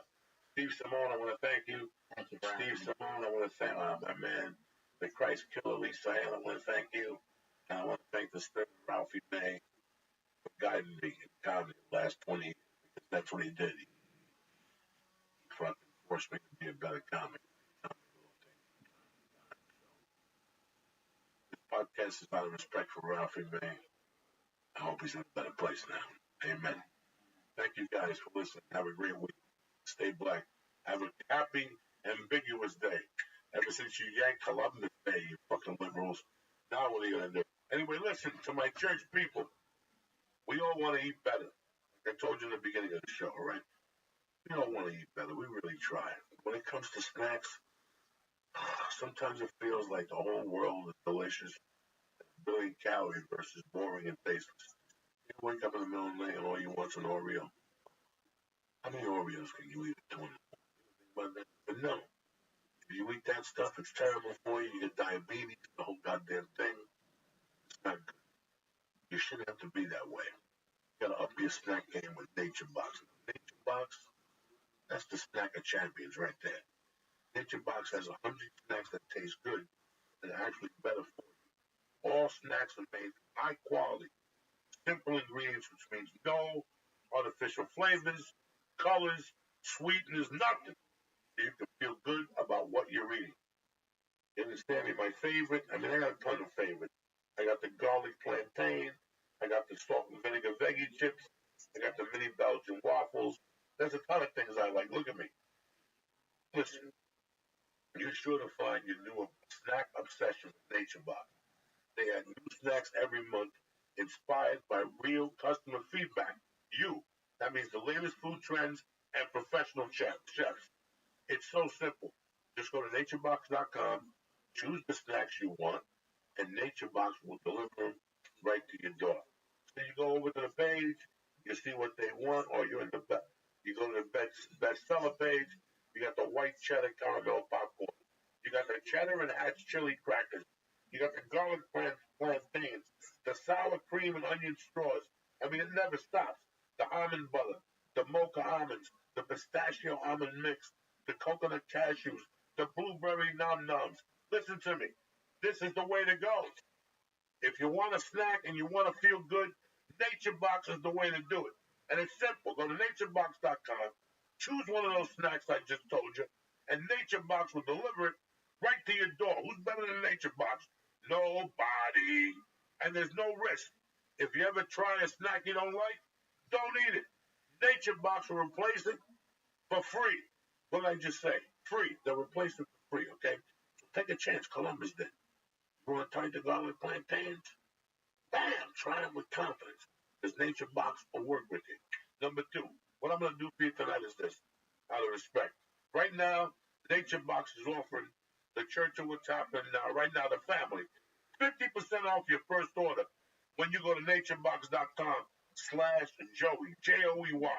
That's naturebox.com/Joey, Joey, for 50% off your first order. Listen to me, naturebox.com/Joey. It's that easy. You'll be feeling better about yourself, more confident, and you'll be eating healthy. It's going to be better than you. Number 2. You people know I'm a gambling enthusiast. You need help? I'm here for you. That's what Uncle Joey does. You understand me? Wait, am I lying? We're going to have one conversation on that about how you're bullshit the whole thing. Why keep you away from the action? But anyway, that's not hero stuff. Why are we talking about poor Lee? Leave fucking Lee alone, Joey. Leave him alone. Anyway, it's football season. It's about 2 weeks away, 3 weeks away from basketball season. Then guess what happens after that? 3 weeks away from NFL playoff season. Then it's college basketball and bowl season. And then you haven't made a dime all season. And you know what? Before every game, not too bad. Why are you doing this? Why are you watching these games? It's start to make some gears. Start to make some money with this. MyBookie is the industry-leading website that hooks you up with all your betting needs. You understand me? From novice to professional. And with their great odds, fast payouts, and decades of expertise, you can bet with confidence. You understand what that feels like? To throw a couple G's down and go eat a cheesecake and go to bed and wake up the next morning and know the Guinness is going to be there? That's my bookie. Your team doesn't even have to win. They just need to cover the spread. What are you waiting for? Lay down some cash and win big today. If you know your team sucks, do yourself a favor and bet against them. If they lose, you'll make money, and if they win, you'll still be happy, all right? Where you bet is just as important as who you're betting on. That's why I'm urging you people to make your way to my bookie. Why? Because I trust them. They've been around, and you got to take my word for it. Check them out yourself. They have in-game live betting and a mobile site that makes wagering on the go easier than ever. You can also check out the online casino if you'd rather just play a few hands of blackjack or roll the dice with craps. That's how good my bookie is. So do me a favor, all right? Join now, and my bookie will match your deposit with up to 100% bonus. Use promo code CHURCH, CHURCH, to activate this offer. Visit mybookie.ag, uppercase. Again, mybookie.ag, uppercase. Use the promo code CHURCH right now. It's this simple. You play, you win, you get paid. Why sit there with a bunch of winners if you ain't winning money? Go to mybookie.ag right now. Tell them Uncle Joe.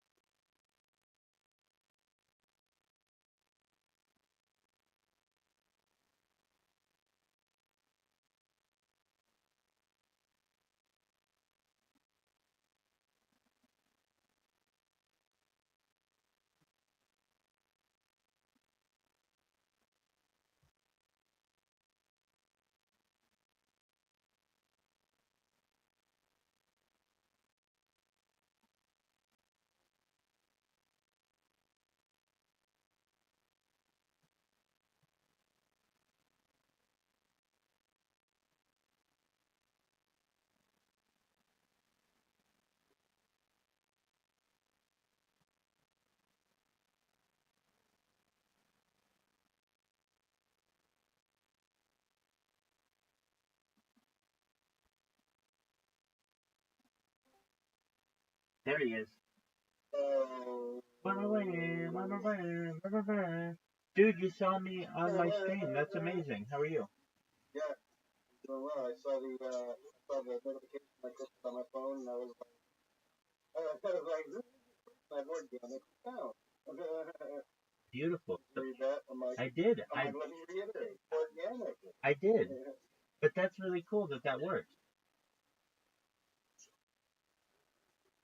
Oh man. Sorry, what did you say? Off a second. Sure. I said that's really cool that announcement worked. Yeah, it very much does. I mean, that's a fucking powerful tool. I've been waiting 3 years for that. Basically, something that's automated that when I go live tells my audience, whatever it is, that I'm live. what is the bot called? Well, I'll tell you the easiest way is just go to announcements and click on the bot and say add to your channel if you want to know. It's something like I don't. I'm Rabbi. I make sense. Rabbi. Pardon me? I said I'm the Rabbi. I make sense. Look at me. No, I just I don't. I know I'm playing. You're good. I don't even remember what it is. It's like notify, but hold on, don't go with that one because actually notify is wrong. It's notify me. Notify me. Notify me. That's the one. But the best thing to do is just click on it in announcements and then add app, and it gives you the link.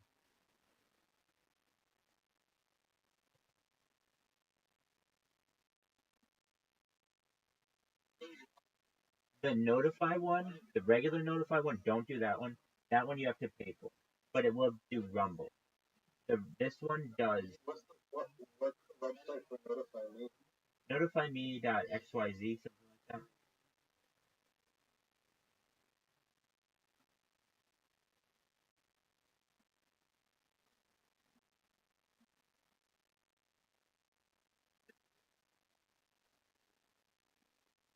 Oh, you mean like the dashboard? Yeah. Oh, when you add it to your thing, there's a link to the dashboard.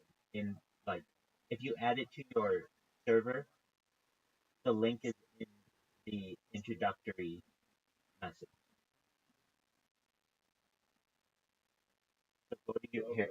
I don't know if I can see, but like go to your thing, go to your server, and then / notify me. Type / notify. And then you should see it pull up.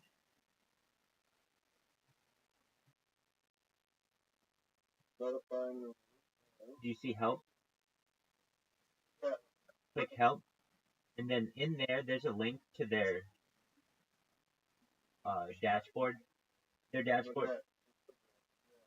Their dashboard is pretty simple. I'm gonna tell you this: for the last like 2 hours, it wasn't working perfectly, but when it works, dude, I'm gonna tell you this: I never have anybody ever chat in my fucking in my streams. Just maybe like one person on 7 or 8 different streams, like one every 12 hours or something. It's very, very rare. But with this, I got like instantaneously once I fucking hit that thing, a bunch of people at least started chatting, like types. I wish I could tell you what it is. It's in Arabic, but I could look it up, but it's just not really my worry right now. My worry right now is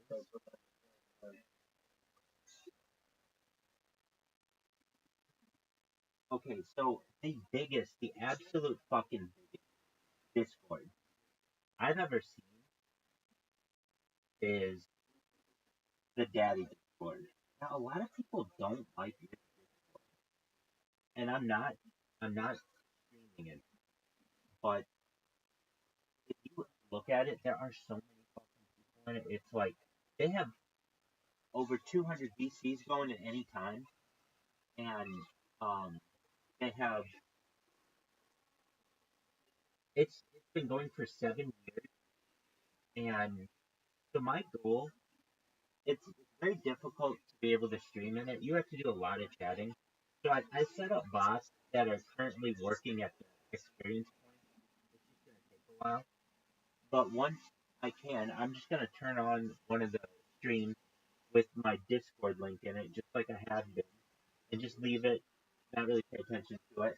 But what that does is generates a lot of clicks on the Discord link, and then I can tell, um, even if they stay, then every time I hit the fucking thing to go live, they're gonna get a fucking notification. There are some people out there who are like, they just keep their notifications on for whatever reason. But that means I'm gonna have a ton of fucking impressions in their life, and it's just gonna be, or they'll leave. I don't care. That like hurts me at all. But basically, this allows me to reinforce whatever I'm doing, as opposed to having to go to Kick and being like, "Hey, remember me?" This is like the actual way you're supposed to do it. announcements and notifications and all that. So hilarious.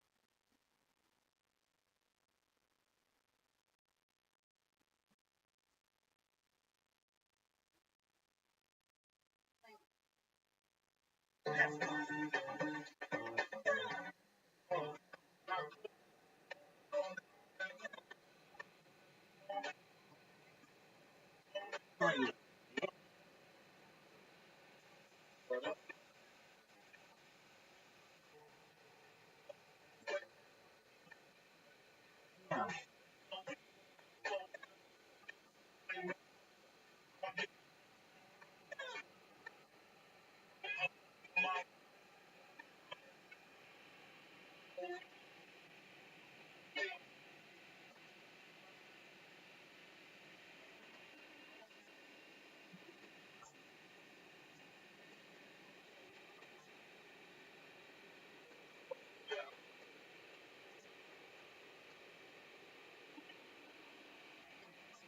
Dog, did you see we added some really cool things to the Discord? We added a join to create voice chat. Do you Yeah, know, I saw that. I saw do you know how fucking sick that is? fucking So that means like if we're here, I don't know, people are like, dude, I want to talk about Minecraft or whatever, and it's like, or whatever, I want to talk about something I don't want to fucking talk about. I want to, so I just whatever, I don't know. And you can, I just be like, all right, well, go to that one or one of the other 500 fucking channels in here. But basically, whatever you want to, like that allows people, I think, basically infinite opportunity essentially to do with the Discord with the wish. So I think that's really cool. The other thing that I did is a create support ticket. Did you see this? no, I did not. Okay, so that's located in the first section under general, and don't click it. I mean, you can, no big deal, but I haven't done one yet. So I don't. I've done it, but then I cleared it. I don't want to clear it again. Um, but what is it? It basically, if somebody does have an issue, they can submit something and it can go to the moderation team immediately. And the big one is, and I'm just learning from other creators. So I show speed. This is like a combination of Ignorance gave me the idea, but I show speed has a better version of it. So I show speed is a support and appeal server, as opposed to just an appeal server. Appeal just sounds like you're banning a bunch of people, which is not true at all. So if it's a support server, then that can be beneficial as well.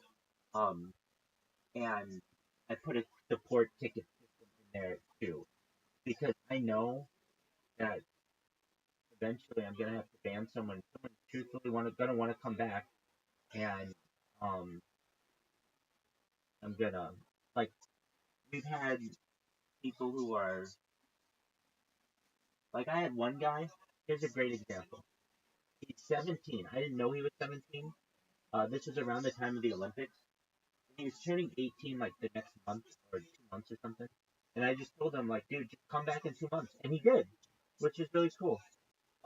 So he's 18 now. He came back like basically on his 18th. So that's cool. What else? So in that case, normally when he would be banned from the server, maybe it's not that hard to get to me, but if I didn't want to have to deal with it, he could go to that appeal server and say, "Hey, I'm 18 now," and then he could be let back in. And I know that gets like pretty serious. Into like at least Action Man is the only server that I've seen, even though it's been going out of that a long time ago, where you have to upload your ID, which I've done. Um, but with that said, having done that, I don't want to get into that. But eventually, if it gets really big, then there'll have to be. Well, I guess there'll be some kind of. I'm sure there are different kinds of systems set up. Because I don't want to have to be fucking man like moderating that. And I say that this is hilarious. It's like I built a palace and absolutely no one is fucking here. And I'm just talking to you in it, but I'm like, one day people are gonna think this is a cool fucking palace, and we're ready for them when they do.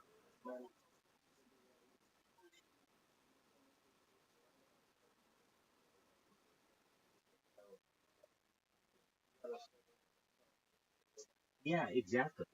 And if I were you, I wouldn't add too many more bots, but the bots that I tell you about, like the announcement bot, might be something that might be of interest to you, and it's pretty easy to set up. You don't even need to like. Oh, it's already done. Okay, excellent. Um, that's what I thought too. So did you do it to Kick, um, Twitch, and YouTube? Oh, you did TikTok too. Okay, did you do Twitch? All four. Excellent. All right, man. Well, then you're ahead of it. I've only done three of them. Pardon me? Yeah, that's good. I did not add a kick one because I banned from kick, and I did see some alternatives. So here's the thing with this shit. I have already downloaded like two or three other bots, and I've worked through which ones are paid, which ones are free, which ones allow more shit. So I can just tell you like what I think are the best ones. Oh, here's an interesting thing. I'm not sure if this is 100% right, but okay, so there's another welcomer. It's a big bot. It's called the Dino bot. It's a popular bot, and I think it might be a slightly better than welcomer. I'm kind of running A/B tests with them.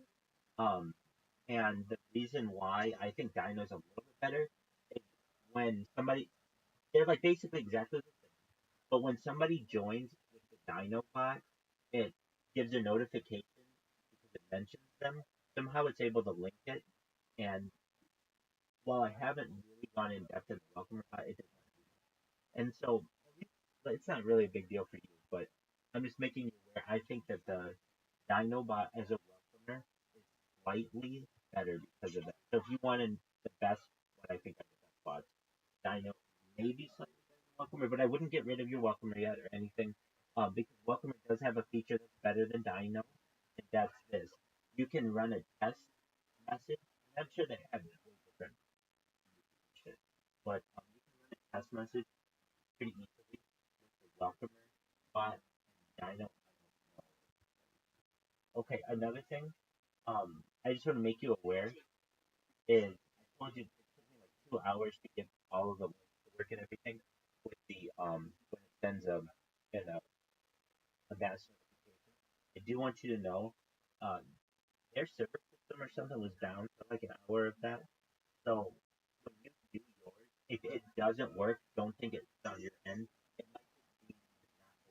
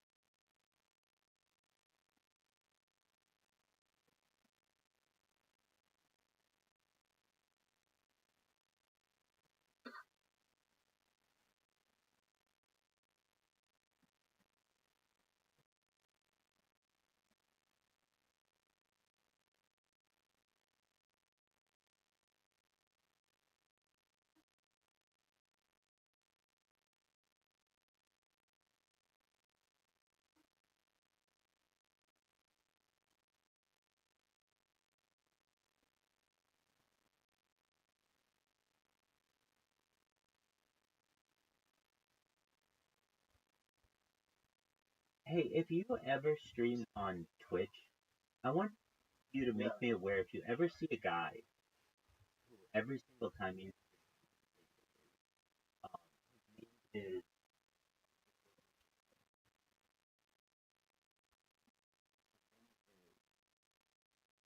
oh no they differ. They're always like gigs. Hey, what's up? Every single time it's hey what's up? It's not hi, how are you? It's every time it's the same shit. Hey, what's up? But it's like it's so plain a message that no one reports it because it's not really spam. Have you ever seen this "Hey, what's up" message? Oh, what's going on? How are you? I'm kicking. You know about my Discord? Why not? It's hot shit, dude. Welcome, welcome, dude. How you living, pimp?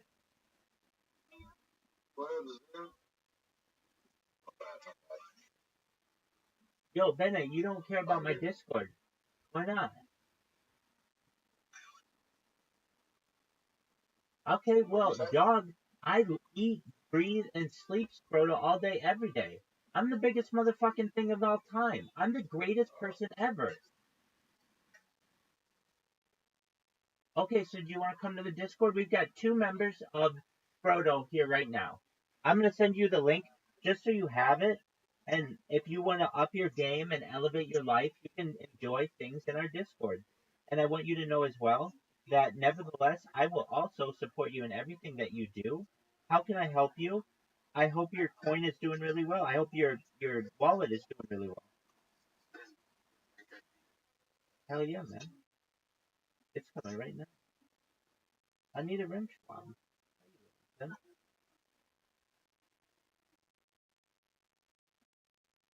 This is the most epic fucking. Alright, Bene Bene, how you living, pimp?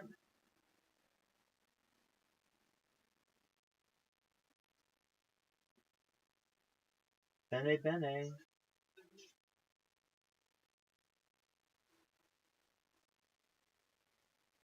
Bene Bene, I sent you a link. Hey, I hope your bag's doing well, dog. How can I help you? Oh, just vibing. Doug, vibe with us. We have 2 members of the community in here. We, we have, look, I'm telling you, Telegram's great, but Discord is just a superior platform for interaction with video. You should see, we got multiple cameras in here. Okay, I respect that. I understand. You good?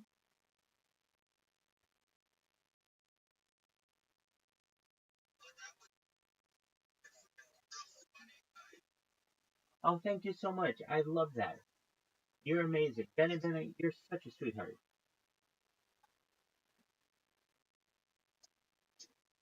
Shout out to Benny Benny, everybody. What a nice person.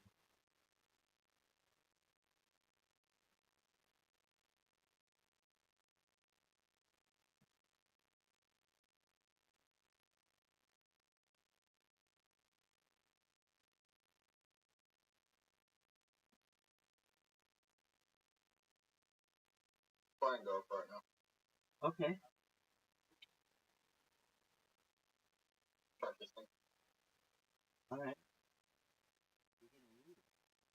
Cassie, you ready? No, uh, over stuff now. Sure thing, man. Oh, dude, if you have a chance, take a look at the website top.gv. You can yeah, top.gv is the big search engine for all this. If you're wondering where I'm finding it, in addition to getting it from people's servers, like what did I get from here? I got the announcement bot that you just installed. I got from here, and what else did I get? I get a ton of shit. Of the 50 or so bots that are currently in the server, 45 of them came from that way. It's great. Dude, type anything you want in there, and it's like, wow, there's a bot that does that. Everything from like AI image creation for free, to ChatGPT shit, to like if you want to play chess or checkers or trivia or karaoke, there's like a bot for anything. So I highly recommend using their search function, and I would say that their search function is quite good. Benny, baby. Benny, baby, how are you? Yeah. You want to do karaoke? Well, come to the Discord right now. We can do karaoke right now.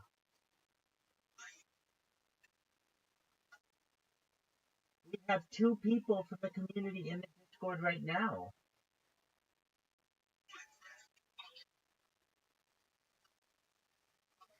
I recognize that, but not right now in the BC, not in here. Right now here, this is basically, well, it might be a couple of us in here, but you should know that I've got a couple of you in there and a couple of you here, and I'm merging you. I'm making you aware.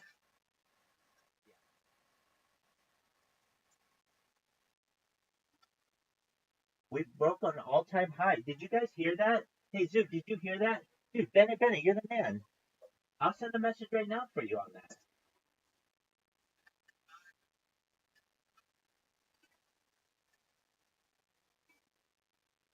Dog, I'll make sure everybody comes in here right now. Come to the VC right now, everyone. Make everyone aware that you can. We are at an all-time high.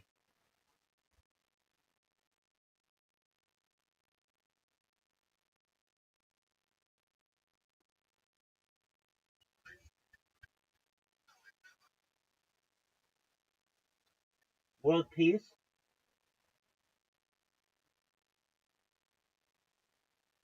Most certainly. World peace. I stream my life 24/7 for world peace. I don't want war anymore, and I've dedicated my life to ending it. So the way that I do so is by sharing my daily activities with the world so that we have a complete or as complete a compilation of human experience as possible. This is essentially a time capsule that goes back to the pandemic. We've seen the death of a queen, the birth of AI, the coronation of a king, and everything in between. This is really quite a unique opportunity for the world to be able to learn. Data is Earth's #1 resource, according to The Economist magazine, more valuable than food, water, air. It overtook petroleum in 2018. Data overtook petroleum as Earth's #1 resource, and Bill Gates coined the phrase in the 1990s that content is king, and if that's true, perhaps I might be a very influential individual someday. And if that happens, I'm making sure to put Harry Potter Vomastonic 10 on my back and taking it to the moon.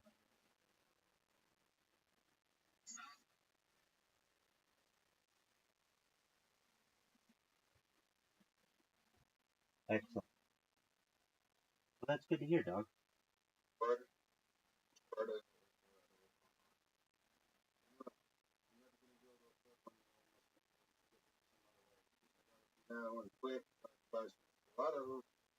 How much is a Sproto in USD right now? Does anybody know? Approximately?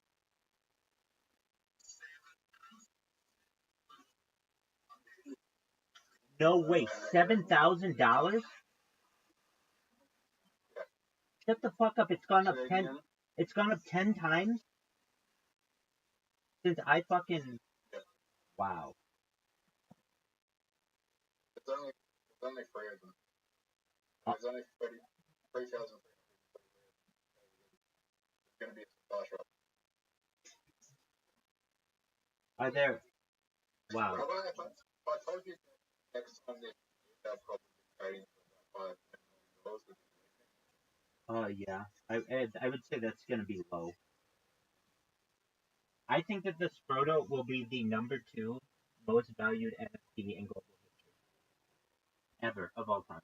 I think it's going to be Holy fuck. Bitcoin is 31 cents. Dude, I can't believe that. It is. You're right. Wow. I mean, I don't even have 500 tokens altogether, but that bump rate by $100 is a lot.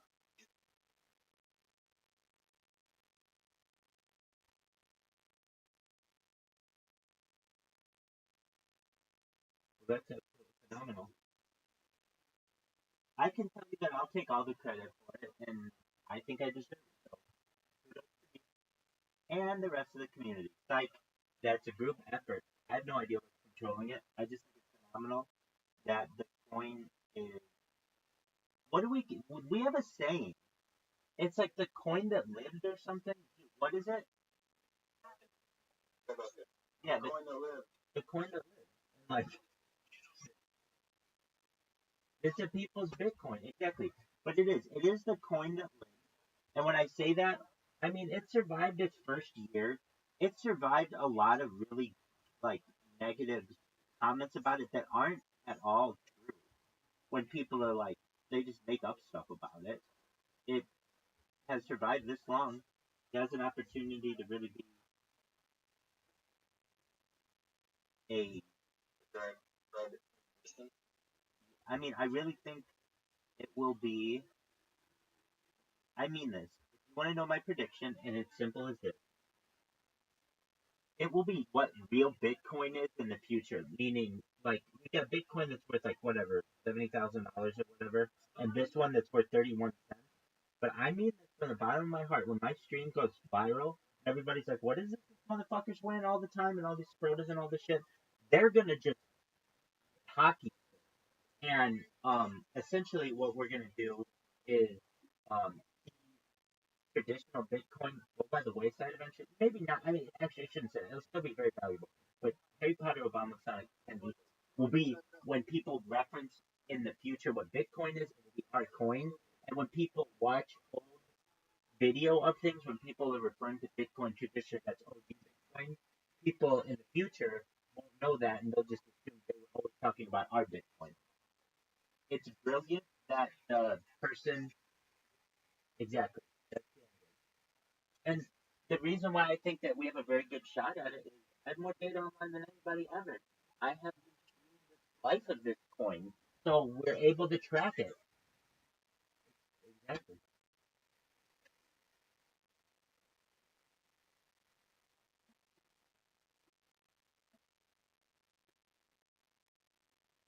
I thought you were referencing Leonardo.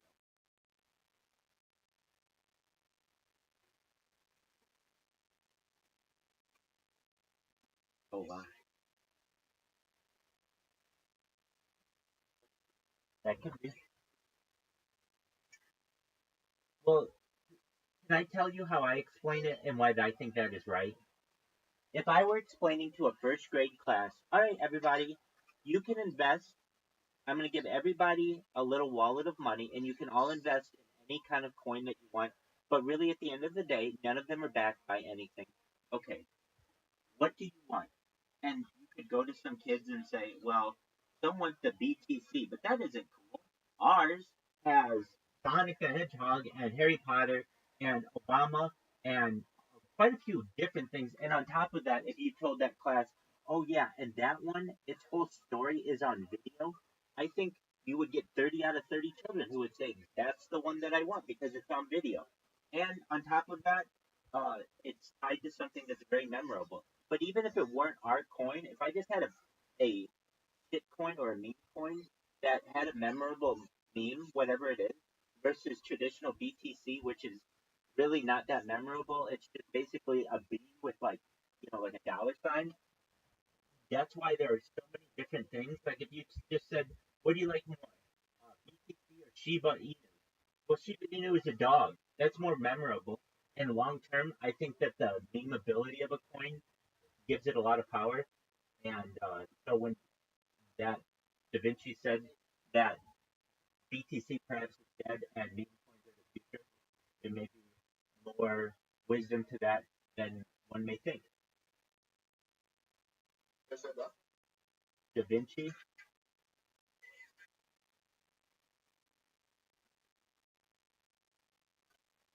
there you go.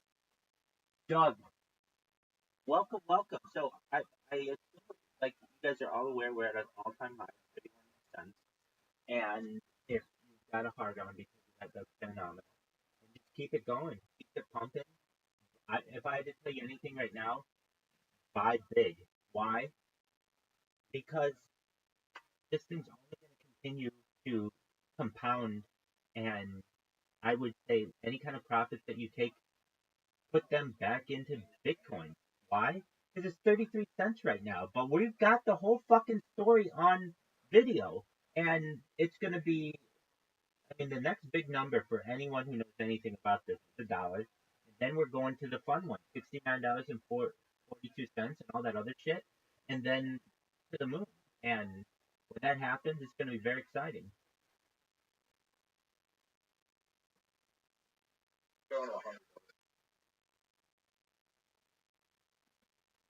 Well, if you guys don't know, I think I know most of you, but if you don't know who I am, I'm Rabbi Rothschild. I'm streaming like 24/7, 365 for I don't want war anymore. And James Kaminsky is here. He's the man. James Kaminsky, let's talk to you. This is like our own little Tonight Show regarding the wonderful success of Bitcoin. How do you feel about this? We're at 31 cents.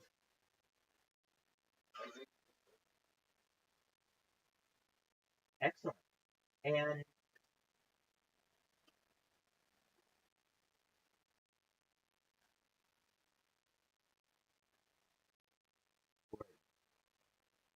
well, I'm predicting $1. Well, 69 cents is the next. Well, 69 cents is the next time to get really excited. Why? Because there's just something. There's something in our memeability of that. Oh, Bitcoin hit 69 cents. That we're gonna fucking start to skyrocket when that happens. Like when Bitcoin hits 69 cents, we're gonna really be able to meme that. Now I don't know when that's gonna be, but I mean we can all put out memes about Bitcoin hitting 69 cents. That's gonna be huge. Now I know that's more than double of what we're at right now, but this motherfucker has gone up. I don't know. I'm not looking at a chart, but just from what I hear from all of you in the last 3 weeks, it's gone up from like 12 cents to 31 cents, and I know in the last week it's gone up from 22 cents to 31 cents. I mean, this is just a fucking train that isn't gonna stop.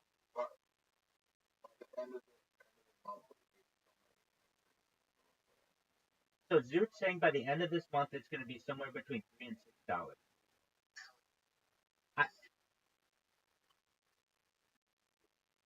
Okay, well that's really good. I can tell you, I talked to a friend recently who made it 86 times on an 86x on a recent coin, and this is a person who's like very, very normal, and it's something that they may be able to retire on just a random investment of theirs by the age of 30, and that's a really exciting opportunity. In fact, I was talking to dude about this person recently, and he said they'll probably be able to do it early, like easily before that. That's really exciting, and it should be really exciting for all of you. You should know that this is a really special coin, and it's a really special community. I joined it over a year ago, and it was the intelligent people in the community who got me in here. They heard what I was saying, and they heard that it was smart, and they were right. The shit I talk about is from the future, and it should be very exciting to all of you. And when I got in here and I was able to see, you were able to see my life, and we've seen some amazing, amazing highs together. And I want you to know that we're just going to continue seeing those highs. You should also know that literally you can watch the stream going back mine 3 years, but when I met this community going back to last summer, and it's not going to stop. It's one of the things that I would say perhaps may be the thing that differentiates us from any stream or I'm sorry, any coin in the future. Any coin can exist. Our coin is special. I feel well, the community is great, but you can have a great community anywhere. But no other coin is all on video. That's incredibly amazing. You guys can see right there that camera is getting all of what's going on here. It has been and from different angles for more than a year. And so you can feel confident that I've seen I mean, I'm a timeline of this coin. When people watch me and I'm talking, well, wow, it's at 9 cents right now. That's way more than it was. And that was like, 9 months ago or something. And now you're hearing, I mean, last week I remember just saying, wow, it's at 22 cents. It was at like 12 cents or was it 7 cents like 2 weeks ago or something. And I thought that was good. I was happy at that. Why? Because I know this motherfucker is backed up by data. And and really, if you have anyone to thank for being really smart, I would say in this is Yo-Yo. Because Yo-Yo is the one who has been able to provide me with the merch. And everybody asks me about this. Guys, you should know. And I'm just talking. Feel free to cut me off. But I don't know. If you have something to add, please do. I'll tell you this. I'm live in Aiden Ross's Discord right now. I'm live in I Show Speed's Discord right now. I'm live in Music Biz Marty's Discord right now, and some other pretty major influencers, and people know about me. And you can ask anyone in my Discord. It's starting to get hot, meaning we're starting to get more and more people in there just randomly. And I've got different features for this Discord now that send out announcements for me, and like we've got like a ticketing system, all kinds of things that are. I would say that when this thing blows up, we're going to be able to ride the wave. We're not going to let that momentum get away from us. So again, it may be 31 cents right now, but it's going to be $31 perhaps by this time next year. And if you have any extra money, I don't normally say go out and buy Bitcoin because I understand your funds are limited. Everybody's are. But if you do have them, go buy Bitcoin. It seems like it's the perfect time. Thank you for letting me say that. Excellent. Well, wonderful. Other people, what? Well, it's true. It's absolutely true. But I'll tell you this: um, of anything that when perhaps I may go viral someday, and this is the funny thing: is like Bitcoin goes viral, then I go viral. I go viral, then Bitcoin goes viral. I mean, we're hand in hand. I heard rumors recently that Aiden Ross was thinking about buying Bitcoin, or perhaps rumored to have done it. Whether he does or not, I don't know. But I can tell you this: he knows who the fuck I am. So what if he does be like, oh, this is that person, or maybe he learned about me from I don't know how he learned about Bitcoin, but I can tell you that I literally live in his fucking Discord. So all he sees is Harry Potter, Obama, Sonic 10, Inu shit all the time, and I know that we've had a major influence on the internet. Here's an interesting thing. A friend of mine was told me last night that they were just randomly on like Omegle or like Omi TV or Monkey or one of those, and they just randomly asked a person if they knew who Rabbi Rothschild was, just like randomly asked them, and the person knew who I was, which is something.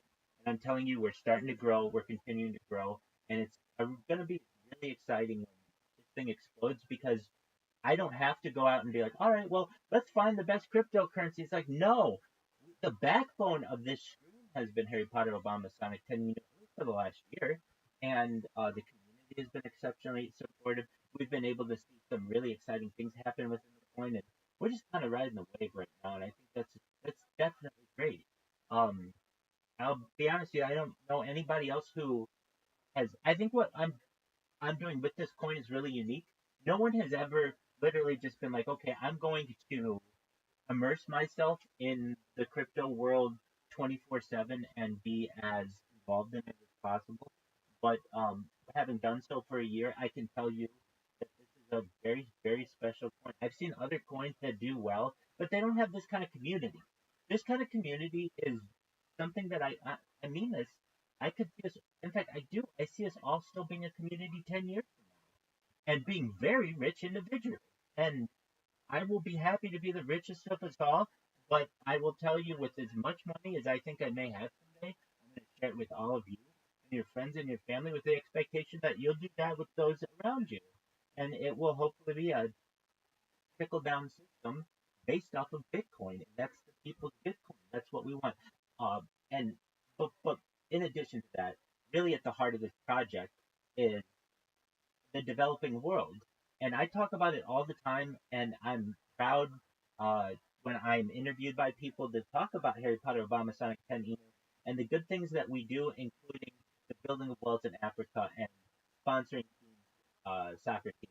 And I can tell you that we are going to do that in states in the future, much more in every single country there.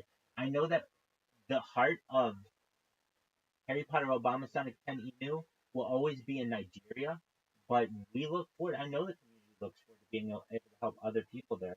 And if you haven't heard, at least my plan is to, in addition to building wells, I think is very important. That's why that we've been able to do that.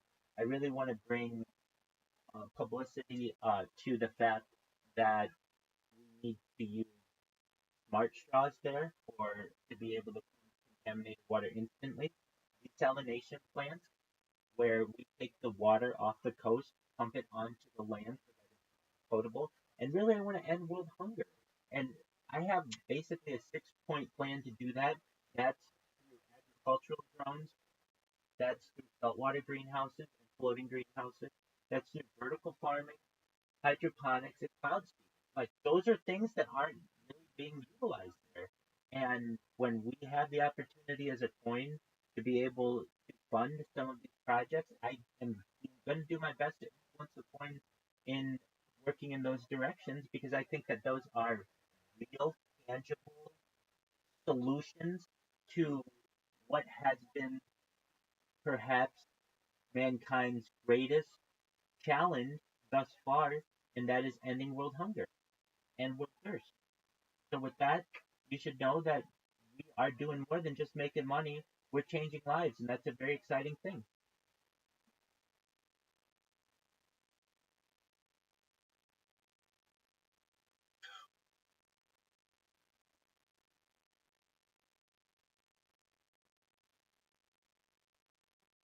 All right, with that, is anybody in here in the fantasy football, Harry Potter Obama Sonic 10 Enu Fantasy Football League? No. No, if you're not, okay. So then no one here would be interested in talking about my 11 out of 12 ranking. Everybody, but that's fine. Honestly, you all. Oh, we're doing even worse now. But don't worry, I'm a second half man and a second half team, and I'm gonna tell you what we're gonna do well. And if we don't, whatever. But here's the interesting thing: we all have like a buy-in of. I think I can say this public. There's like $50 in, and then that was turned into Harry Potter Obama Sonic 10 Enu like immediately. Yo-yo did it, and this was like weeks. This is like when the start of the football season, so more than a month ago. And so that pot has now like quadrupled basically in the amount of time that it's been. I mean, so hopefully at the end of the season, whatever person wins has a really nice payday. When they put in like $50, but they might end up winning thousands of dollars, which is a really exciting premise. So, and with saying that, you should know that just from a societal aspect, that we do the things that we do when it comes to supporting each other in social media, especially on Twitter. Our community is very strong on Twitter, and then also supporting each other from a Telegram standpoint and the other projects that we do. I know that like if I ever ask anybody come to the Discord, aside from Benny or a few other people, they, people come, people do whatever I ask them to do it, and just like I'm willing to help them with whatever they're doing. Generally, they've always been willing to help me with whatever I've needed, and uh, that shows that the core of this community is really strong. And then when you do other things, like I mean, I ran a March Madness. We did a March Madness pool this year, and we did fantasy football last year and this year. I mean, those are things that are exciting because they show that there are a lot of social, positive social events going on. It shows that this coin is alive and thriving. I mean, when I'm in here and I want to talk shit to somebody because I know that they're in the fantasy football league, that shows that I really like the people here. That shows that I enjoy the camaraderie that we have. And with some of the other coins that I've seen, it's not like that at all. It's very much like, okay, let's do our best to get out the coin and make money on it. There's nothing wrong with making money, but if you want to make money long term, if you can create a community alongside making money, you're going to have an opportunity at generational wealth. And that's a really exciting opportunity. So if you haven't heard or you're just joining us, buy Harry Potter Obama Sonic 10. Look, I can tell you this. Let me just be honest with you. As I always do my best to do, but just saying that I am gonna go viral, I think, pretty soon. These motherfuckers are yelling at me in the iShow Speed YouTube thing and Discord, and he's a big streamer, and there are people coming here all the time because of that. I have people find out about me in the Aiden Ross stream all the time. I'm telling you what, for as much as my fucking kickbots do a lot, that here's a perfect example. I can go on any streamer's kick stream and just say I'm Rabbi, and they know exactly who I am, and they know everything about me. I don't have to go to them and be like, oh, blah, blah, blah, blah, blah. Maybe they don't know all the intricacies, but they know that I'm a streamer, and they know that I stream and spam a lot. So I basically, what I think we term the phrase, overcome the point of recognition with many of these influencers. So the fact is, like, it's actually difficult for me to keep track of all of them because there are hundreds of them, but they all know who I am because literally for the last 6 months, every single day, they have been botted. But unlike any kind of bot attack, I would say in global history, no one has ever had 6 months of basically un defended botting on a website. Yeah, they defend themselves, but my bots are very smart and they're just able to get around the protection. And to the point where, what, I'll tell you this, I was in somebody's Discord 2 nights ago, and I just randomly went in, and they stopped everything that they were doing. They told everybody that a celebrity had entered, that one of Kick's most famous people is there, and they gave me 20 minutes to talk about whatever I wanted, which is just like, how can you beat that? I don't have to go in and elbow my way to the top anymore and be like, hey, let me tell you about my friend. They know they want to talk to me. And that's a really exciting opportunity. And you should know this, like, I'm feeling it. We've got a lot of energy going in the Discords that I'm in the Kicks that I'm in. And that's translating into people on YouTube. I mean, I get people who are typing to me on YouTube. Maybe not in English, but at least it's something. So buy Harry Potter Obama Sonic 10 Inu, not just because it's at 31 cents right now, but it has something that other coins don't have, which is someone who's very confident that it could be next week, it could be next month, but it could be next year, but I don't think it'll be any longer than that, that we're going to explode. Everybody's going to know what Harry Potter Obama Sonic 10 Inu is, and when we're going to laugh at this conversation, being like, yeah, but remember when you gave us a halftime speech and the coin is at 31 cents and now it's at $31,000, and we're going to say, yeah, and then we'll remember that speech, and then it'll be $310,000, and then it'll be $3.1 million each coin, and then it'll be $31 million each coin, and $310 million in each coin, and then $3.1 billion of each coin, and for each coin, and then $31 billion for each coin, and then $310 million for each coin. Notice I haven't stopped because I'm serious about these numbers. Then we're going to get to $3.1 trillion for each coin. Now, if you're like, well, how is that going to happen economically? You have to understand that the fiat system is just a clown world. If you know that the buying power of the dollar is less than 1/100th that it was when the Federal Reserve was founded December 22nd, 1913, and you would know that we're basically playing with monopoly money, and that anything can be money if it has the backing of the taxes behind it. And what you can also know is that our coin is going to have the opportunity to get to the $3.1 trillion for each coin, perhaps, when you get into inflation. Why do I say this? If you know, when I say, hey, if you've ever heard me say, hey, share to be a trillionaire, I say that, and I mean it because I want to make you a trillionaire of what a dollar was when I was born. I want it to be you to have a trillion of those. But I know what inflation's going to do. And so I know that $1 trillion may not be what we think it is. We keep this in mind. If you look at a country like Zimbabwe that went through extreme hyperinflation during the around 2008, there were people who were trillionaires there, but their currency was worth nothing. So keep in mind when you get into economics, and you get into long-term forecasting, and you get into hyperinflation, the term trillionaire isn't as great as it always may seem. Keep that in mind. I mean, it sounds great now, absolutely, but just know that all of this is not backed by anything. In the end, it's all what we give it as people.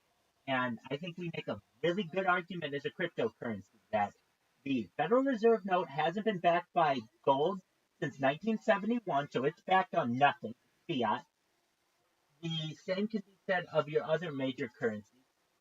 This one is a cryptocurrency which everyone rips on cryptocurrencies because they're not backed by anything. But we can say, actually, if you take into account data being very, very valuable, and our coin having been essentially live streamed since its inception, our coin is different than all of them. Our coin is backed by something. It's backed by data. You could actually tie the value of this coin with the value of the data is that has been archived in this project, and basically build a true economy on it. I'm not saying that's how it will be done, but just know that we could do that. When normally, if I were to say any other coin, Doge, SPX, anything, they're not backed by anything. They aren't worth anything. But ours is what the thing that makes it different is the fact that it's backed by data. And I don't think any of us, not even I, recognize the power of data. But what I do, I love vintage electronics. I love vintage video. I love historical archives and things. And I can tell you that that footage is valuable to us today, just as this footage evaluated as it has previously in the Federal Reserve note, the United States dollar, or even the old version of Bitcoin. It will be this coin. And if anybody ever fights us on this coin, we will just say, does your coin have its entire history on video? And they're going to say no, because that's absolutely preposterous. Who would do that? I mean, that's just not how people operate. But just because of the fortune of how our lives align, that I did this project and our cryptocurrency started around the same time, it gives our value, the value of our coin, far, far more value than we know. And it's just holders that are hearing me say this. It isn't like random people. This isn't like a large audience. But the second we have a large audience, that I'm able to say, oh, yeah, did you know that we're part of this cryptocurrency now 31x? Earlier today, I was saying 22x. Now it's 31x or even more than that. I just say 31x because it's easy for me to calculate and I don't have to go into the pennies and stuff. Uh, that's very exciting. And then everybody's like, what is this? And the second that happens, you're going to see a huge spike. We're going to just explode and be ready for it. So go for it.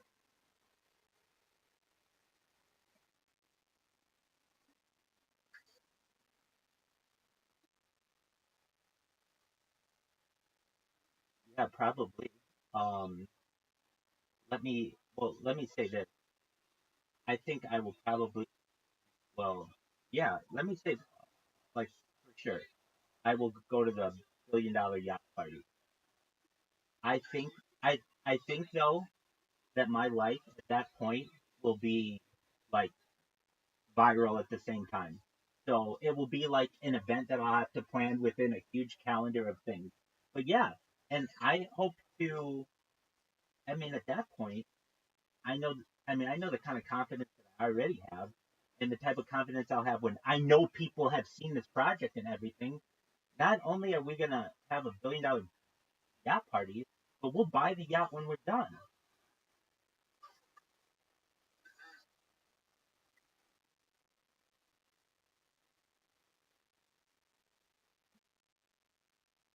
Absolutely. Absolutely. Yes. I'm all about that. And in fact, let's just go big. Whatever yacht we choose, we're going to have to tell the makers of it that we want a baker's dozen of them. We're just going to give them out just for fun. Because at that point, it's going to be goofy money. And that's really exciting. I've seen this gift. It's really interesting to me. You see millionaires' yachts next to each other, and they're beautiful. But then you see a billionaire yacht, and it's 10, 15, 30 times bigger. And that's the kind of yacht that we're going to be on. And yeah, so I'm excited for that, certainly. So let's see here. When we're at 30, well, I mean, that's not that far from now. But I really think that one thing will happen either. I mean, I would go viral from that alone. Just, hey, Rabbi's going to come to a yacht party and he's going to live stream on it and he's already got all this data. So it's kind of like, James, um, yeah, to answer your question, absolutely, I'm there. But I'm almost like thinking that there's something to this. That if we hit $1, I'm going to that party and that will be a viral event for me. And I'll go viral from that. And if I go viral, then we'll hit $1 and I'll go to the yacht party anyway. Basically, like, if we hit that dollar, then the yacht party, or my attendance at the yacht party, will, I think, allow me to go viral and allow me to network with a lot of people, do a lot of things, and would probably be one of the more viral things that any cryptocurrency's ever done. So, in answer to your question, yeah, let's pump this coin to get it to $1 so that I go viral.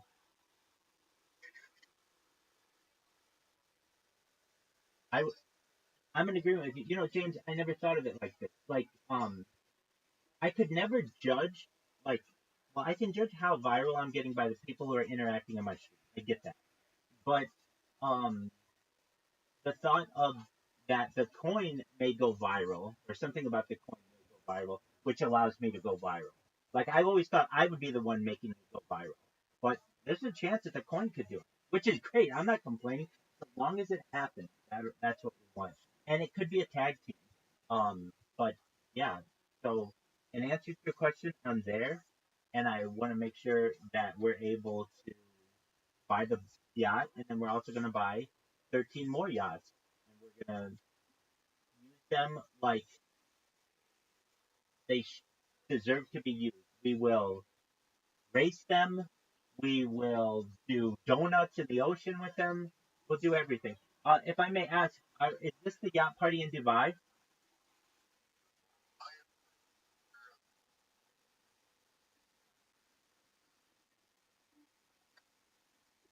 Yeah, no. I mean, where else are we going to do it?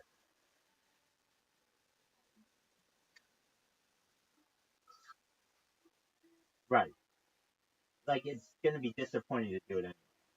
So yeah, I'm there, and that's not that far away. That's like that literally could be like 2 weeks from now. So that's exciting. Excellent. Well, you guys should know that you are, I think, at the core of a really exciting part of history. And if I haven't told you before, I don't think you're gonna die. I say this, and people initially are like, "What do you mean?" And I explain to them that with cryptocurrency, you will be able to perhaps afford some luxuries in the future that you weren't previously able to afford. Like what? You'll be able to use life extension technology to be able to perhaps prolong your life more than age 80, more than age 100, more than age 120, using technology like ambrosia therapy, which uses the blood of younger people for the benefit of older, using technology like human growth hormone and stem cells, using nootropics and cold shock therapy, all kinds of things that normally you wouldn't have been able to afford, but now you easily can be able to afford them. And then we start getting into the world of mind uploading technology. After you live for 120 years, or 150 years, or 200 years, or 500 years, you're essentially eventually going to have your body break down on you.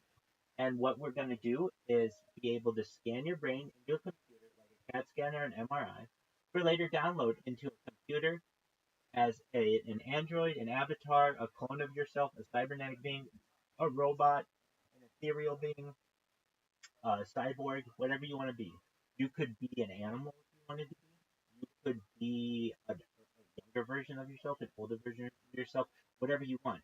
And while this may have seemed like a far-fetched story, that I would be telling you. I'm telling you with as much certainty that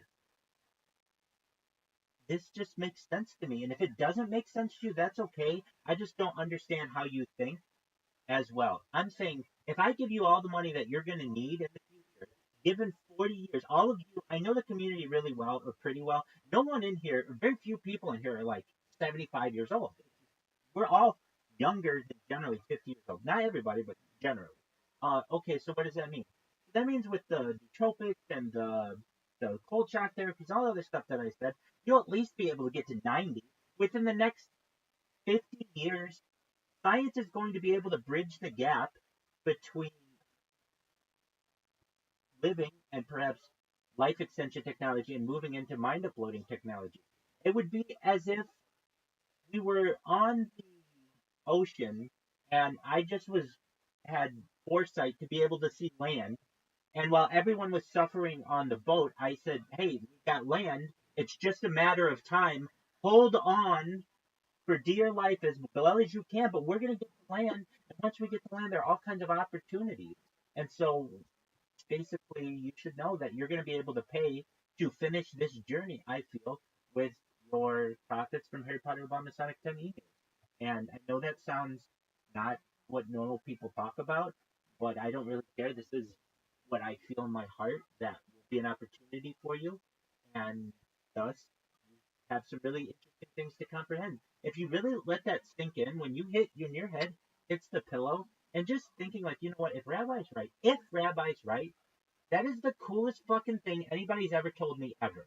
If he's right, that there's a way to escape that, because no one's been able to do it. If I'm right. Now, if I'm wrong, okay, then I was wrong. Then I was a person on the internet who was wrong.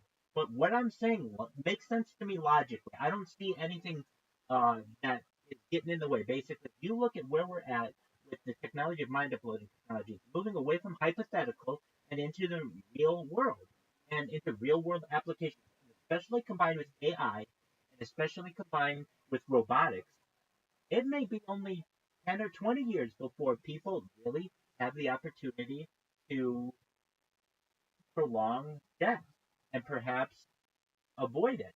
And there's another important project I want to take on, as many of these that we've discussed. But one is very important to me. It's known, I've termed it, the Revivification of the Dead Project. What is that? You ever hear of these motherfuckers who got frozen like in the 80s and 90s, like, but nobody knows what to do with those bodies?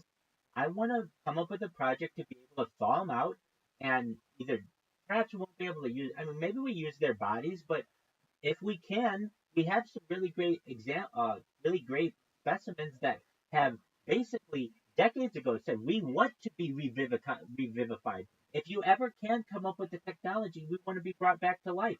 We have them. They're frozen cryogenically, and I've never heard anyone in society openly say, "I want to bring those people back. Let's do it. Let's get the science together." But and one other element of that revivification technology, let's say you weren't fortunate enough to have somebody who you loved who was wealthy enough to be able to take advantage of that technology. They just died like a normal person. How? Um, they, they got hit by a car. And maybe it was a friend, maybe it was a loved one, whoever it was. I want you to know that there's a type of technology in the future to be able to get them back. What do I mean? Essentially what we can do is, there are actually multiple ways to do it, but I think the easiest way is if you had anything with their DNA on it, we can use that DNA to essentially clone them. Now we can artificially age their clone to be whatever age they were when they died, if that's how you wanted it to be. Or maybe if they were a baby and that's like maybe you were a parent and you lost your child at birth and they're gone. And you didn't ever think you'd be able to get them back. But actually there might be a way. If we could take that baby's DNA, and if we didn't have the exact DNA, we could perhaps use it to be able to replicate it. And took that baby and put it into a test tube and were able to bring that baby home just like a normal baby. And they would have never known unless you told them that you actually died and you were a stillborn baby and we had a burial for you and all the other sad things that happened with that. But because of technology, we're actually able to bring you back to life. And that just doesn't have to be with newborn babies. It can be with old people. It can be with young people, people who died in accidents, people who died from cancer, whatever you want it to be. If you're like, well, Rabbi, I don't have something that I own. How do I get their DNA? Well, with all of the ancestry projects that have been done over the course of the last 30 years, we have a lot of this data already, and we can replicate it through AI to make someone 99.999% of what they would have been, and you would never ever know the difference. And I could just tell you that most people are going to say, it's close enough that if I'm not going to be able to tell the difference, that's fine. I want to be able to spend time with a lost loved one, a child, a parent, or whatever it is. Why? Because I can give them the gift of digital immortality, perhaps, that I have, because I was fortunate enough to invest in a cryptocurrency during the pandemic, essentially, and that's what this is.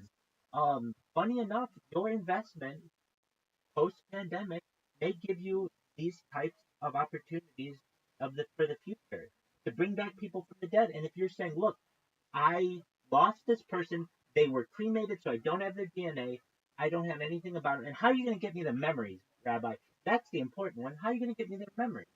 Well, there's a way there are lots of ways. One of the ways that it can be done is through photographs. So basically, right now, you're just seeing me two-dimensional.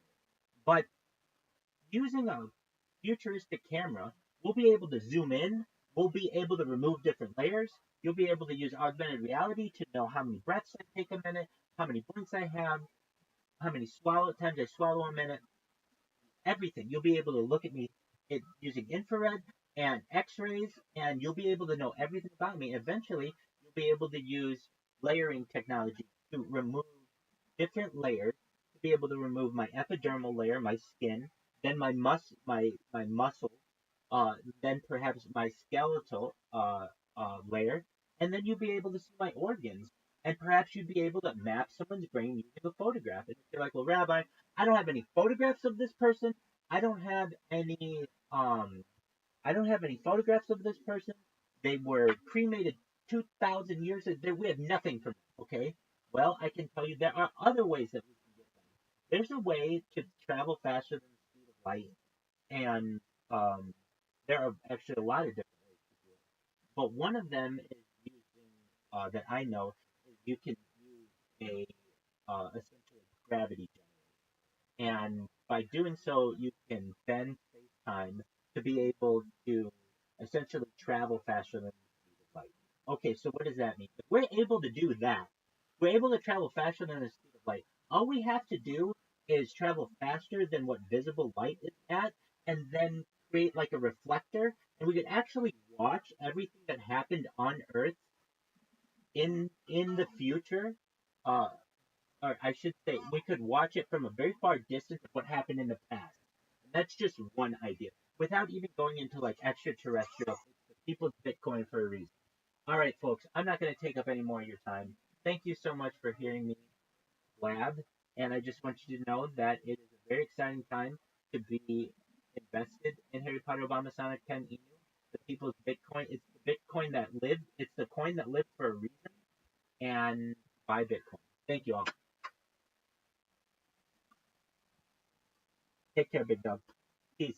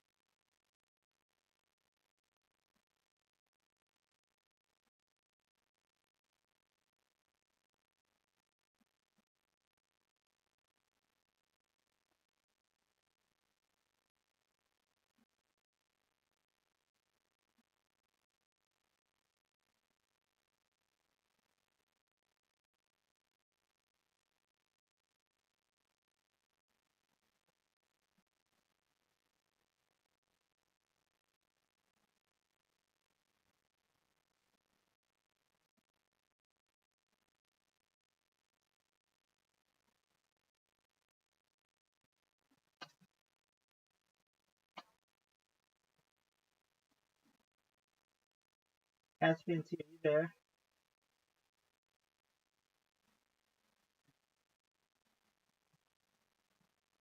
Caspian Sea.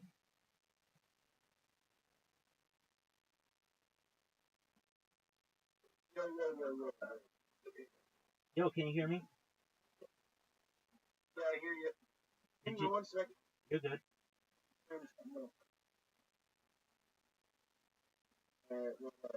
Did you like my halftime motivational speech? I like it. If you didn't hear it, I understand. But sometimes the troops need to get rallied. And, 31 cents, dude. Dude, the fucking market cap has fucking doubled. I mean, I know people, like, you have to understand, people come in here all the time, and they just talk about this thing to me, like, what do you think it's going to do? And I know it had, like, a market cap of $120 million. And everybody was really happy about that. And then, now it's got, then it went down to, like, 70 million. Now it's at 300 million. It's just really exciting.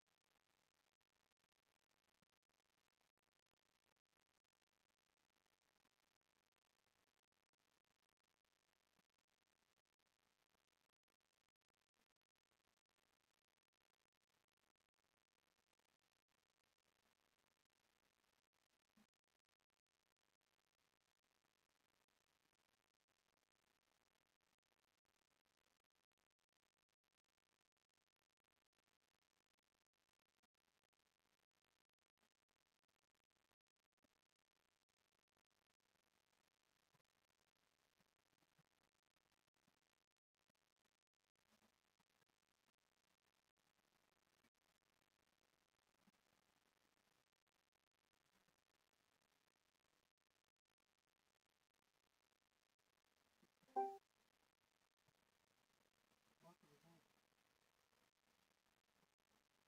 up, Stu?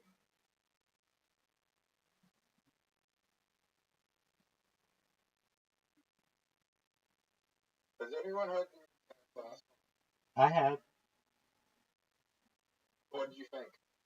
Well, I'd never heard anything by him, but I actually kind of like it. I think it's catchy. I mean, I don't know. Was it worse? People are making it worse on the. Well, he just has people do that to give him free advertising.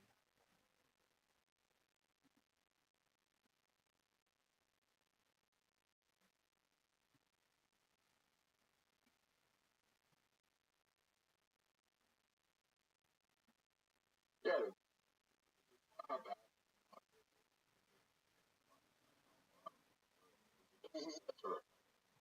Exactly. Massive.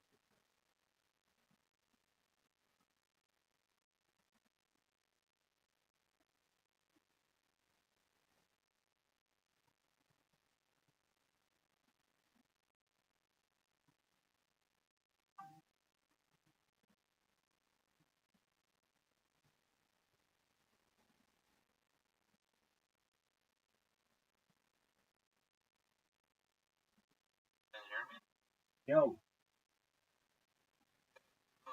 what's doing? How about you?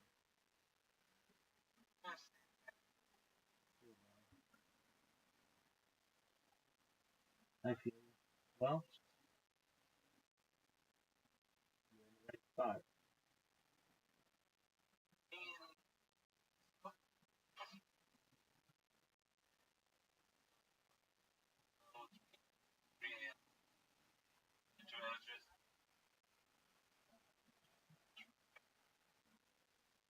Dog. Well, I'm glad you did.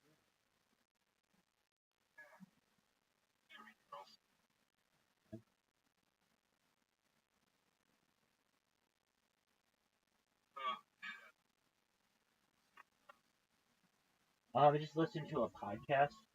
Just chilling in here. Yep, yep. You got a big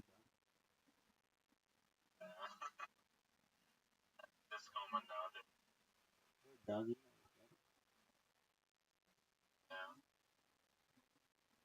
Excellent. Well, that's absolutely right. How about you?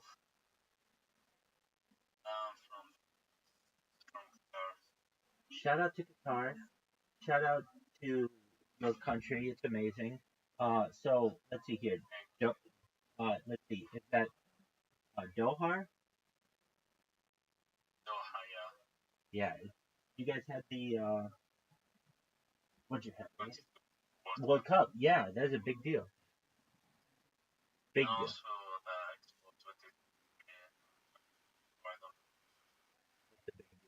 Very cool. Well, I stream my life 24/7 for world peace. I don't want war anymore, and so I'm just chilling in here, live on YouTube. So, yep, just enjoying life.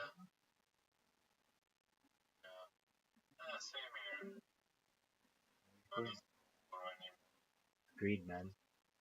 Agreed. Well, yeah. Well,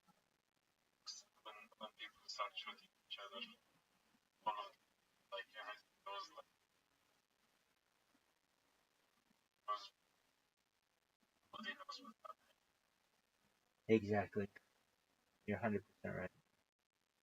Well, with that, I'm gonna probably adjust some things at my house, and one of them is I have to start on the phone. It keeps asking me to, so I'm gonna bounce. But I want you to know that I hope our paths cross in the future. Shout out to you. Shout out to the car. And I'm gonna shoot you a friend request. Feel free to accept it if you want. Okay. Excellent. Take care, my man.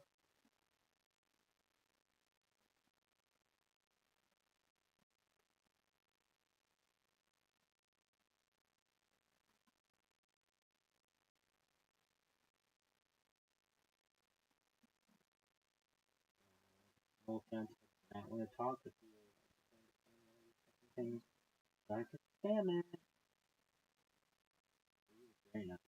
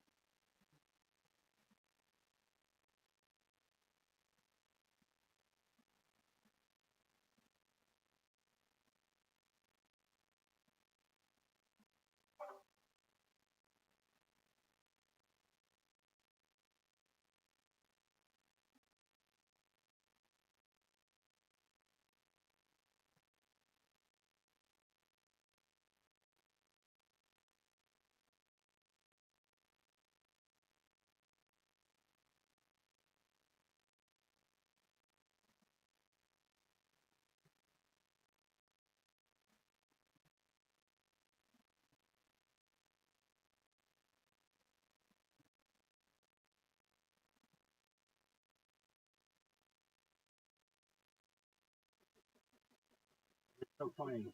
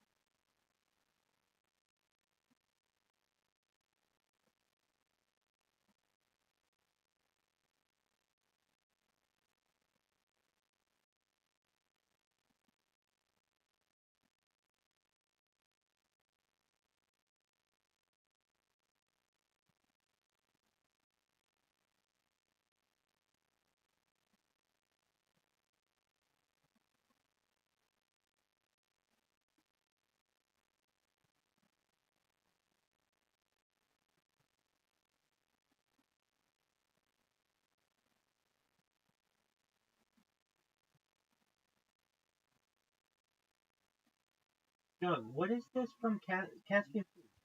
What is this from Ryan? Ian? He says, Rabbi, What is it? I may interrogate someone on voice chat today in your favor. If he jumps on and yeah, that's not gonna happen. That's not what this is for. No. I'm not. I know. The person who came in yesterday has done some really creepy shit. The one guy, Juan Carlos. So he's like, Rabbi's a cool place, and I was just like, safe place. Wait, why has Juan Carlos done that? He said he made some videos where he said some things about 15-year-old girls. Ian wants to make sure, and no, I'm watching it too. I just found out. So yeah, he's not supposed to ask the guy a question. I'm not. No, I want nothing. I want nothing to do with this. I want. Do you hear me, Caspian? I want nothing to do with this. Yep.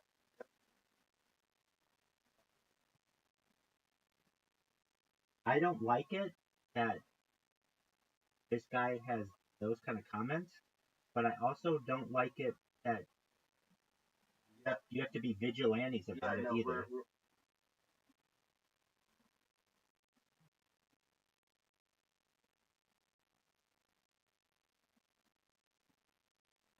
More time we're breaking. Sure, I understand. You're good. You're good. I don't think it's your role to be a vigilante either. If this person did something illegal, then report them to the police. If they haven't, then let them live their life. I understand.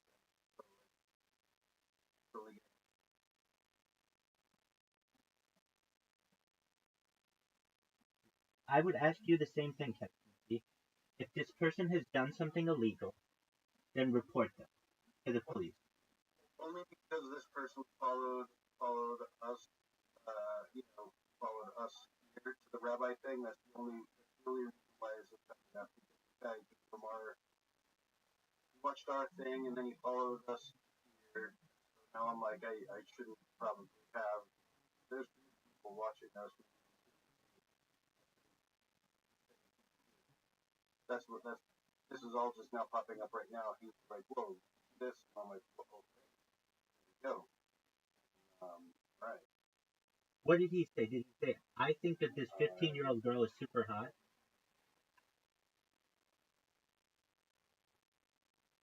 Yeah, here, let me send you. I don't want it. I don't want it. Tell me what he did.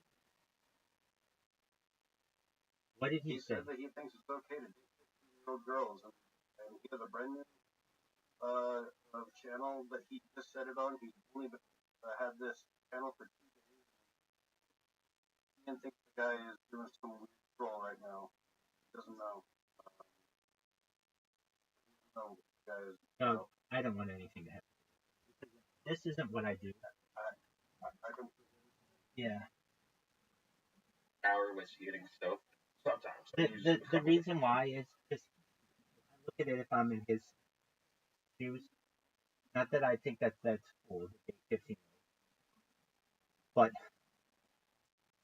so much can be taken on the internet as absolute truth when you can make jokes, that people can impersonate people, that people can perhaps use satire. I'm not saying that's what this is, but I don't think it's your job or anybody else's job to enforce the internet. If that's what this person wants to say, that's fine. I can ask him about it, and I would, knowing that. Hey, Juan Carlos, what is this about? You have a 15-year-old chick? Is that true? And if he says yes, then I'm going to say, I want you to know that that is not something I want to associate myself with, and because of that, I don't want you here anymore. And I can have that conversation with him straight on, straight to the point. Yeah.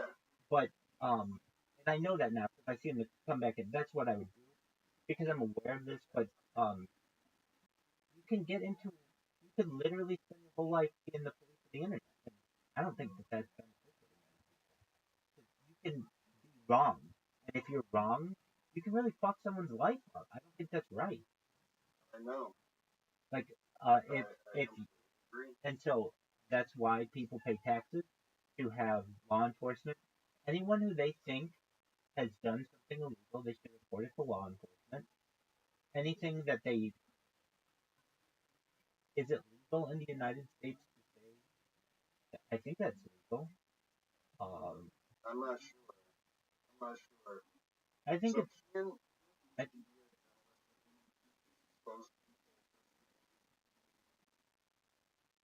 like that, and so he thinks someone is trolling him, and he's trying to get away from that. And now that he's following, so I'm just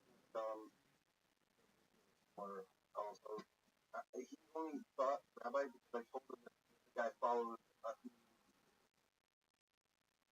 and I'm trying to like weed out what is? anyone I who don't might. understand this. This is what doesn't make sense. Why don't you? Why doesn't Ian just let this guy live his life?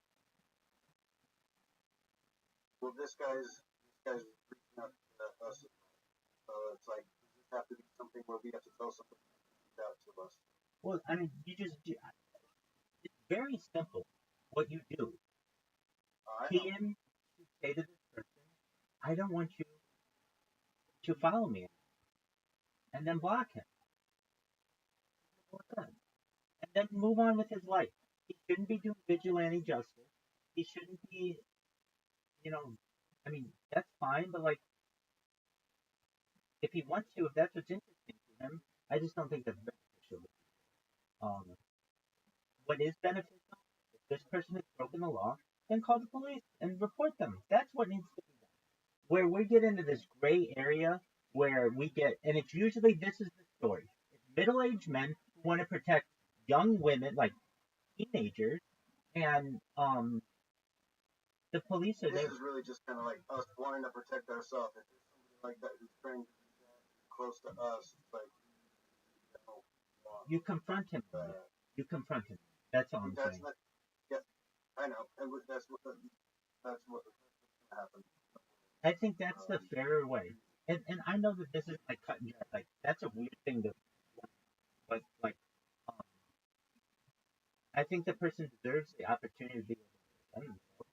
And you're able to make a decision on who you want to associate. So if he came in here right now, Absolutely. this is how the conversation would go down.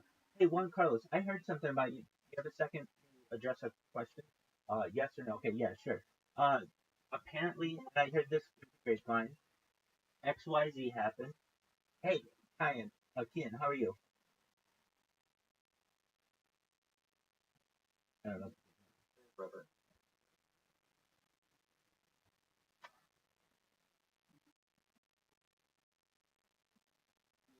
We don't.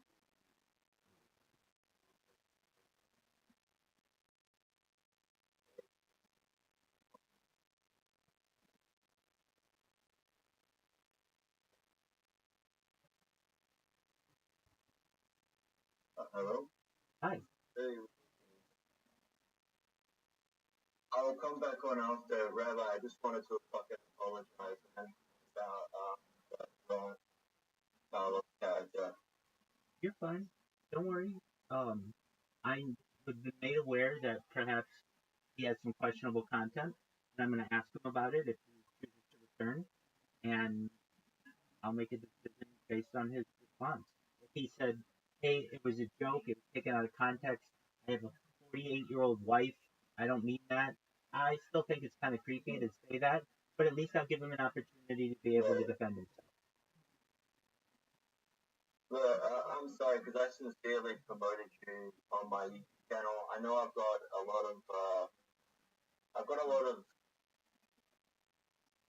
people trying to write me about borderline followers and shit like that, but most of them I've managed to stop going on about stuff like that. They're usually smart people just trying to work shit out. Yeah, I understand. This guy is something else. Well, I have no idea what the fuck it is. I can tell you he was in here. I saw the video. I can say he was in here for a long time yesterday, or longer than normal, and he didn't say anything, so I can't tell you one way or another. I can tell you this, I get a lot of different people in here, and unless someone does something in here that I feel is inexcusable, or I'm made aware of somebody did something, I don't want to be associated with that, then just stay out of it. Let this person live his life. Don't follow him, block him, move on. don't talk about it. We can talk about anything you want, but I don't want to talk about this person. They're negative. Yeah. I just wanted to apologize. You're fine. No apologies needed. No apologies needed. I don't know how he already found names on fucking Discord because I didn't. Yeah, this is like the worst person that possibly could have from my end turned out most likely. So, well, I'm the one who put out the Discord invite. It's my fault. I put it in. Because I thought that it was a good place to. It's a positive place here. It absolutely is. Look, I understand. I understand what you're saying. I haven't seen this person's video, but I think that a rational individual can pretty easily make an argument that 15-year-old people are mature enough physically to reproduce, and at least in other countries, the age of consent is 15. Now, I don't agree.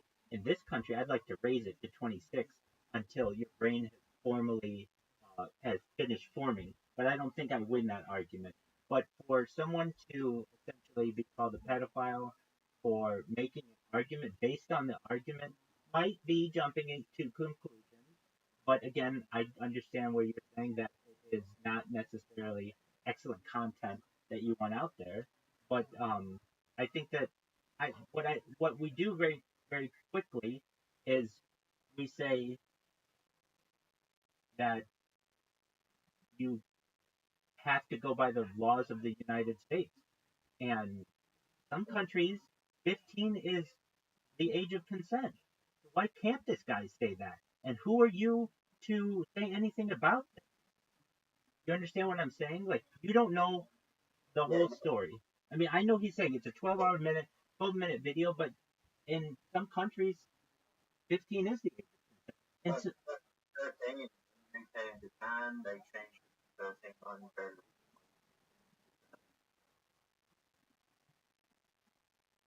okay, I mean, I'm not the police. If you have an issue with this person, then call the police on them.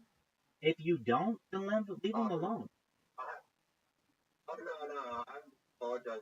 I didn't even No need to apologize. It's just I think that that's good advice in the future. If they're not doing anything illegal, then let them be. They're gonna ostracize whatever people they want to ostracize with their content. They don't need assistance with that by someone, like being like, well, you said this on this date. Okay, if you want to, I mean, I know that's not what you want to do, but you're not gonna be very productive that way. And I don't know if that's the best kind of content that you want. I know enough now that if that person came in, I know what to ask them, and based on that, I can make a determination. But like, I want to play the counter to this, almost in a friendly manner. Let's just look it up. Instead of me saying, well, blah, blah, blah, let me just look up the fucking global map of age of consent. Global map, age of consent. And you should know in my heart, I love arguing and I love taking a really tough position, which is this position.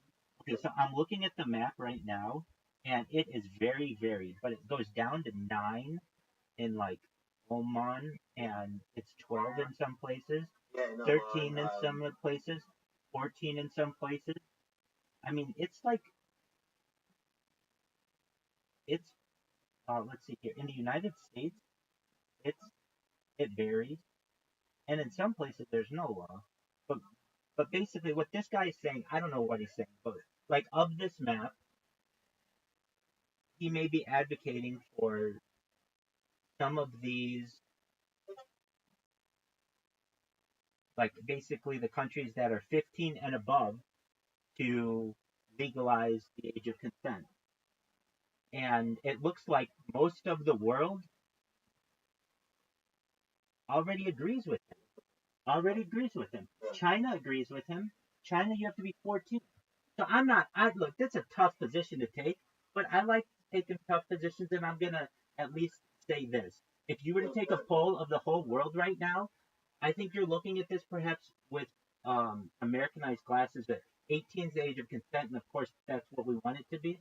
But if you look at it globally, most people, it's 14 or younger. Now, is that what I want it to be? No, I honestly want it to be 26. I think that you shouldn't be able to. Oh, You shouldn't be. oh, sorry, man. Yeah, I'm gonna block this fucking guy. Um,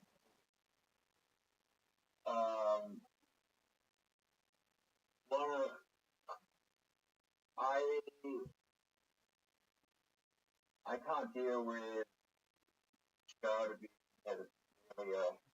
It fucked me up, and I've had to go into it before. Dude, I don't want that. I don't want that. I don't want to talk about it. So we're gonna end this conversation. You've said what you wanted to say, which was an apology, and I'm telling you, it's not even necessary. But I don't want this person in my life. I don't even like these types of conversations because unlike you, I don't want children hurt. But I'm not the internet police. And this guy's a pedophile. He's a pedophile targeting my audience that I have young women.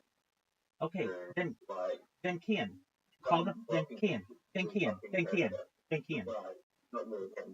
Listen, I'm gonna tell you this right now. I don't want to talk about this guy. If you have an issue with him, call the police. We won't talk about it. We won't talk about it. You're okay. Yeah, sorry, Rabbi. You're okay. Thank you. Are you gonna take a shower? Yeah. No, I'm sorry. Oh, it's all good. You're good. You're absolutely good. You're good. But it's like you have to understand. I get these kind of people in my life all day, every day, and I don't think about them this much. I generally just ignore them, and I think that's the best thing to do. Yeah, he's gone. Perfect. What else is going on in your life that's good, Kian? I've got a shower. But I will come back on camera and stuff when I have. Please do.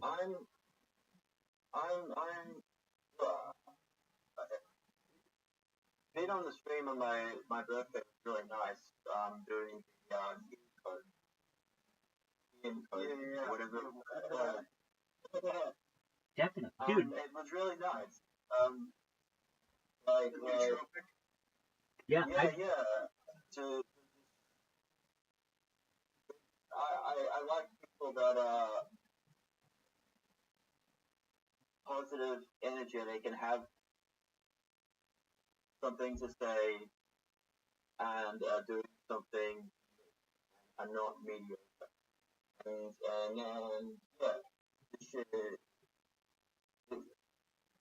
that's.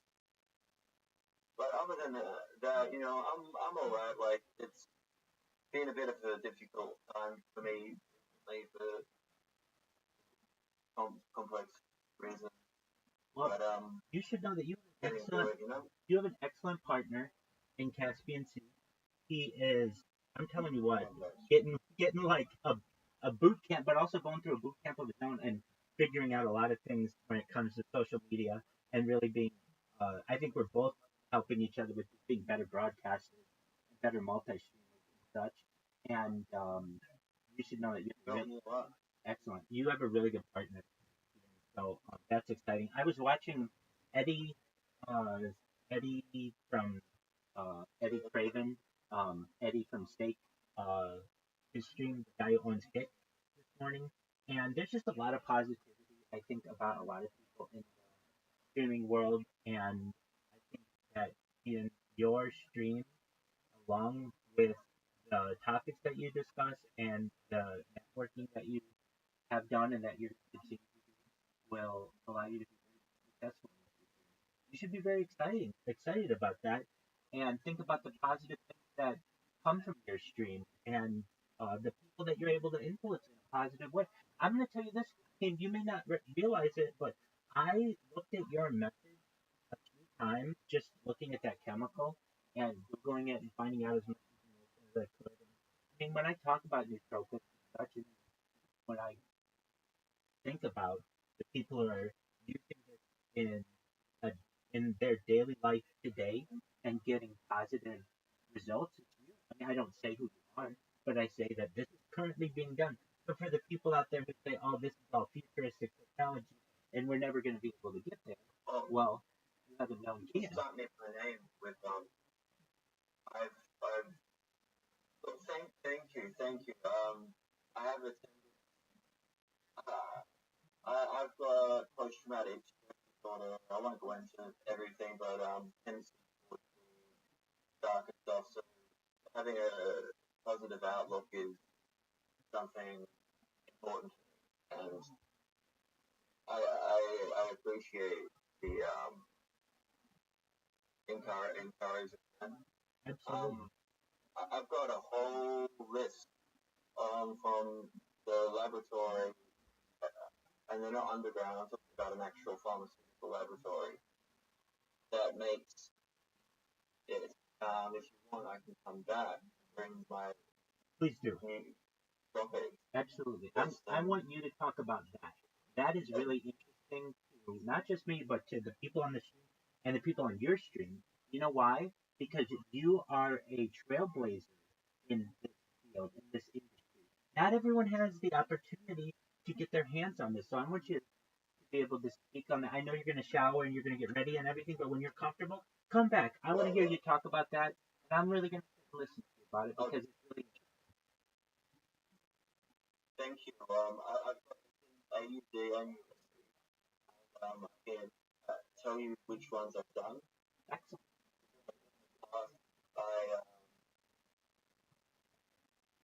I have a of money and flexibility. Then I got to, I was a consultant by steroids, but then they started my idea of steroids was mine. Yeah, that's a great way to put it. And so, yeah, and love it. It's I can, most of them are numerical names, you know, and numbers, but some of them are used by Russian cosmonauts, all kinds of stuff. Like it's, and I've done almost all of the ones that are for also extended periods of time to test as they've been mostly military and other contexts. And when I was up and come back, I'll show you the list and focus in on the job, and I can tell you their effects. Excellent. Based on it was slightly different. A lot of these utilized by as an alternative or along with like extreme Rognafil and stuff like that in military context.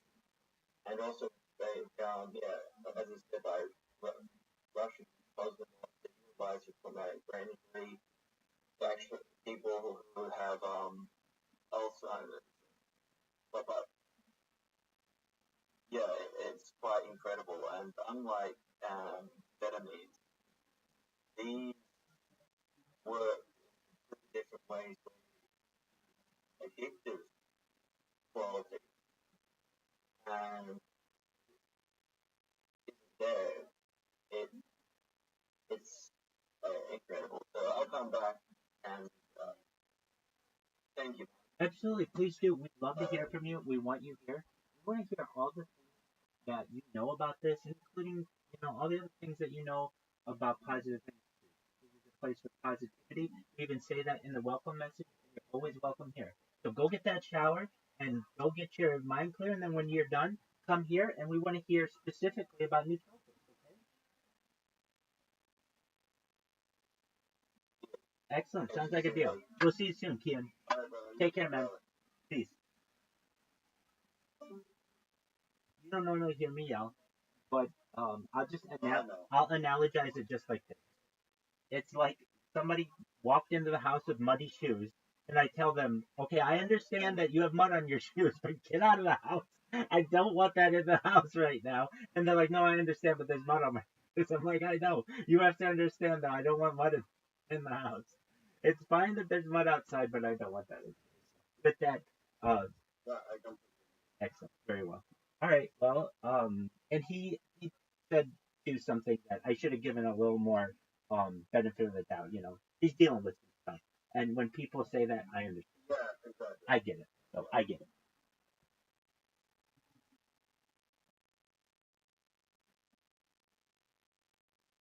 Oh, I've never gotten it like that. That's great. That sounds awesome. I would check ask if she out. Are you crazy? Yeah, no shit. Are you out your fucking mind? Right? I would never allow that. This is many years ago when I had a terrible judgment when all I cared about was when they're hot. Like if she was hot and I figured I'd get her, like wow, you know, like when I was like 22. I was like, I don't have no idea where this one. This is one I would probably like to see your Facebook page. Find out what the fuck. Really? I don't remember her name though. I don't remember her last name. Isn't it crazy to think that all the fucking women you've been with, like how your life intersected with their life and where they at now? There's a bunch that I'd like to go back. But the thing is, you don't because that's what you learn from. And they learn from you, and you learn from them, and they're not who they were back then, and neither are you. You were. Right. You weren't no goddamn picnic either. I was no picnic when I was 22. I was fucking crazy. I was completely. That's when you were like knocking people out. I was still fighting. Yeah, I was still knocking. I think everyone is getting the same when they're 22. I mean, every person. If you look at I was 22, dumb. every single one of these are fucking insane. Sure, a lot of people are dumb and crazy. They haven't got a handle on themselves yet, but I was exceptional because I was still fighting. I was still competing. I was kickboxing. I was doing taekwondo tournaments. At that time, I did not know what the fuck I was doing with my life, and it was all spent just trying to figure out. It was all martial arts competition had been my whole past, and I was trying to figure out what the fuck I was going to do with my future, and then I started getting into comedy, and that's when I met this crazy bitch. Nice. Nice.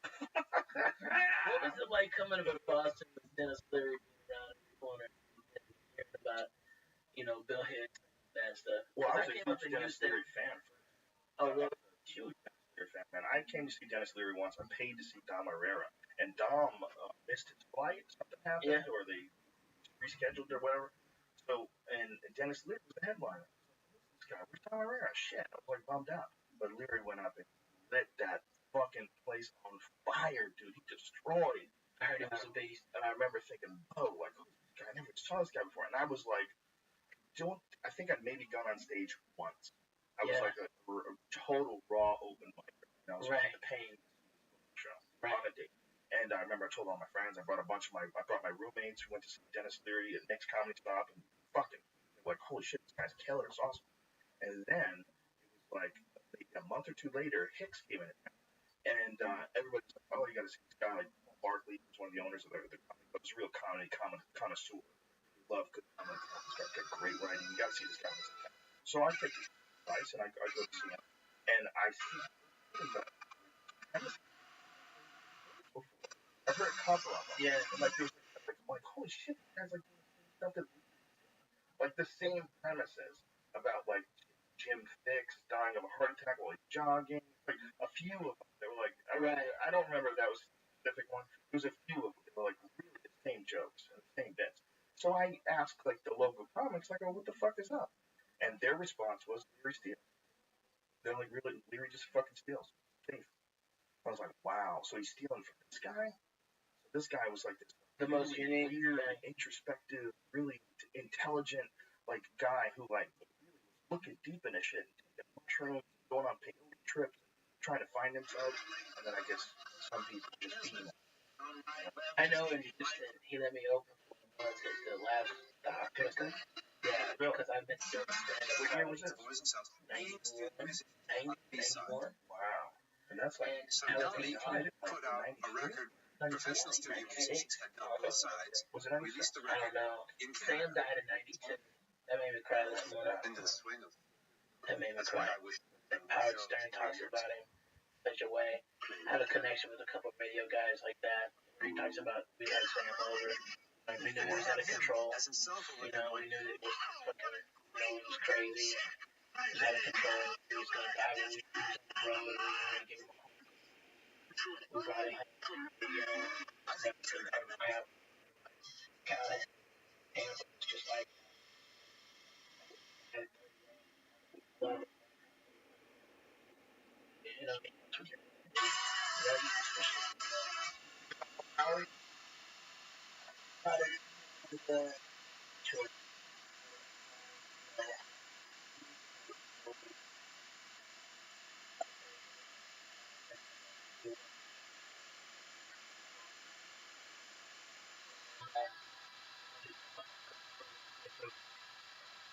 painkillers, and if I take the painkillers, I don't want to move. You know what I mean? So it's a weird place, you know. I look up people out of it. I like it. Bro, wait a minute. You were in a car accident and you have 42 broken bones? Yeah. When was that? 16. Holy shit. Yeah. I was in the hospital for 4 days, and then after that, I was in a wheelchair for 10 months. Oh my god. Yeah, and spinal cord. I broke my two vertebrae in my neck. I fractured two vertebrae, three of my back, leaning up my vertebrae, and I let spinal problems. Right? And then they said I have a majorly dense bones, and that I was very fortunate to live through it. And, you know, everything. And then it goes through being a teenager. Then, you know, as people think you're retarded, for me, they thought I was retarded. And then they gave me a test and found out I was actually really smart. And then they put me in this beginning scholars program at the University of Arkansas. And that's when I started doing comedy. Because my group met at a church in Highway 71 in Fayetteville, Arkansas. And our study group in organic chemistry met there. And never got great ratings. I hung out. It was an open mic contest. And we went and got free pizza and a fucking picture. And a joke out there.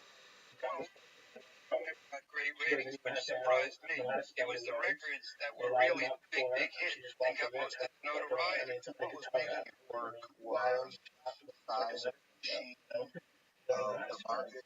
Okay, and then I said that I can't, even though I love that record, I can't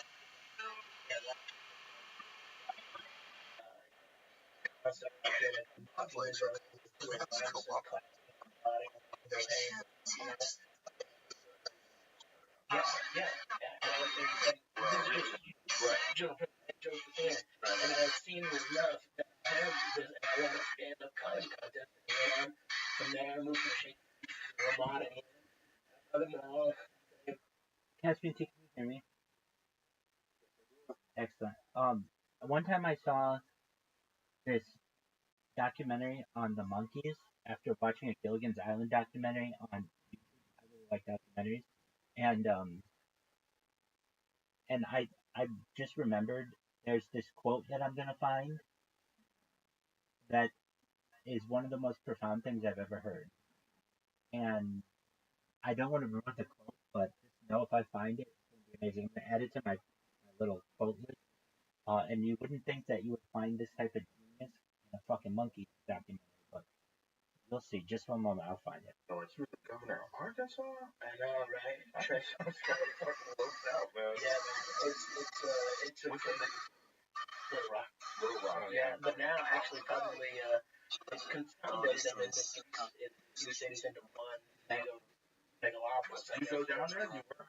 I work there. I do concerts in Little Rock. I want to do University of Arkansas. I'm a big Razorback fan, and I love going back there because my first gig I got the Sam Kennedy talent show contest. K-Hop, the local radio station, had a talent show contest. He was playing the ballroom in like '89. What makes me I remember Houston. What Houston was like. Yeah. I remember Houston. Started going. When that fucking open mic, we just stop, start at 7, go to 2, never communicated what they did. And the audience constantly came out, and you're outside smoking weed, back and forth talking shit. There was a lot of amazing. More shit ethic, town, one tax. Right. I remember like came from there and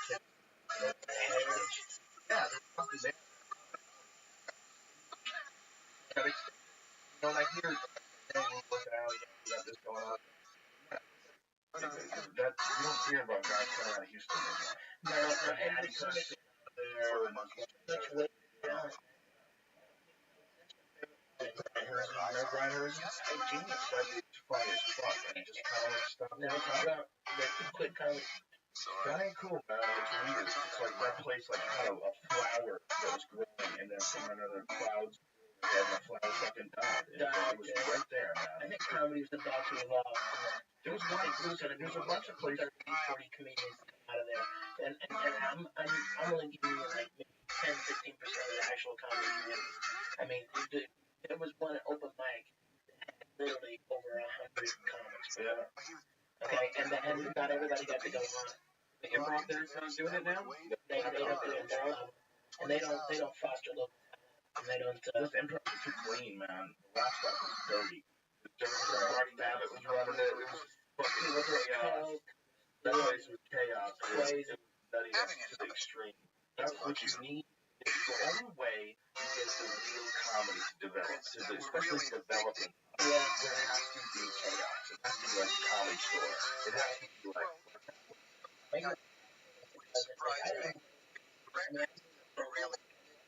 But I had to do it cleaner, and I was a product of my environment.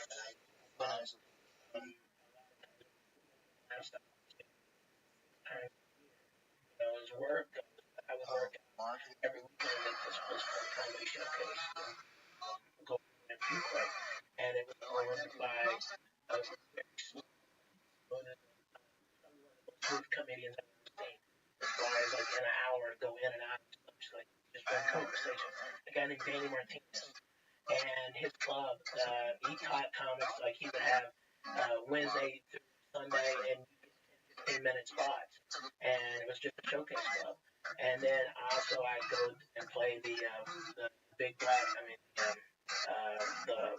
hip hop comedy style up at a hotel, Black Room, and that's where I developed all these black jokes because I was a fucking audience. That's all I had. And then I started, tried to make it on Mexican. I like to talk like that. Whoa. I think the fucking crowd I was playing for. So, Houston had a real interesting comedy back. And when that last stop closed down, it wasn't there anymore. it was important. The second last stop, but the second last stop was not the same. And before it even closed, it was Abbott West and Homeboy. Pete.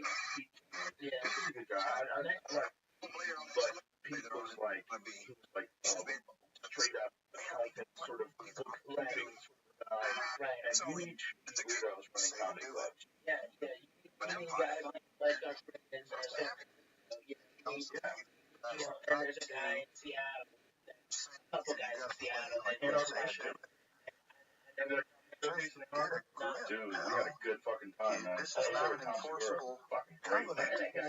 in the order to put out a record where professionals. So the easy way they thought they would get rid of me at the time was by firing. Yeah, man. Really good. He's really funny. Great guy. Really And, for the money. Great. Love it. Thanks, guys. The headquarters not to really Jones.net, 50% off the Fleshlight. There's a code name, Rogan, The New Year's Eve show, we still have the ticket link. As soon as I have it, will go up. Thank you very much for all the interest. I keep getting Twitter messages about it. Joey Diaz, Mandalay Bay Theater. It's like 1,700 people. That's why I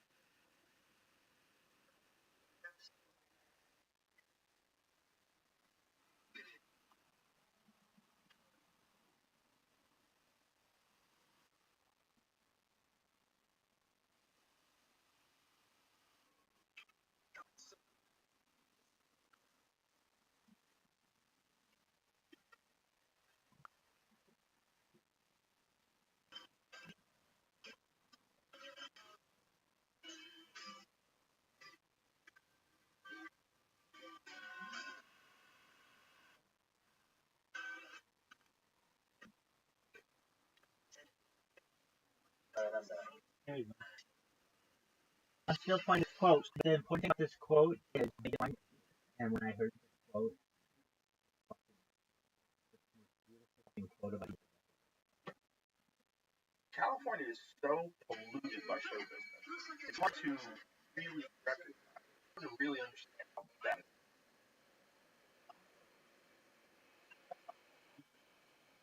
is.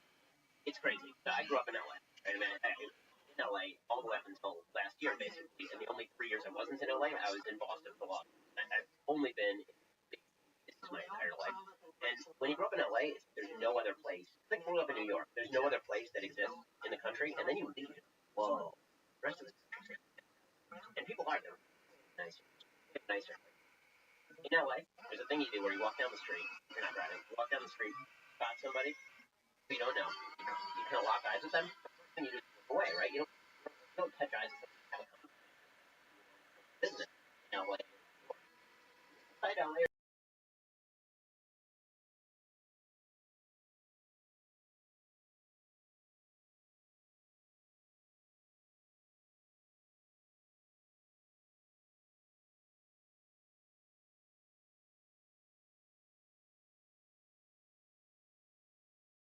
New York, walking down the street, lock eyes, like, hey, how are you?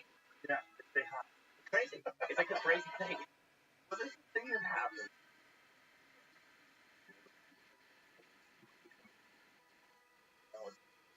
The population density of Los Angeles is that high. Not having Fast. States have a certain maybe.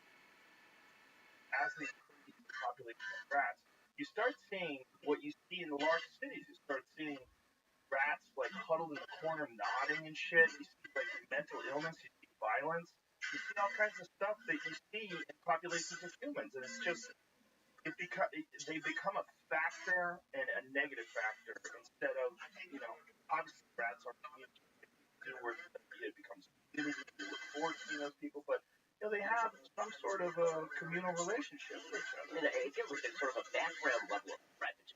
You don't know who are around you all the time. In small communities, it's not replicated that way because you actually know your neighbors, you know the people on a regular basis. But if you're walking around a big city, just the kind of lizard part of your brain has to constantly be on alert. I mean, the next person who walks down the street could be the person who stabs me in the eye. And in LA, that's actually not a wild consideration, considering lets every mentally ill drug addict out onto the streets and then said that it's right for them to stay there, right outside your house. It's crazy. For a real tinfoil hat guy in the world, look at LA.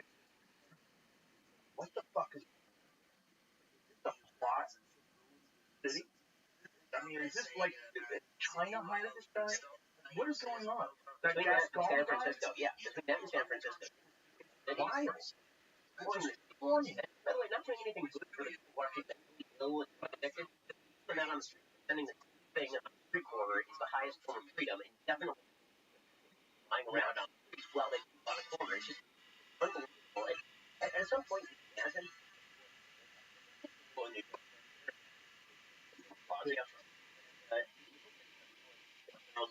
in LA, wake up. Yeah, I'm not interested. I've read this. Not trying to even. I was happy for both you guys, so whatever. Yeah. Can I tell you something? A prediction for the future? Yeah, absolutely. And I mean that in the future. Well, I think currently, if you were to poll the world, the Beatles are bigger than the Rolling Stones. In the future, the Rolling Stones will be seen as bigger than the Beatles because if you really look at how much music the Rolling Stones have in 50 fucking years together, it's just like 10 times more than the Beatles have. It's just people don't, the Beatles are huge. But you know who'll be bigger than both of them? Is the Monkees. The reason why the Monkees will be bigger, I know they didn't play their own instruments and all that other shit, but at the end of the day, visual art is going to win out, and the fact that the Monkees had a television show and there's a lot of visual art in addition to movies, it's basically their whole series is like a big musical. will be seen as very popular. So don't sleep on the monkey. That's a prediction. But exactly. People think they're monkeying around. But couldn't you see that just being like a surprise? Like they were always made fun of because they were like created for a television show, but because they actually were a television show, and if you put the total amount of video that we have of like the big bands together, that turns out to be a huge one. They had their own TV show. It could end up being very successful. And when you think about it, like that means there are opportunities to meme and clip and screenshot and GIF and all that other shit that like you just don't. The Beatles have 3 movies, or 2 movies. They don't have like a whole television show. So you watch, it'll be big. And if I'm wrong, I'm wrong. Who knows? Almost like letting a child through a temper tantrum. So when you saw people on Saks Fifth Avenue smashing windows and all that, the idea is cops were literally told to stand. Oh yeah, they all burn the cop car over, right? They're just burning every car.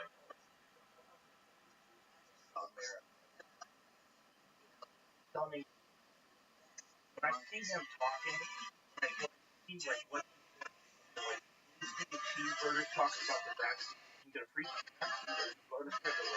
Fries are with us as well. You're eating terrible food. When he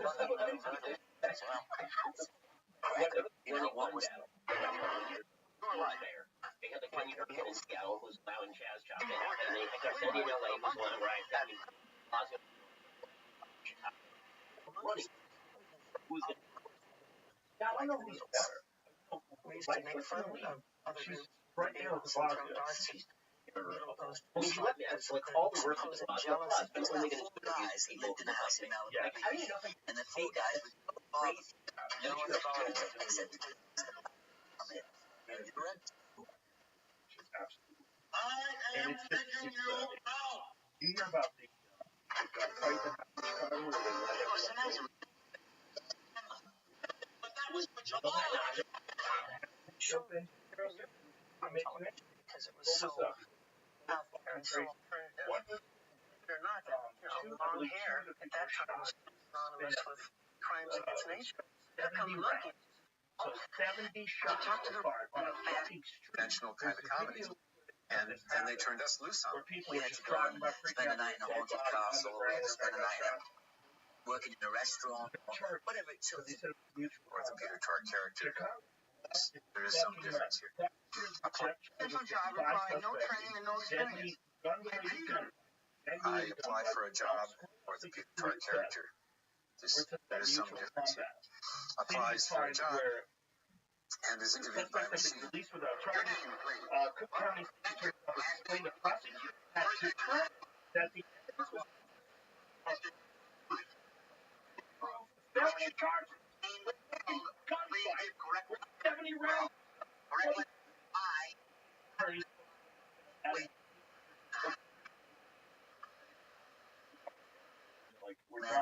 But they used the term mutual combat in one of the articles, which is usually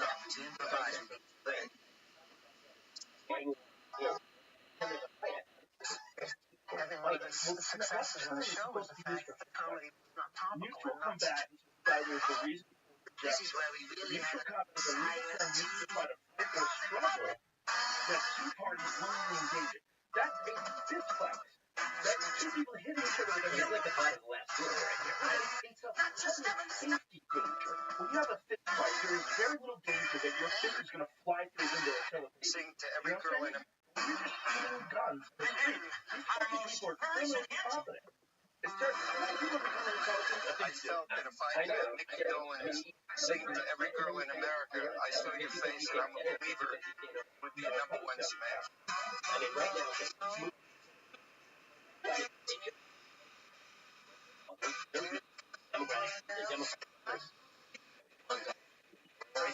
remember, the Tabs only needed to go about 40,000 votes for the last election cycle. What I remember about wipe the board. seeing unbelievable was how his They're quality looks in the way he says different. because he's changed a lot of ideas about the way this should be handled. Because so many people that came on my podcast, they were talking about criminally incompetent. The marketing, saying how critically incompetent he is. People are dying on the street. Now you look at the COVID. He has less COVID cases than most states. There's look at the overall deaths. People are talking about the deaths. But when you make it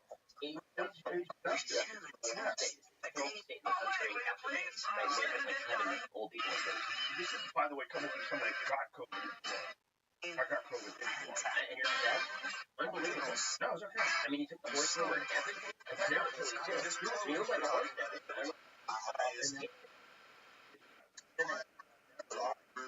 Ever. Ever. I just thought that you were into that, like,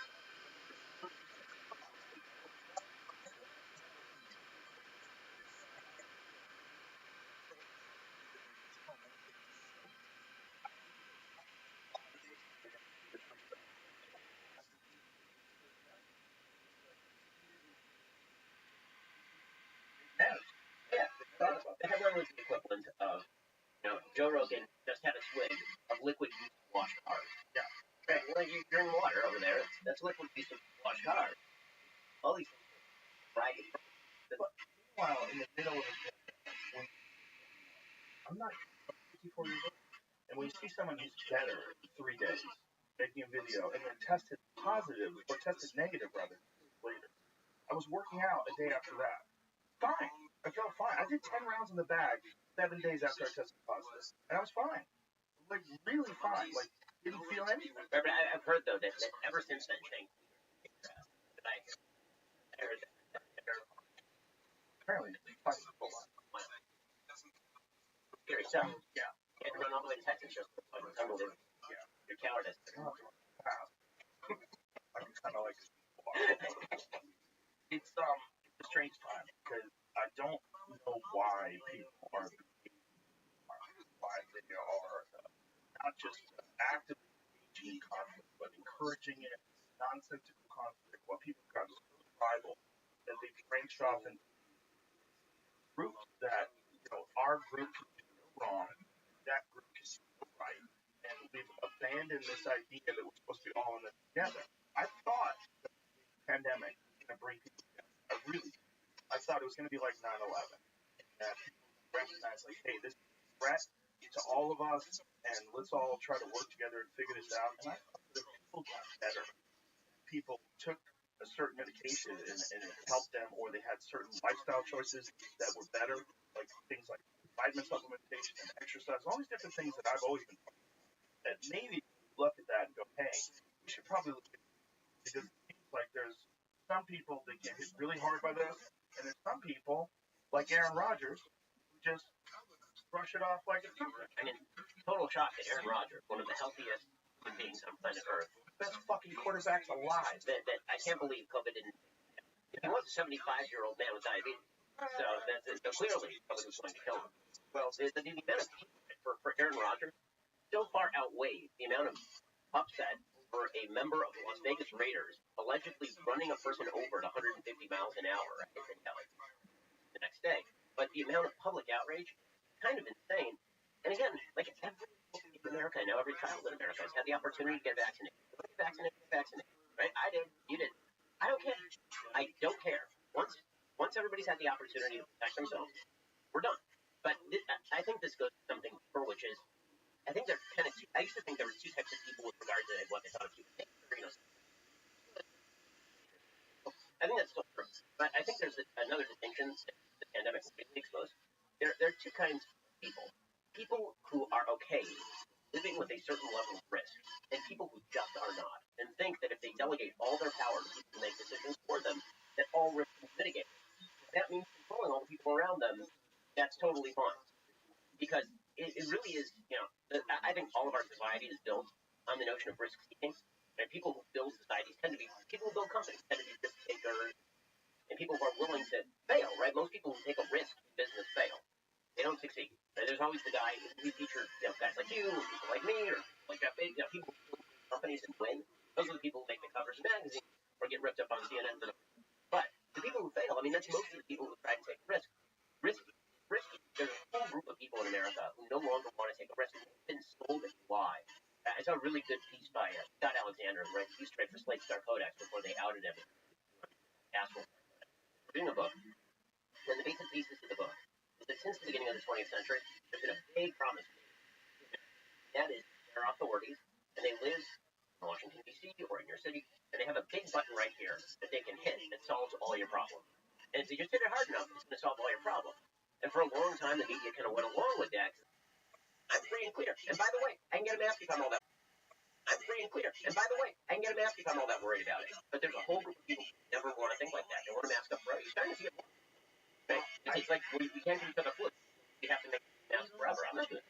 Well, I think that what you said is very important. That there's a bunch of people that don't like risks. And then this came along, all of a sudden everything was right. And then when they saw other people's actions and choices as being a risk to them, some of the people that I know that I'm friends with, that would follow on Twitter, who are riddled with anxiety. Like, I have friends that have real psychological problems. They're common, nice people in general, but are terrified of everything. And I'm watching them completely implode because of the fact that this is a real risk. That getting sick from this disease is a real risk. And so they look at everyone's individual choices as something that can impact their lives in a negative way. And they're looking at it completely disproportionately. Yes. They're not looking at it in a realistic sense, and they're not willing to look at the idea that there's other options. There are treatment options. Like, this is the only time ever in our life where you have to do one thing, and you have to ignore all evidence that other things are effective.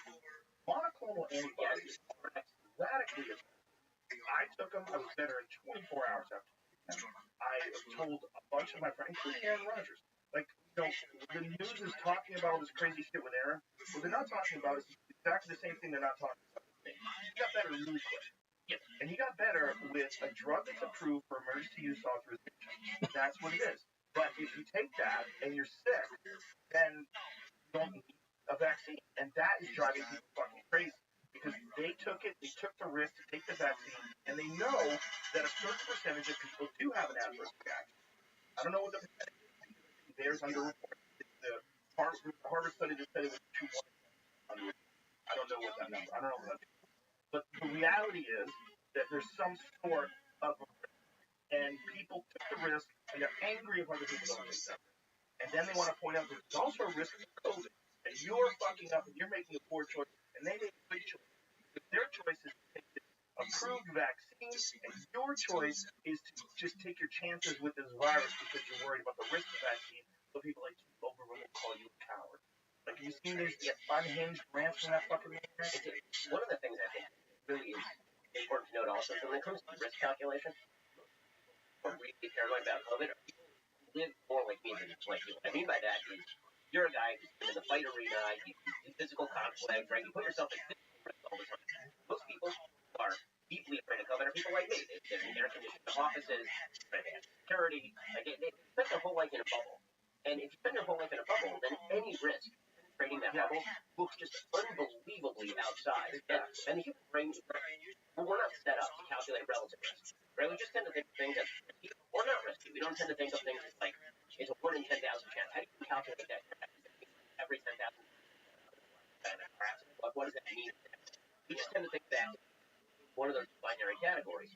So COVID risk category, and then the media is just pounding away every day. You are probably going to die if you get this thing, which is not true. That's not even for old people, right? Even for old people, chances of death, if you're above 75 from getting COVID with nothing else, they're high, like 1 in 25 in 100. But if you are a 20-year-old guy, the chances of dying from COVID are extremely low. And if you are an unvaccinated child, the chances of dying from COVID are lower than that of a vaccinated. And so this notion that all this same level of by the media, it's all a platonic lie. It's all you can't control your own life, and so we are going to tell you what's best for you by scaring the hell out of you. And then, when it turns out people get the actual facts, when the fact created is broken, when it turns out that it was not true, then people lose all faith in the institutions, and then the only way that they can try and reestablish the faith in the institutions is keep doubling down. They have to keep doubling down and keep trying to control you. They can't let go and say, we made some mistakes here, we shouldn't have lied in the first place, we overestimated our ability to know what was going on. Instead of, no, why don't you just listen to us? We're the science. Like, that's not a thing. No person is the science. Science is the science. That's all. Not not only that, they're ignoring, you don't hear a peep out of any of these officials telling people, hey, folks, you've got to.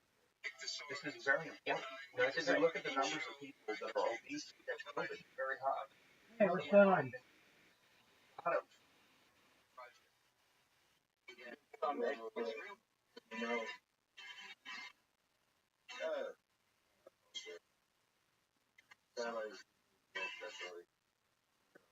All good. Glad you're here. Welcome.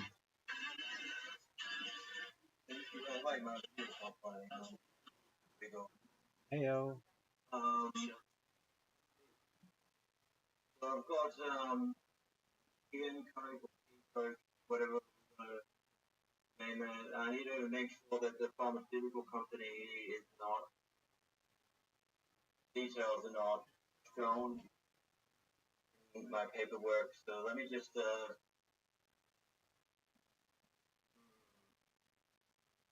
I can show you the one part that I'll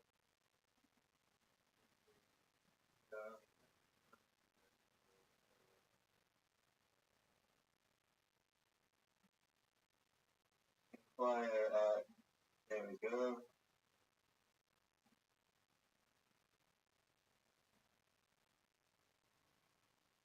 Rebates. Caspian, this is absolutely not a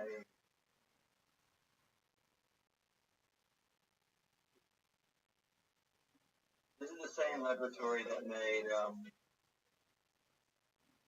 you know the I'm actually archiving stuff right now.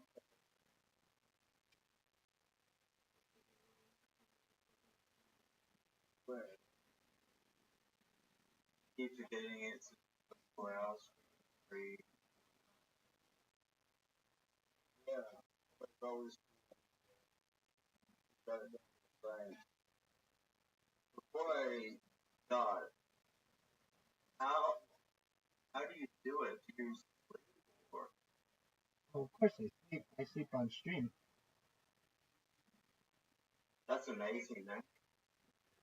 Thanks.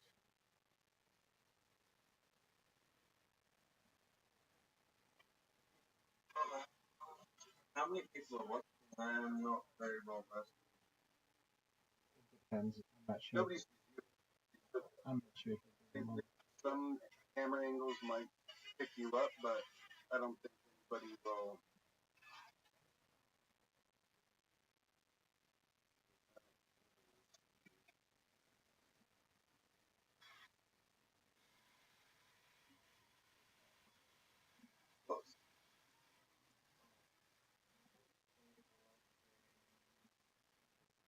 I have no idea how this works.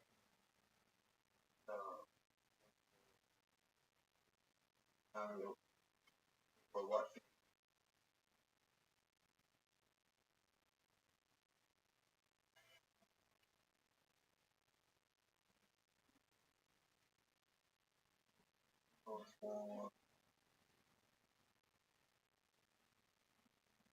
Is it just the three of us, or are people watching? Like, yeah, it's just the three of us here. Probably nobody, unless they're figuring it out. Might do, but for the most part, probably. Oh, you can't hear it? No, like viewers, rabbis. They can probably hear you if they really listen close. Because our mic's down, or how the stream works. No, you're fine. I don't feature necessarily everyone in the chat.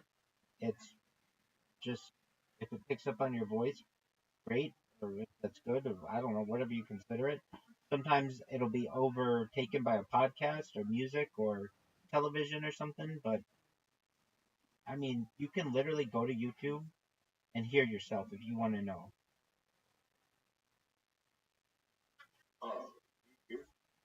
Yep. Okay, so at the top of the Discord, you'll see 24/7 YouTube link.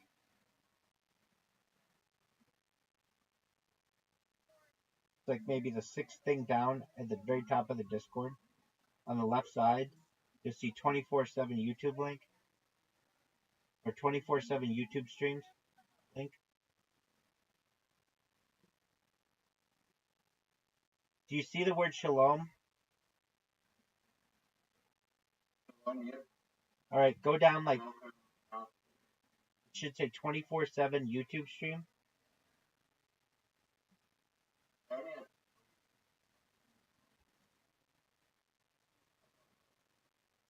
Okay, you should see it. I could be wrong, but okay, at the very top, you see shalom, then welcome, rule. Oh, there we go.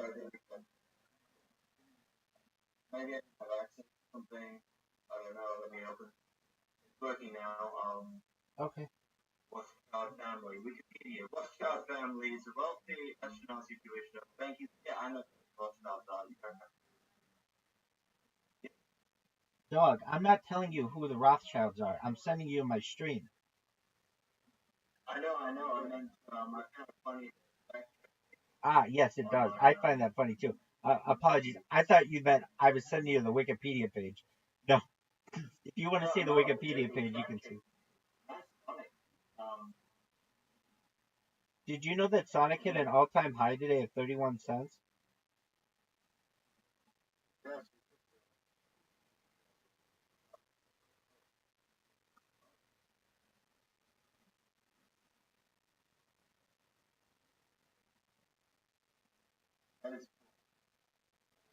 All right. I'll get into it.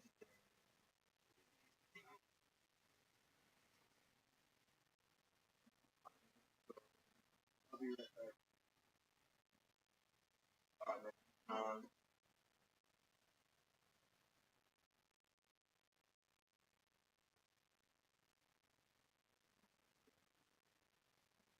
All right. I'm just going to record myself so I remember what I spoke about.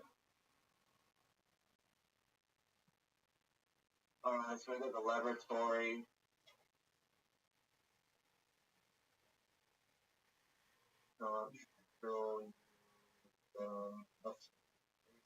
Security and data declaration speculation. So there's 2 pages of stuff that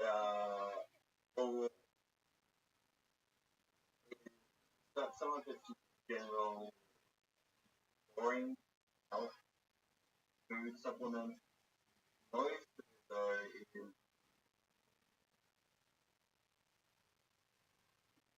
like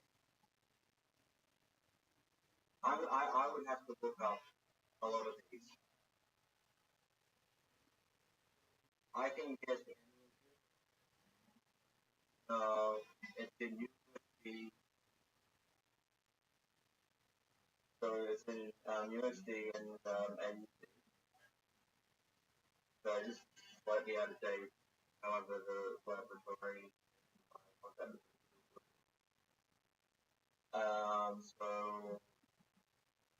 before I start with the pricing is I need to get the pricing from what let's say, or if you wanted to buy, I saw it way cheaper than price.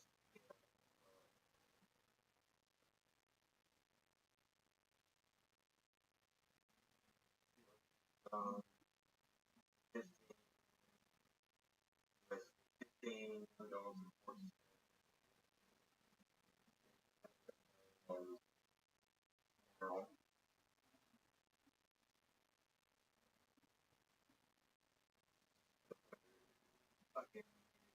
everything is more expensive than it would be for stuff in America.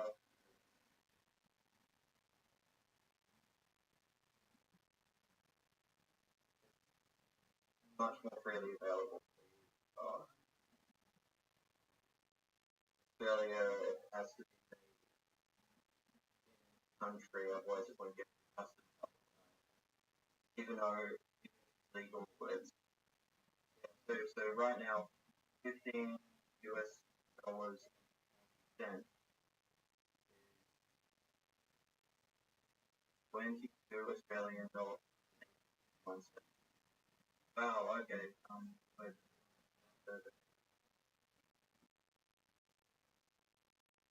so for it's about this.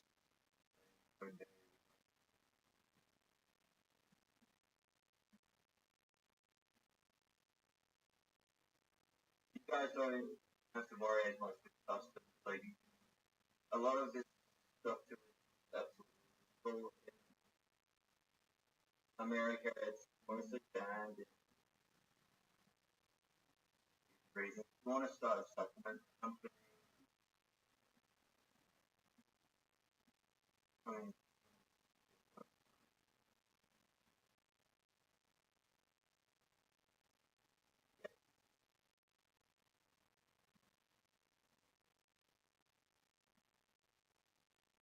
the 5 grams of this went to $1 million, 15 USD. That's expensive. Usually it's more so than narcotic.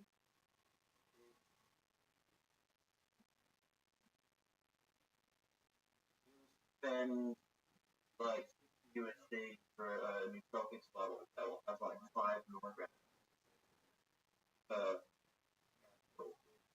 20 don't want. Right.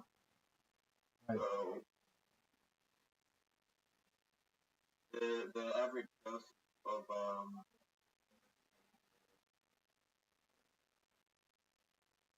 tea and coke N-phenylacetyl propylglycine ethyl ester is 10 to 50 milligrams a day. Usually taking 50 days. In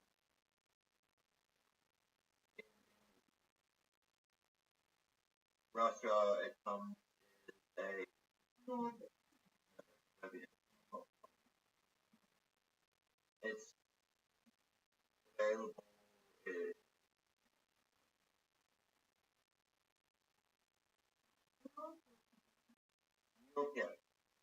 Milk brand name in Russia for this medication.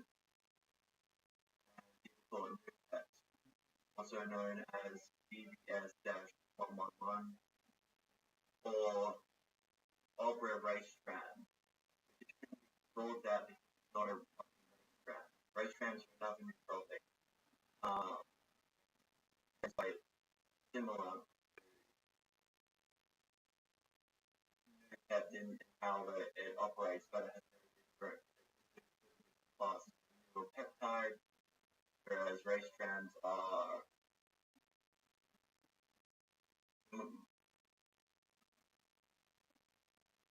the other thing I'm going to be going into.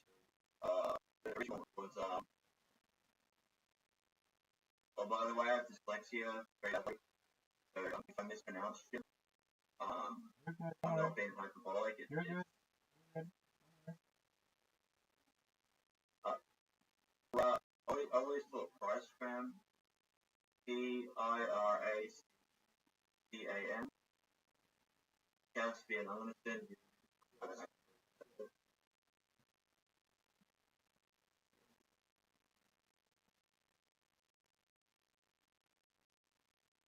Oh, fuck. Stop that. So that's 2-oxo-1 prolidine acetate. Prolidine is a vitamin.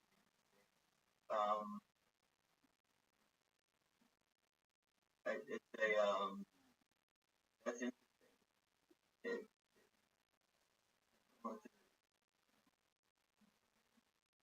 tetrahydroproline.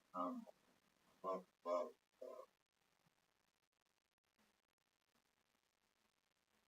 I used to be a chemist. So,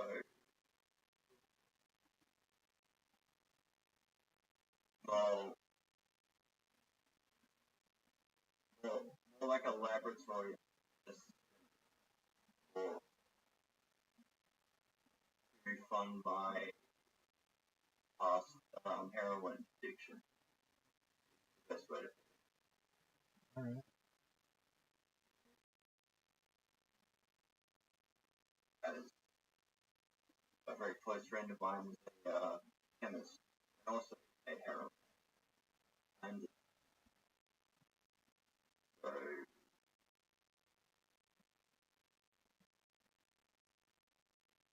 and it's okay, so race trams are a class of drugs that share the I won't get too science the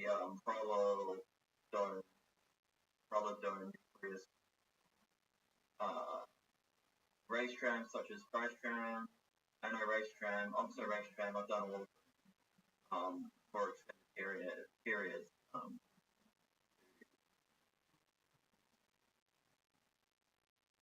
Yes, them Pro race tram and phenol price tram. Phenol price tram is one that I'm very fond of. It's used by Russian cosmonauts.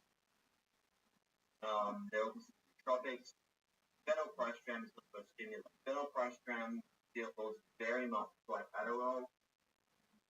Amphetamine without the caffeine.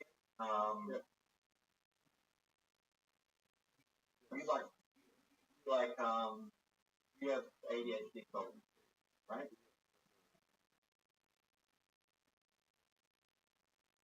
If you want something that will not have any negative effect on tolerance for medication, yet you're not on enough stimulant medication, healthy supplement might help, especially let's think it's legal in America. It was. I get it here. I'm pretty sure it's illegal. But phenol price tram, I highly recommend it. Described in scientific 1983, was developed 1993 as a medication for Soviet cosmonauts to treat the prolonged stress of working in space. Phenol price tram was created at the Russian Academy of Sciences Institute of Biomedical Problems, an effort led by psychopharmacologist Valentina Ivana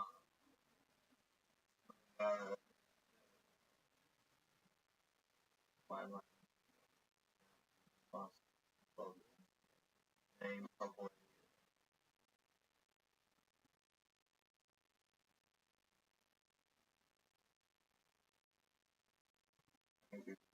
Anyway, developed by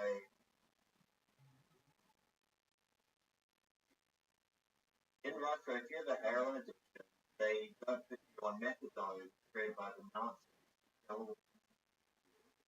They put you they make you withdraw. They don't make you get played on a methadone program, sponsor or study program. Go see they stuff to treat, and then once you're off it, try it. They have an alternative way. They don't want you to be murdered through the system. And medication in Central Europe is significantly better than drugs because they utilize things that don't do. So for things like ADHD, they try stuff that operates on a level. Drug get into. So general price tram, I'm gonna one. I highly recommend you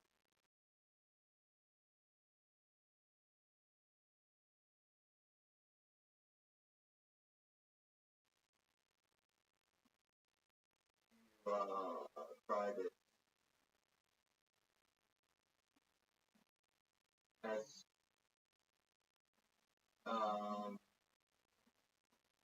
in fact, I can even find a supplement. So pilot cosmonaut Alexander Serabov described being issued and using federal price tram, as well as it being included in the Soviet spacecraft standard emergency medical kit during its 197-day working space aboard the MIR space station. He reported the drug acts as an equalizer of the whole organism, hiding it up completely, including impulsiveness and irritability, inevitable in the stressful conditions of space flight. Now that's something. Yeah.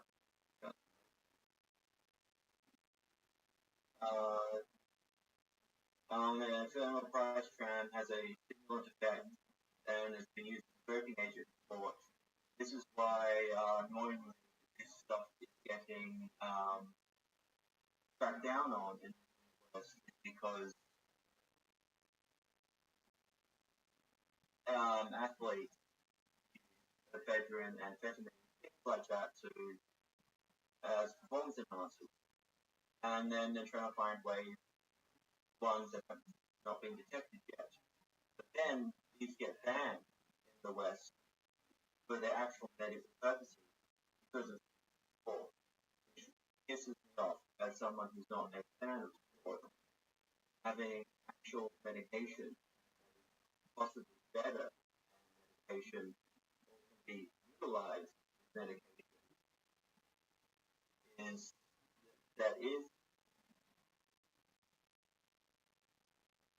either as an alternative or simplistically. This stuff needs to be looked at. And because of the World Anti-Doping Agency, they just cut off. So this is spending treatment of stroke glaucoma. It's more, how amphetamine has levo and dextroamphetamine. Dextroamphetamine has properties you want without the bullshit. Well, the R isomer, so R federal price tram, that's the part problem I have. And related to, and also for Parkinson's, depression, and other conditions, as it is a selective reuptake, and it has pro-motivational effects and reverse motivational deficiency. Now, when you have things like depression, issues motivated, other issues,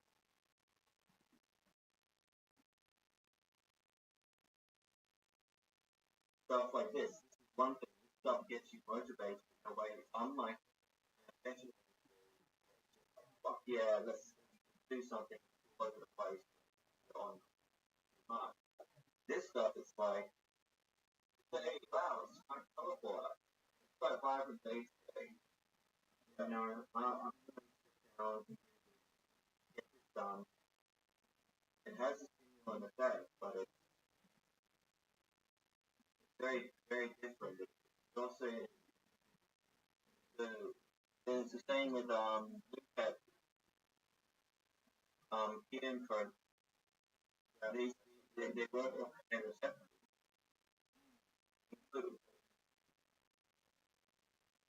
and a lot of them are anticonvulsive effects, even like stimulants. So the price tram, that's someone with epilepsy, also on speed failure and other issues. Having anticonvulsive effect as an add-on therapy in epilepsy improves cognitive performance and memory, treats depression, anxiety, asthenia, and fatigue, and improves symptoms following organic brain disease, traumatic brain injury, and surgery post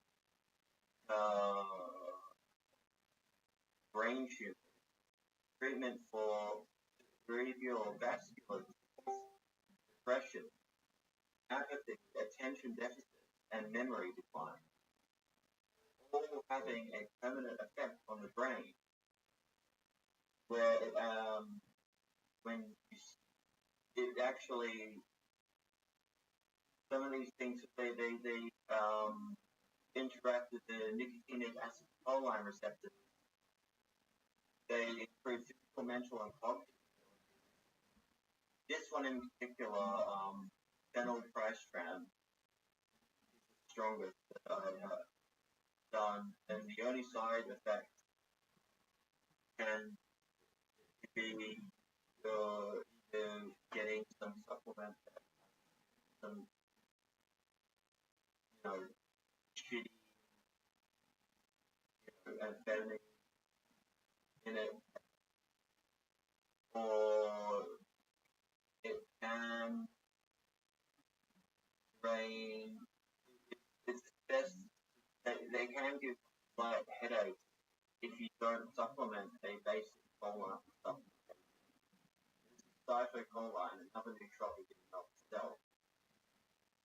This is the choline on the list of things here. There's two forms of choline that people that utilize nootropic take as a supplement to stop any potential side effects of race and other nootropics. And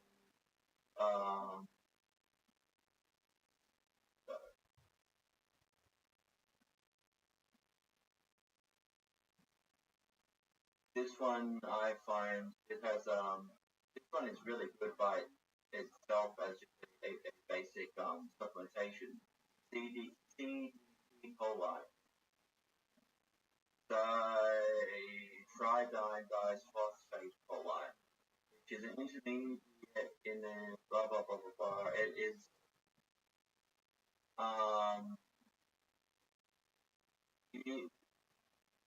this or there's another form of choline that is taken with and also with certain neuropeptides. I forget the other one, but all you need is a choline supplement that crosses the blood-brain barrier, and it's only after extended period on racetrack or a choline or Ian, they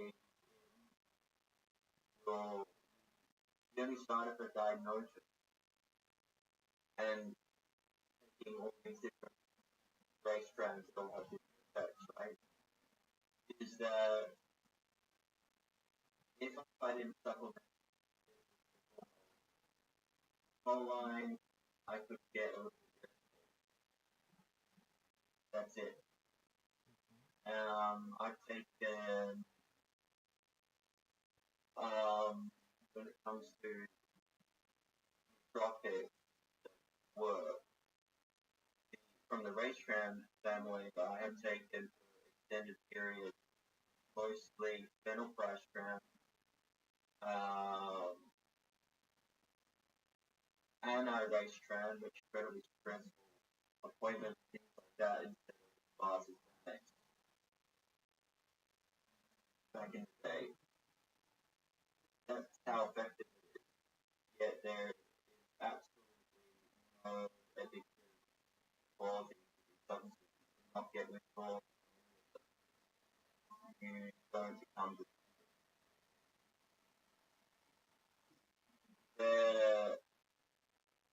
absolutely there is nothing like it. The anti-racetran is being used to treat dementia following stroke and Alzheimer's, blah blah blah.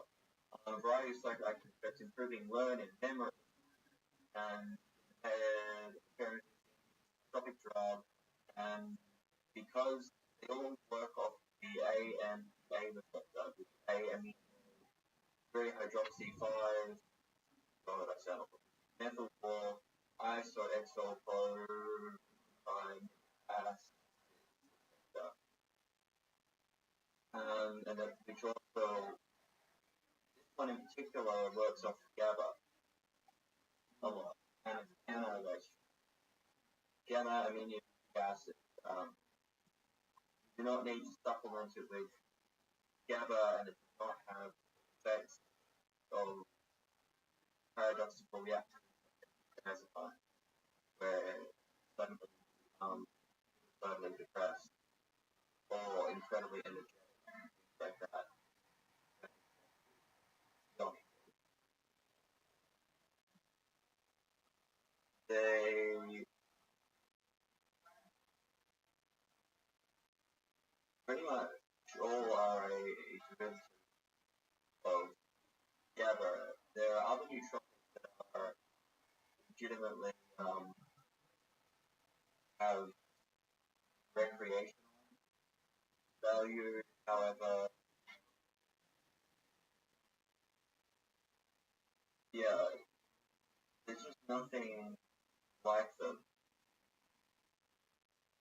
And one of the other, then, you know, the main examples of the nootropic family, the race trans, I just mentioned the affinils, or, you know, modafinil and stuff like that. Nutrients, oh yeah, cyphocholine and alpha GPC choline are the ones that supplement. They can, and things like Pepsi, technically cocaine, things like that. As you said, you know, creatine, but it's the things like weight storage agents like modafinil, stuff like that are a little bit more narcotic. Nutex, the neuro guys that I have that I supplement.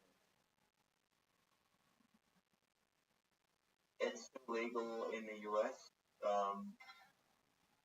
It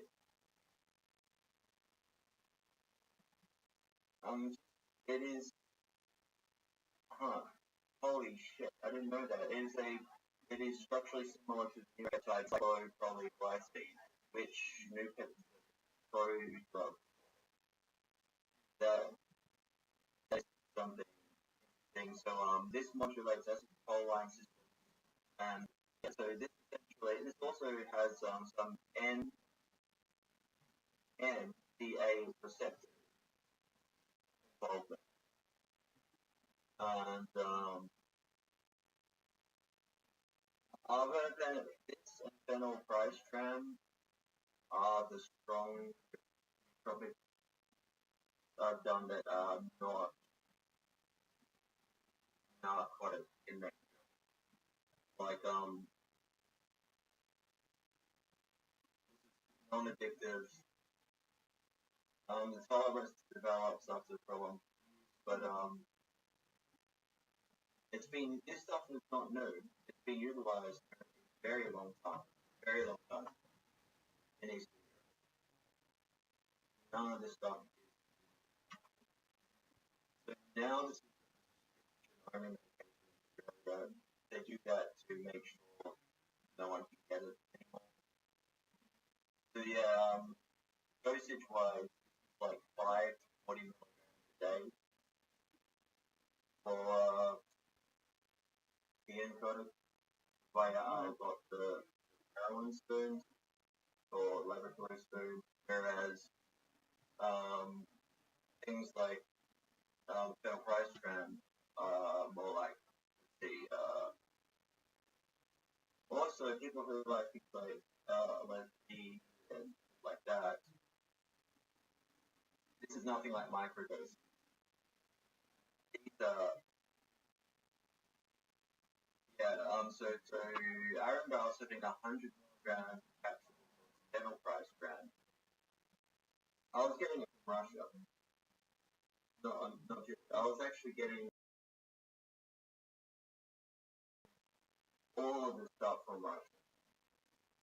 Back in 2017, when it went from Russia and other places like Latvia and I was getting it. I can't go. The best one was Denabot. It's still legal in America, but sadly now a Schedule 9 in Australia, which means that it's the same class as heroin, which is ridiculous. Denabot is similar to I like to call it Russian GHB. It's a GABA agonist, gabapentin in America, or GABA. Denabot is addictive, unlike really addictive. Every time they tried giving me some kind of GABA receptor for my cards, then I just I don't like them. That would probably be Lyrica.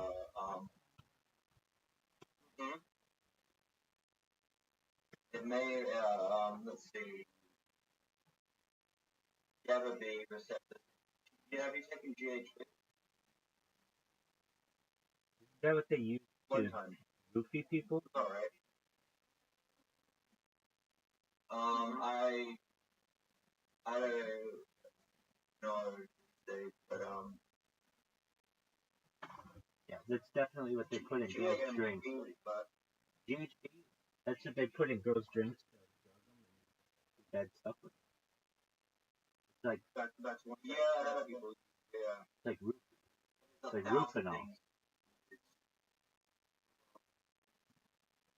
Which I'm not gonna go into, but the roofies are benzodiazepine, very fast acting one. Rufinol, similar to Xanax. GHB is a very effective, brilliant medication that they.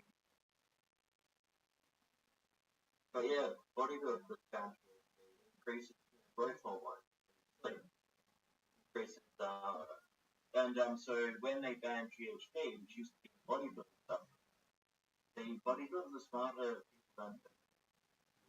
Oh, dude, they're very smart. Very, very smart. Dude, some of the best chemists in the world are bodybuilders. And they're taking their own lives.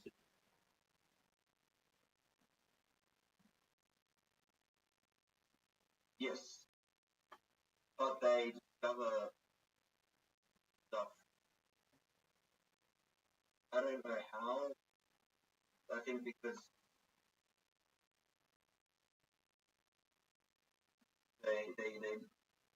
they work out that GHB growth hormone and GHB they're using it for sleep.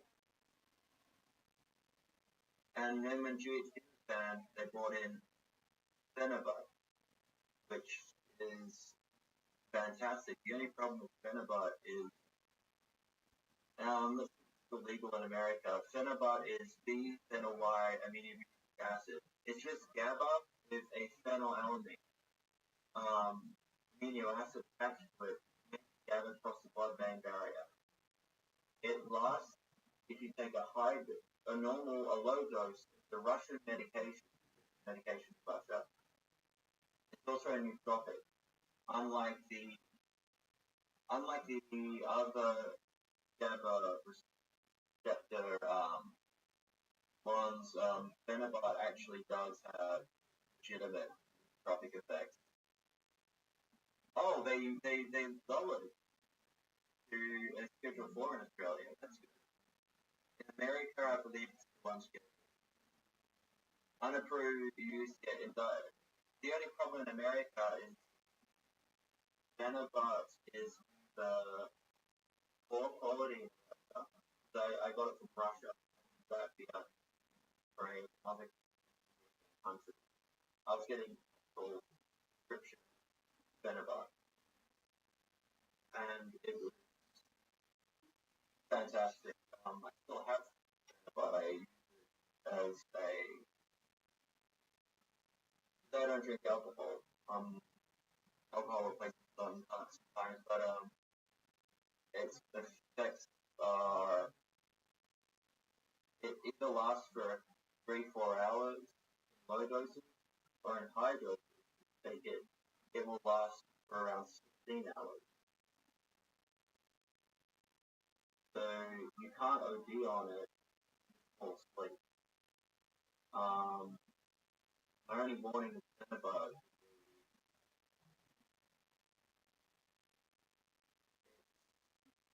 It takes 4 hours. I had one friend who wanted to try it as a kind of what's it called saccharin or see what narcotic effect rather than tropic medical. So I told him, if you want to do that, you have to listen to my instructions, because what's going to happen is you're going to take a word, quite a few grams, and you're going to go, oh, it's not really getting me scared. You're going to want more. And more. Anyway, he ended up making the very mistake that I told him. I was with him. He was young. He just wanted to know what the actual effect was. He ended up going, no, man, I'll just take a bit more. So then he was incredibly cautious. And I sat him down at a restaurant. I took with him, but I have a massive tolerance for drugs. You don't want to fucking, take narcotics next heroin addict. I'm always going to be able to take no matter how long I'm clean for. Like, yeah, so I'm unfazed, intoxicated, or like a drunk person. So it has a very stimulating effect, actually. Very interesting Benevite. It absolutely has a nootropic effect. You're going to want free-form amino acid version of Benevite, not the hydrochloride version. Rough on the hydrochloride form and poor quality. Prescription of Benevite is 250 milligrams per capsule. Europe is 88 anxiety. Kind of shit problems that I have, and it's incredibly, really annoyingly, I can't get any country that's quality. Anyone I have wants to go fucking places. Yeah, Vegas, man, it's a weird magical place. I know. And like amphetamine, there are some that is F-benefit, which is when you need to take put an effort into actually, because most people who get benefit aren't even taking that much. They're addicted to the fact that it gets rid of their anxiety, and then when they stop, they don't know. They have anxiety and social problems, they don't know how to get out. But helps them. Then when they stop, you know what I'm fucking saying. Yeah. So yeah. Then there's other stuff on this list. Fucking hell, this list is absolutely amazing. I could make so much money, man. I could make so much money. I just realized I could make so much money because in this country, I can sell supplements by just capturing them, powder, and doing it at home. I can get away with it. You know, it means, yeah, I'll probably. I can just capture, holy shit. I need my glasses, but okay, this has on my list.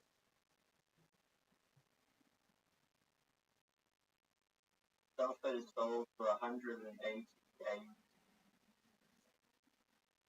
$30 for 30 doses of 30 milligrams. MK67 human growth hormone surrogate. Brilliant. MK67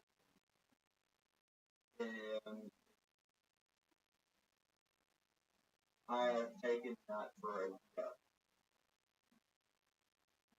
because increased appetite helps you sleep, increases growth factor 1, increases, and it doesn't suppress your receptors. This shit.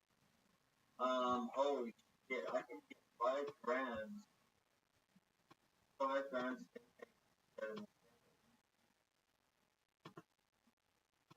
the price of one bottle of fucking,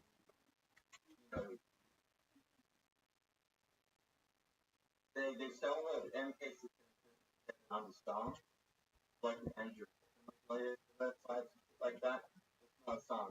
It's even both or good. It is, yeah, fuck man, 5 grams. They sell it here for like $180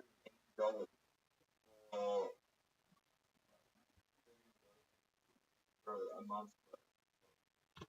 Can you use the asking some? Yeah, no. I make parents. By the way, this stuff actually does have an emotion.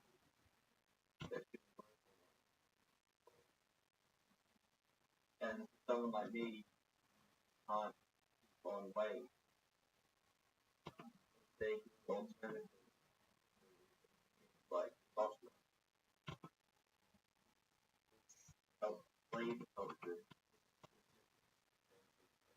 very hard to get in Australia. So what is they say it's around $100. What's time?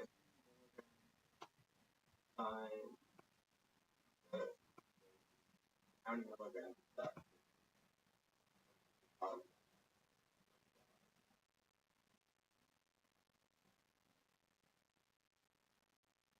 30 times what? Oh, 30 times 30. That is 900. 900 milligrams. So it's 30 milligrams. The one bottle that they're selling, 30 milligrams capsule, right? Yeah. 80 doses. That would be 900. Okay. So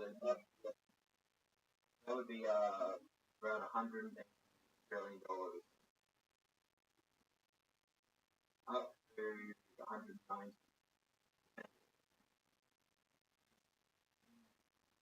Why so 5 grams I can get for less. And this is straight from the laboratory.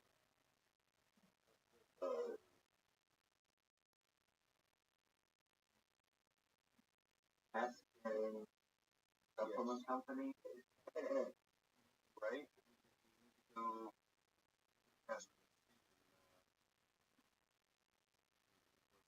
start a place.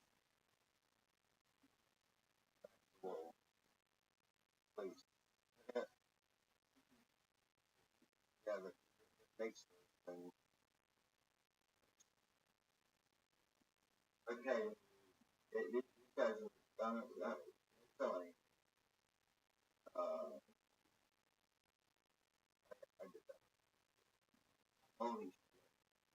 I haven't gone through this in a while. Well,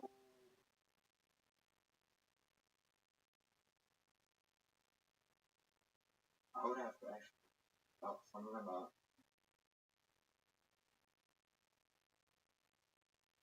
Guys, I think some of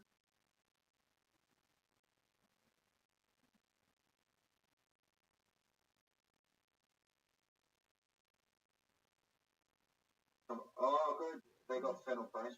Um,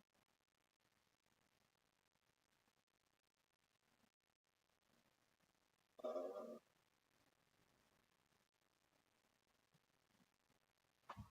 I'm not a drug dealer, by the way. I'm just talking about.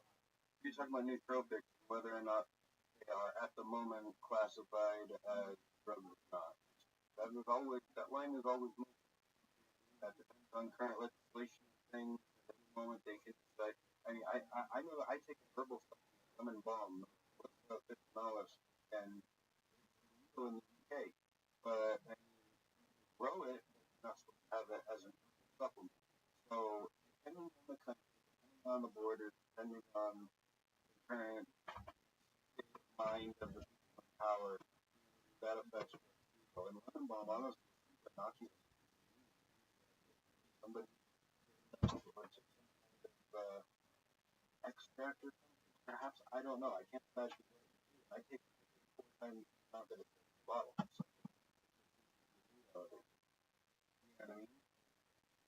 Depending on the current climate, anything caffeine knows. Imagine a world where caffeine is illegal because there's too much of it.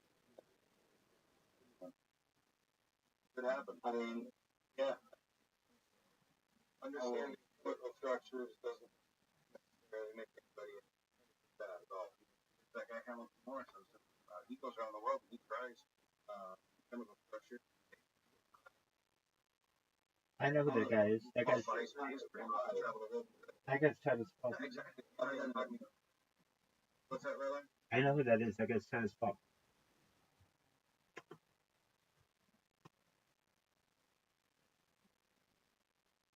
You know what? I know who that is. That guy is tight as fuck. I recommend price. Look at it. I sent you the link to it, so I should be able to hopefully go and see if that's something that might work. I can actually pay.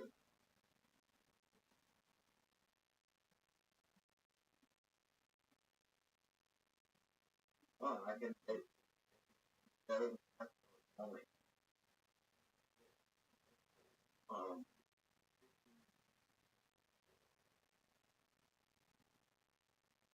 Enterprise transit close to door.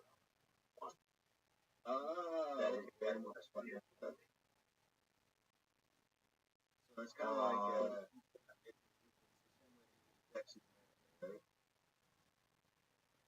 yes, I've done it for an extended study along with experience. Yeah, ages ago. I need my glasses, but it has a very good stimulant effect. I should fucking get it. Get it myself. It's so hard to get anything in Australia.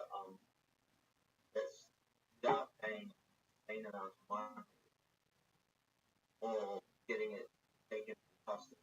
And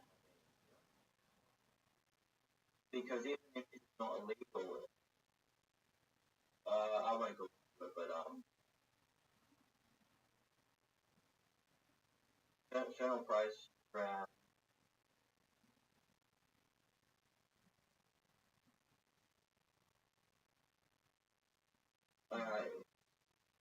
It's unapproved in the U.S.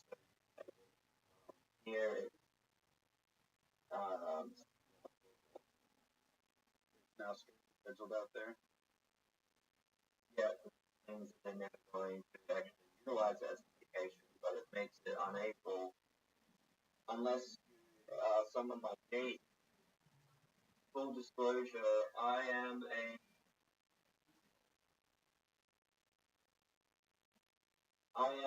researcher and a scientist, okay? Yeah, absolutely. And because I am not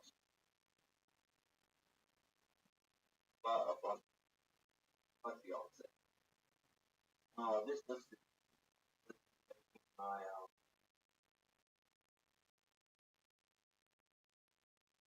about just being a good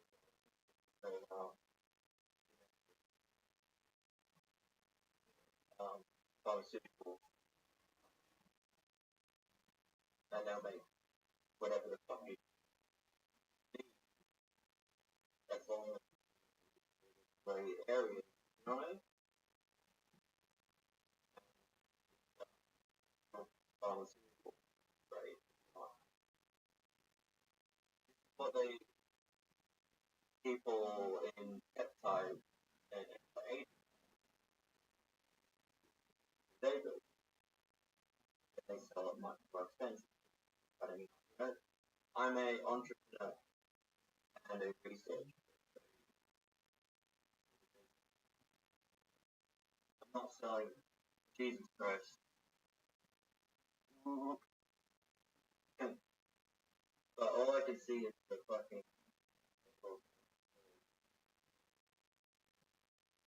country and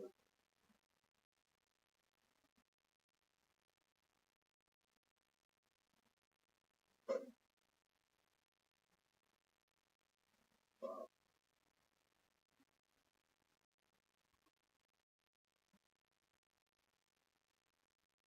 oh, something else. I could design the most transhumanist forever supplement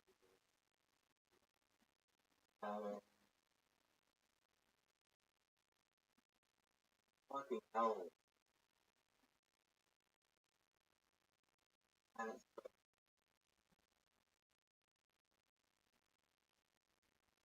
so boring stuff too. But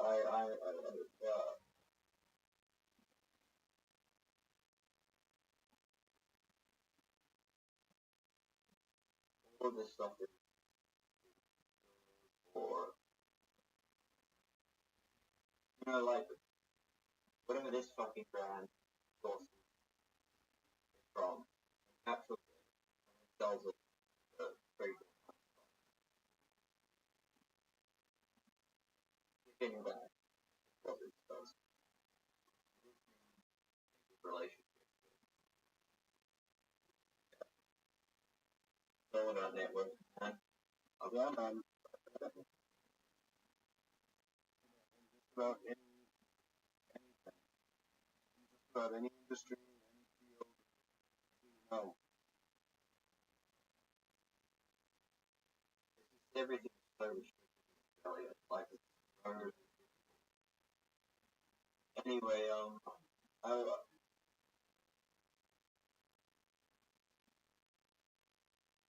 would highly recommend giving it a shot. As a not replacement, as a way of or helping. Yeah. Yeah, I think Rabbi tolerant. Pop over to Rabbi chat for a second.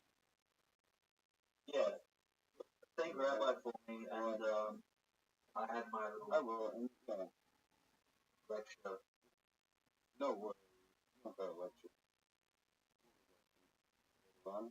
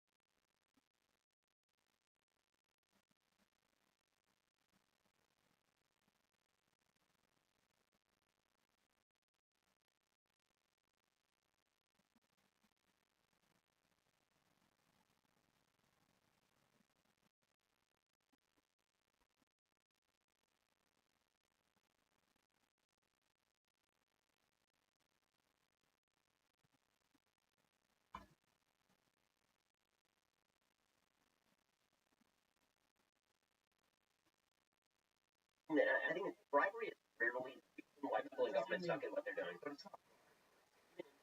Usually it's people that if they can end this, like all the incentive structure this entire pandemic were in favor of crackdowns and mandates. That was all the incentive structures. It's very easy to be Andrew Cuomo. When people are scared, they're willing to basically do anything. And in a lot of blue areas, they're way more. I mean, this you know this. In LA, they are way more scared of COVID than they are in Austin or than they are in where I live in Florida. It's not close. Or Nashville, it is not close at all. Not at all. It's a completely different thing. And because of that, if all your constituents are scared out of their minds and you say, we're going to do everything we can, that means vaccinating the kids, that means making sure everywhere's a mask, even post-vaccination, that everybody wears a mask everywhere, they'll do it, right? They will. And if you're in a red area, conversely, it actually takes some balls to say, listen, I'm not going to do what that guy's doing. He's saying he can protect you. I think he can't. I think that you're just going to have to assess the risk on your own and make a decision yourself. It's actually kind of a ballsy decision. It was amazing. Like in the early days of the pandemic, when the media were prodding out Andrew Cuomo, the greatest governor in America, and Ron DeSantis in Dayton, one who was actually making a ballsy call was DeSantis, not Cuomo. Yeah. The easiest thing in the world is to say, everybody stay in your home. I, the great and mighty, will save you. Will mitigate all risk. And because then, if somebody dies, you can say, well, they didn't listen to me, right? I mean, I could have cracked down harder. You remember when he was on television, DeSantis had this chart of what they were going to do. Their plan was to protect the elderly and the vulnerable. Right. And people were freaking the fuck out. They're like, what are you doing? Like, how are you doing this? It's horrific.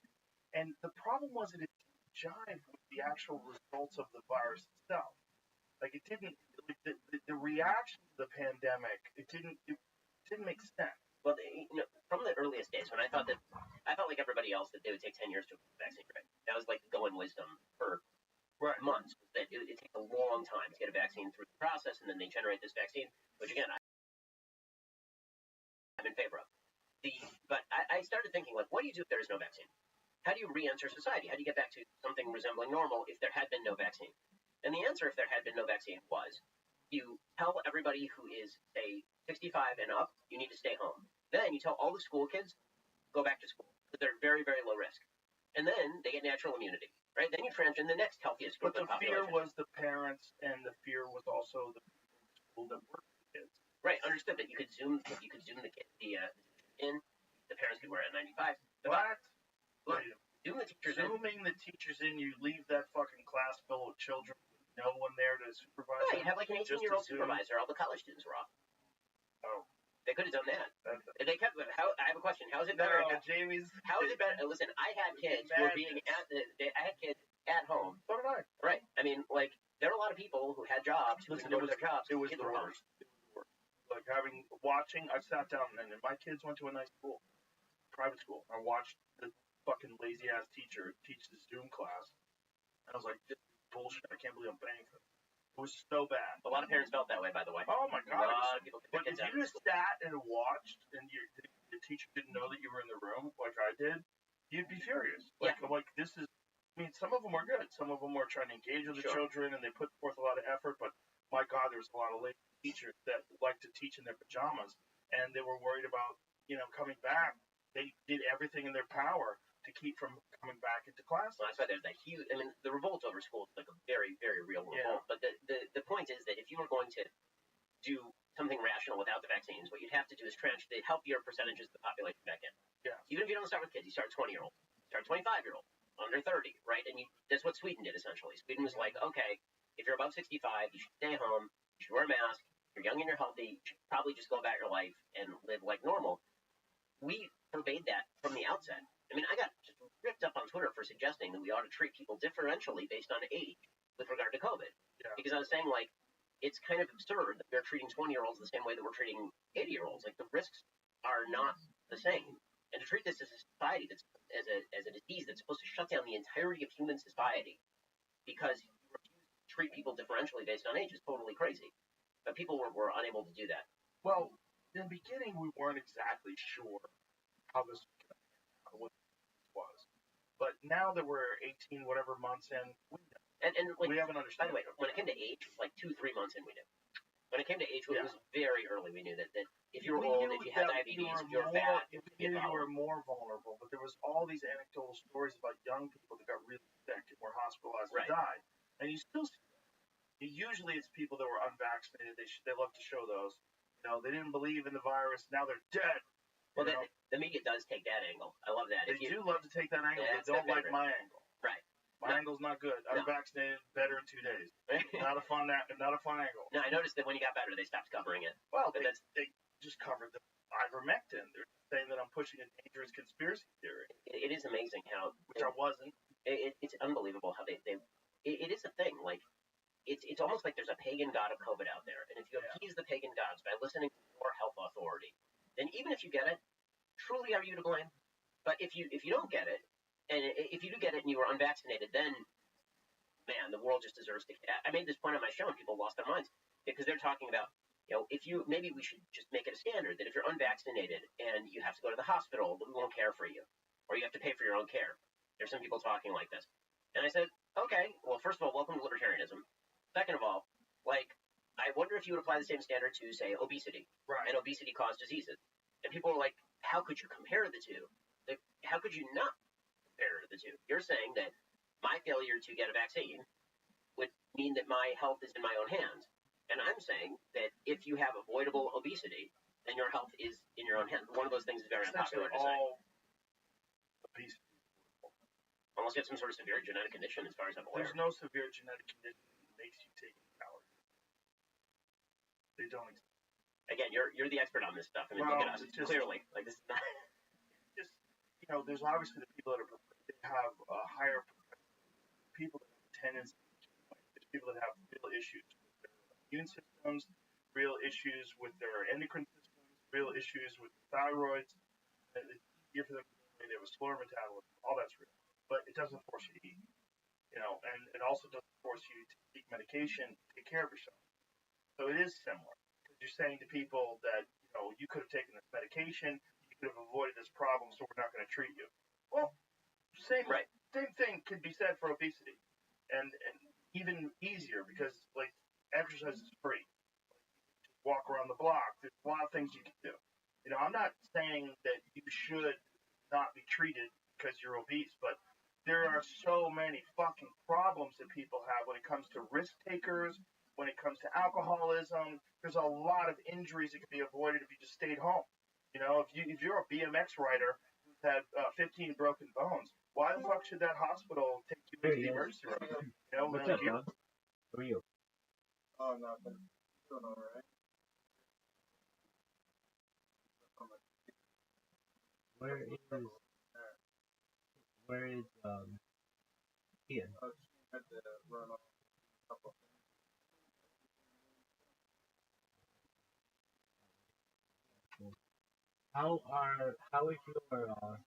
How's your Discord? My Discord is working well. I haven't really invited.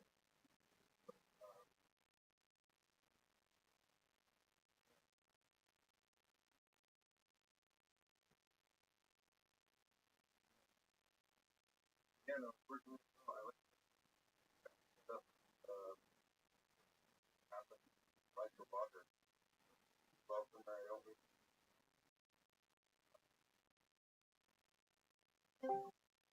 Welcome. Right.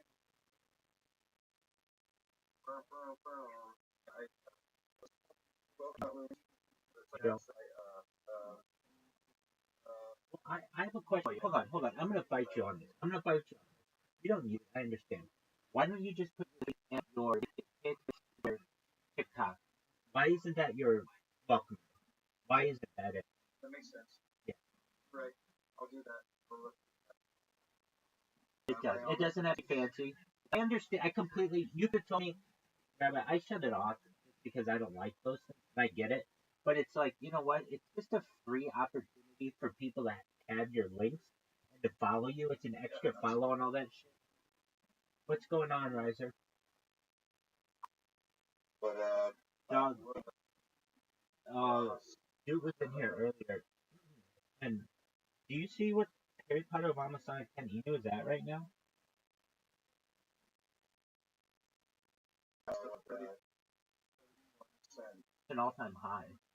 Dog, last week it was 22 cents. Like, 3 weeks ago it was 7 cents. 7 cents.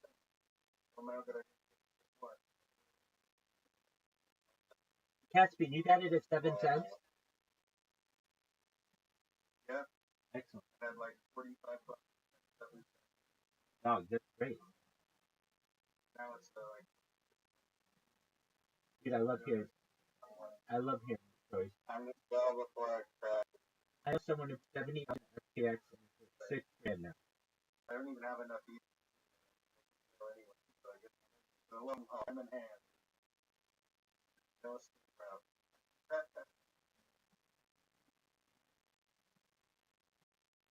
I had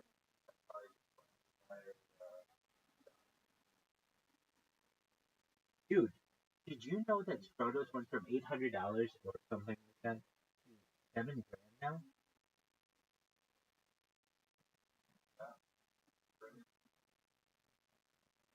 Let me tell you this.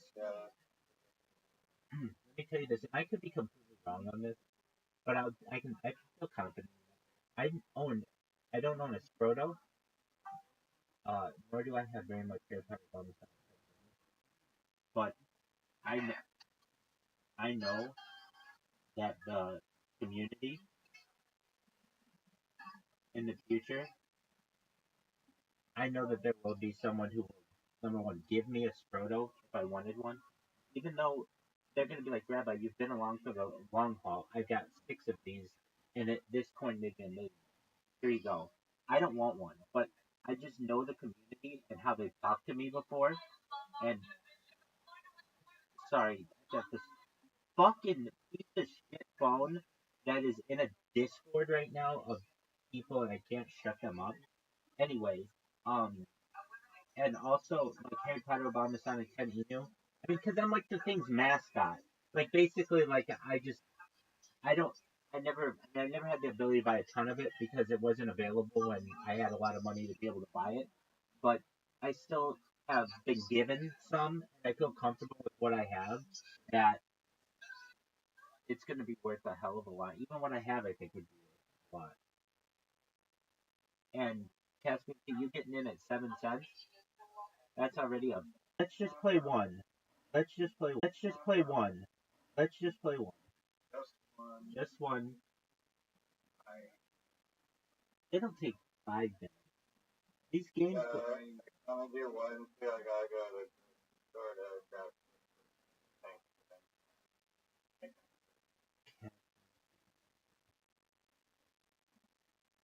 All right.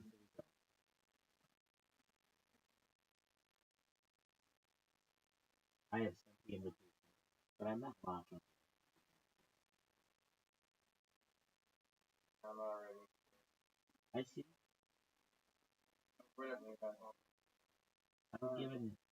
I'm giving Caspian the benefit of the doubt. Dog. I think Caspian. This is my impression of Caspian. Oh, I'm so shitty at the Halloween ones. Caspian C wins. Oh, the Halloween ones are not my favorite.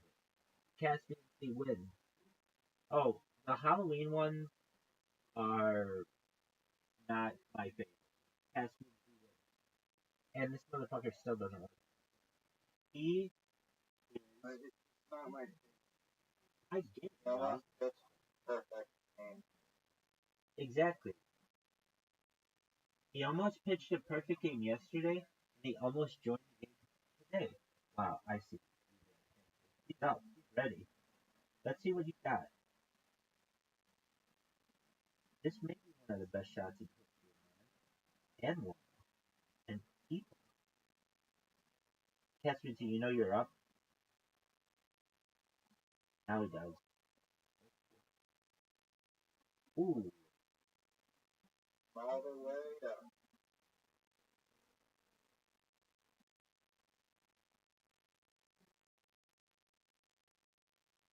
I'll take it.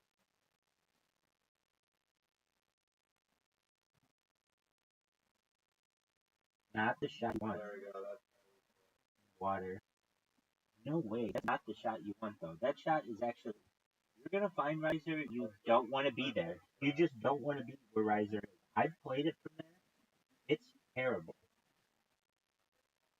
Caspian C. Dude, Caspian C. He knows what to do. reason why you guys are each other out.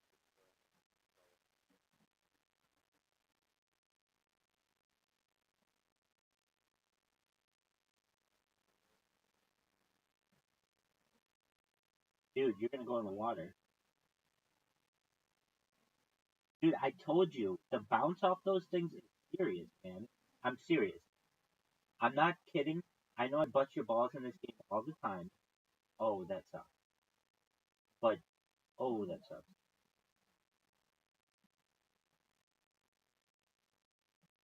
I know I bust your balls all the time, but the bounce you get off of there is just too hard. Yeah. You see, it sucks. There's a bullshit Dude. I'm telling you, the bounce off of that shit in the water is just not worth it. I played it.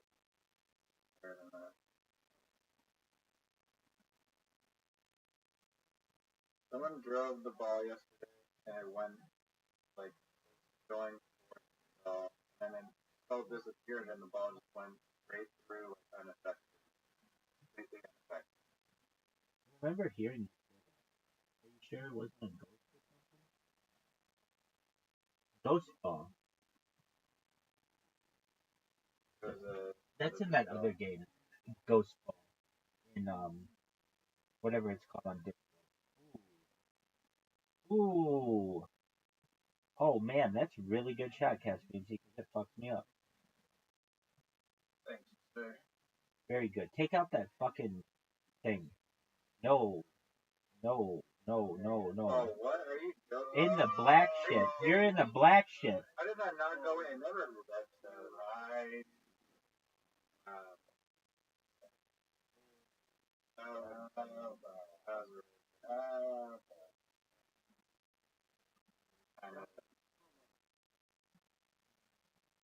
Hey, Caspian, scoreboard.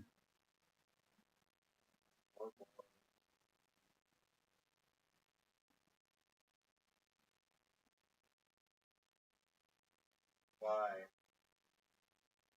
Why not? Why? Okay. You lose the full now. Not necessarily.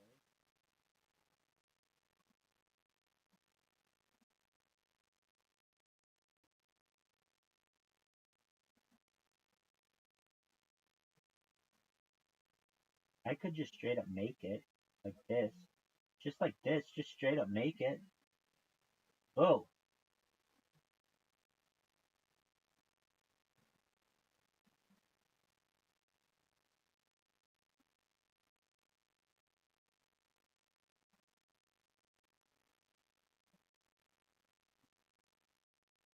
Deathly silence.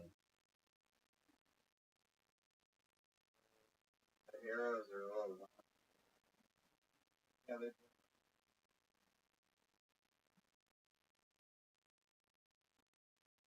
You're welcome, dog. just help them out. You're welcome. Plan that.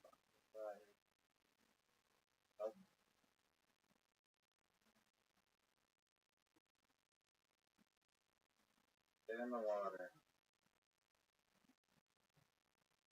This is going in the water, dude. Too hard. Way too hard. Way too hard, dog. Way too hard.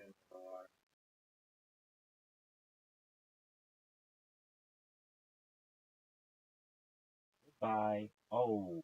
No touch. Block though.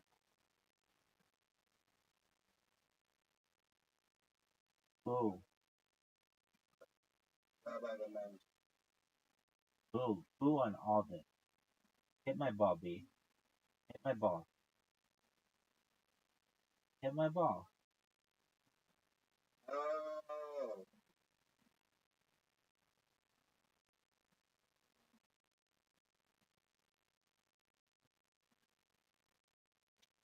Dude, making it really difficult. Alright. Now you can bank it hard off. No. I don't think that's the move. I think this is the move. Just be in front. Just a little bit. because it gives me a chance to make that. Oh, that's an excellent. He's so good at the water bump. Deadly. Deadly with it. Excellent water bump, Riser. Riser doesn't fuck around.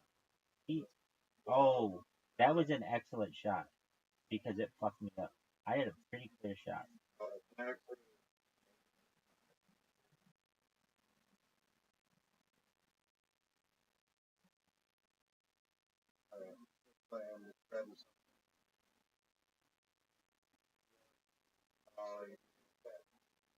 You like that shot?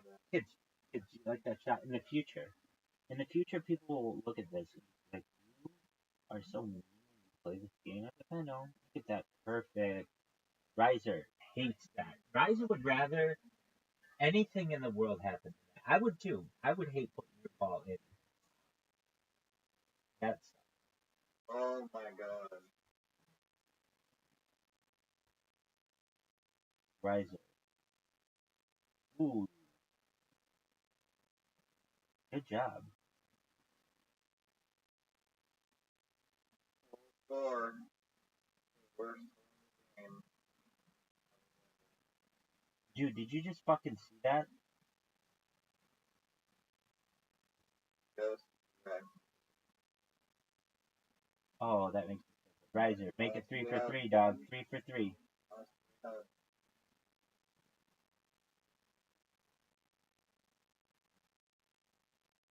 Now this is a very important shot. Ooh, not what I wanted. But that, I mean, actually, I'll take it. Come on, Caspian C, be good. Oh, Caspian C, perfect. Perfect shot. He fucked both of us. Dude, he fucked both of us. What a beautiful shot. Ready for this? No, no, no, no, no, no. I'll take it. It is. He'll never get through. I'll get through because he's gonna hit my ball probably. Oh, he just gave you the fucking. Thank you. Yeah.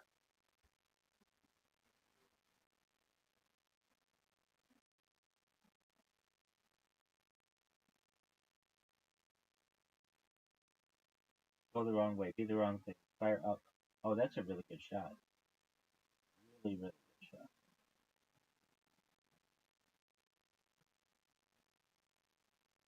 Oh no. Dog, No. what an amazing shot. Caspian C, get down there. Get the ball down there. Riser needs to finally get this ball. Oh, not what he wanted. Riser is maybe in some trouble though. He can bank it. His only chance is to bank it. Playing this game far too long to miss the shot. You're right. Good job, dog. That was very good. I like the confidence you had in that. Caspian C, no way. Not even close. Now we have to wait on the ice. It should just stop.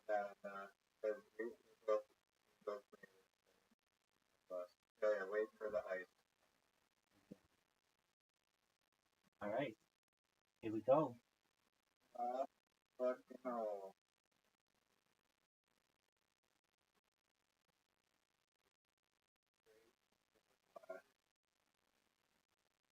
Great. Would you take that shot? It's dangerous. It's pretty easy to fuck it up. You don't even know what this ball's gonna do.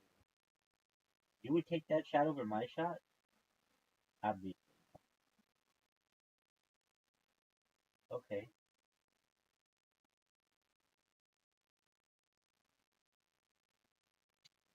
Well, what in the fuck was that? Why? Not what I wanted.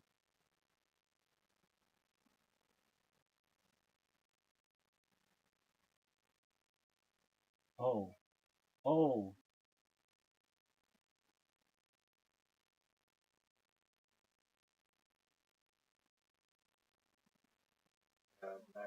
Nice, nice, nice. Very good shot, Cass. Wherever you are. For gold or fun.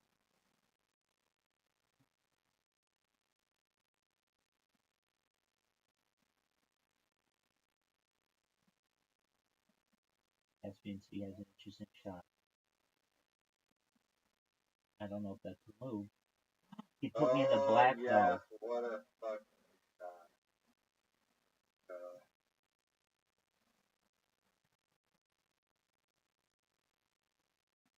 I don't want to talk, and I don't think anyone should have ever again. That was the worst shot.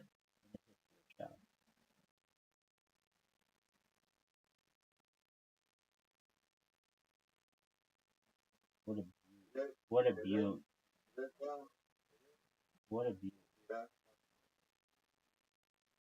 What a beauty shot.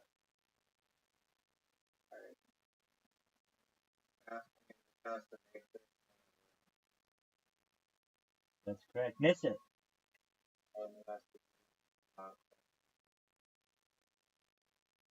Milk the clock.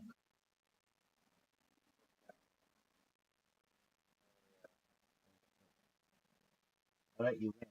I think everybody realizes that at home.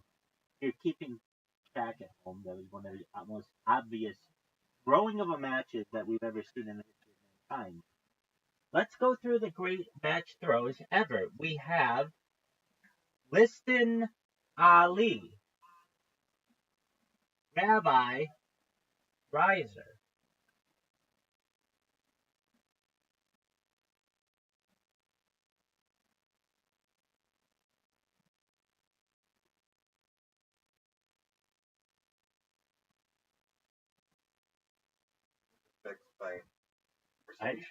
Well, this is yeah, again, it's this is because one I of those through it, things bitch. where your I what threw it, you baby. are not I threw it, baby. reflective of what the Psych. world is. Could Like, win if I didn't one give of it my up. favorites along these lines It is would when have you been a talk good about, win if I people will didn't talk about, give it to you.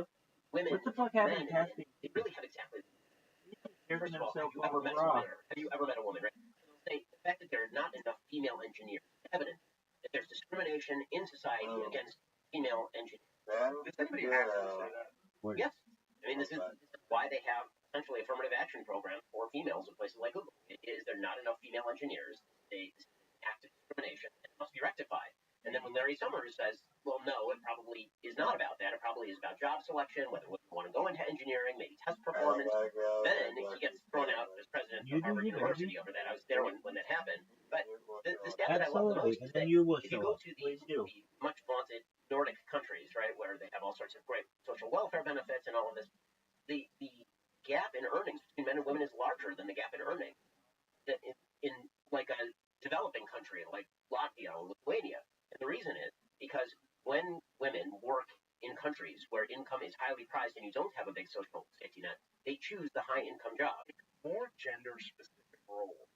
Like that are like the stuff they like to do. Yeah, yes. you would think of as being more female-oriented, stereotypical. nurses, teachers, yes, right? Like all the sorts of stuff where you have a lot of personal interaction. And they feel more rewarded by those jobs. But we think in this country that is.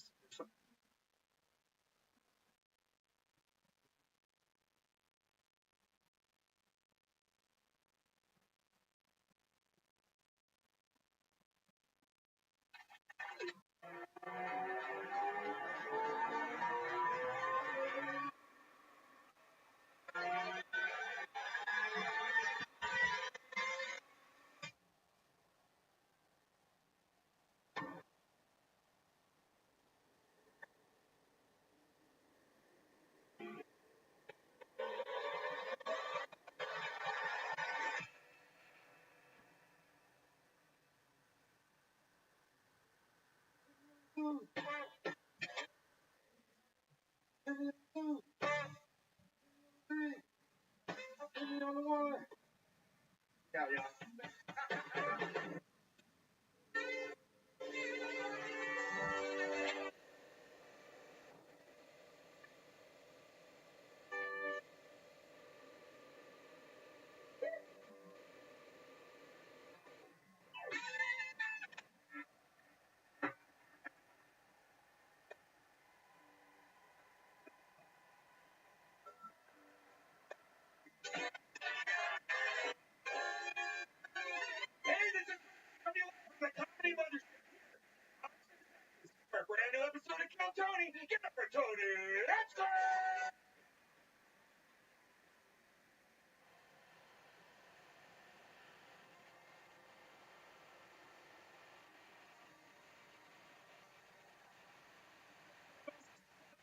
neutralized.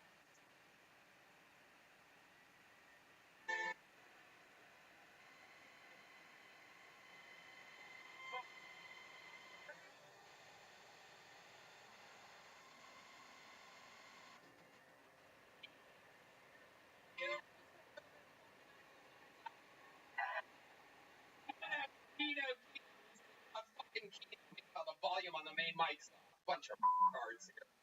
I work with. We have to bleep that now. I can't say retard. YouTube laying down the law. A lot of bleeps coming your way. How's everybody doing tonight? Good?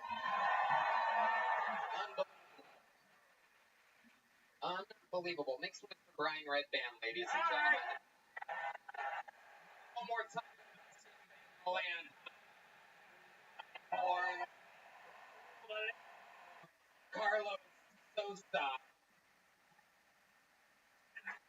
and Fernando Castillo. Michael Gonzalez on the drum. Matt Mills on the electric guitar. John Lees on the keys. Key Madness live in the blood. Real people. An amazing episode in store for you. Before we get started, here's a little bit more from the amazing sponsors who made it all possible. The Sunset Strip Comedy Club in Austin, Texas is now open.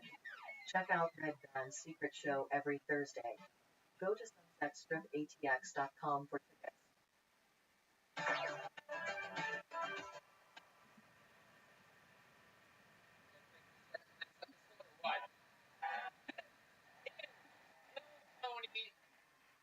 Number one show in comedy, brought to you by Recipe.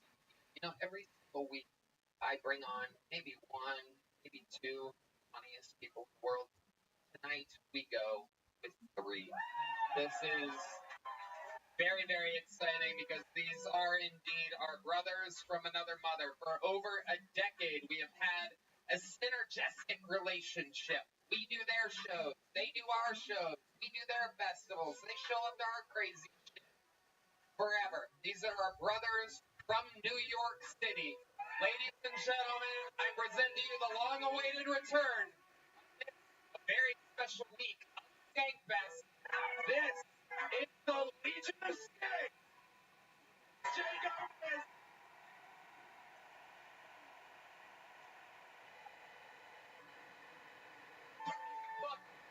Great.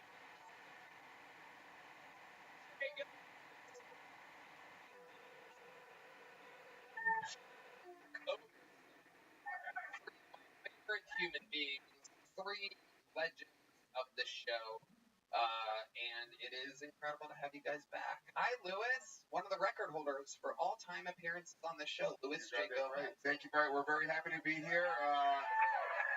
You're our brothers. We love Austin, Texas. We have no problems with Austin, Texas. That's right. You know that. That's New York right. City sucks. Austin. That is correct. That is correct. I'm glad to see some of those vaccine side effects wearing off. Last time Lewis was on the show, he ate an obese man's kidney stone. So just to show you what you could be in store for here tonight. What? Yeah. A guy had a kidney stone. He brought it in a bottle. Lewis asked to see it, and then he placed it in his mouth. Did you ever poop that out? I don't know, Tony. Maybe peed it out. I have no idea. It might still be with me right now. That is true. Anything can happen. Performed at Madison Square Garden on Kill Tony. Tony, lead with that. Yeah, no, the kidney stone first. Big J. Ferguson fucking crushed Madison Square Garden. Again, opportunity. That was unbelievable. Amazing shows. We're having fun. Big J's coming back to the mothership here in November, right? Here. Mothership. You're right here at the mothership. November. That's your first weekend here. Yep, first time. Amazing. If you guys don't know, truly, when I say Big J is one of the best in the fucking world, I mean it. Everything is fucking off the top of his head. He's a real freak. You know, a lot of these crowd work guys that talk to the audience have a lot of stuff fucking saved up in their heads and this and that. He's like a magician actually made the magic trick. Wow, like if it was like real. It was like in front of you and it wasn't like something up his sleeve. The freak. I'm releasing a double special of crowd work. I'm calling it Them They. And the great Dave Smith is here, ladies and gentlemen. One of our favorites, presidential candidate. I don't know about all that, but Lewis did tell me backstage that he is going to top his last appearance tonight. So you guys get ready. I'm planning on bottoming my last appearance here tonight. Over 260 human souls signed up for the opportunity to stand behind that microphone that did not work earlier when I came out on stage. Hopefully it works for them in some way or another. If I pull their name out of the bucket, they get 60 seconds uninterrupted to make everyone laugh. You know, their time is up in here. The sound of a kitty. That means they have to wrap it up then, or else they bring out the angry West Hollywood bear, which interrupts them. And then I conduct an interview with them. We talk about their lives, anything more that they could possibly talk about on stage or what's interesting about them. The whole thing is improvised and anything can happen. Are you guys ready to start tonight's show? Well, we go wrangle that poor soul from across the street who right now has no idea that they're about to be on the biggest show in comedy, but is about to find out. We have a regular, actually a golden ticket winner, who is climbed, ironically, to absolute fucking stardom here on this show. I mean, truly one of the most rock-solid comedians. I present to you, kicking off tonight's show, make some noise for the great and powerful Martin Phillips, everybody!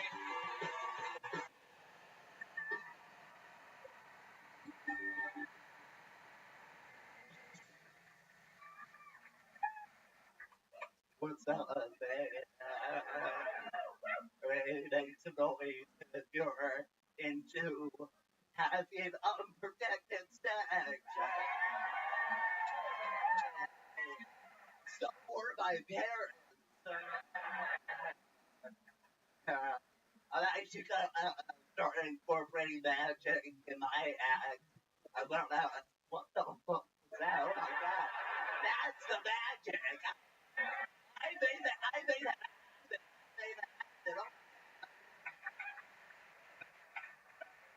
Okay, here. Okay. 9/11. Have you heard about this? I wondered, like, what if the terrorists hijacked a shitty airline, like a Spirit or a Frontier? I'm sure the passengers would have thought, this is what I get. This is, I knew it.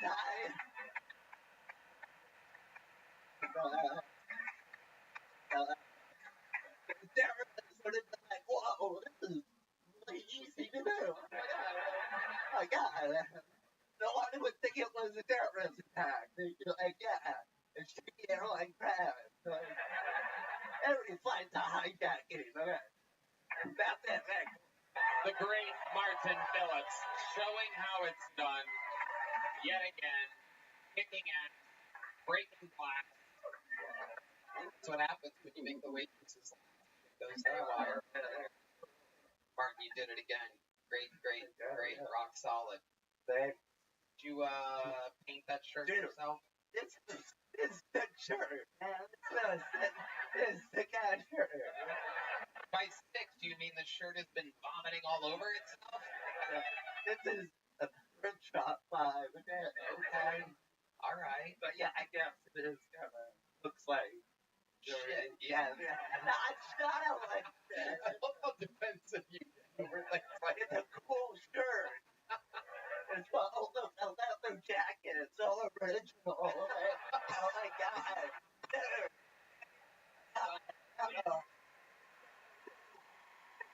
The bonds. Oh my god. Thrift shop fine. What do you guys think of Martin? Oh, I was in the panel, but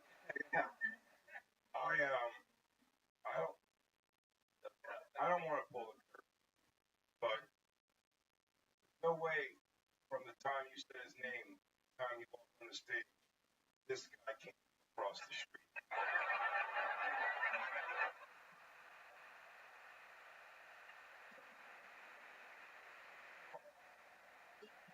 I'm not going to have this. He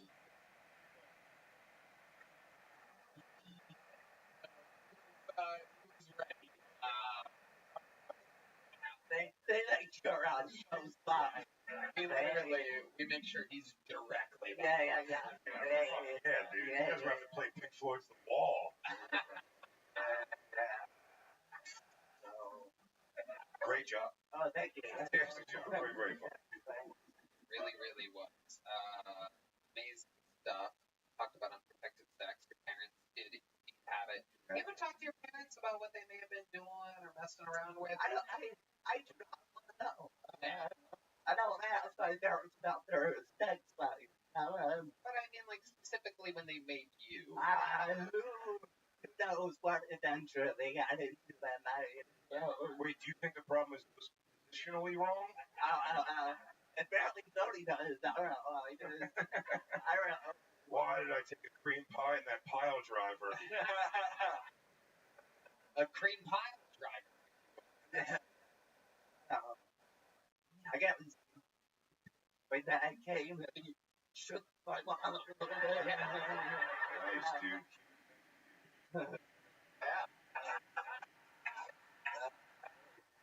I hope they don't watch them. It's worth asking. I'd be interested to know. I'm not interested. I'm okay with that. If you need my parents, go for it. Where are they at? They're in. Okay. Schedule a trip to Virginia.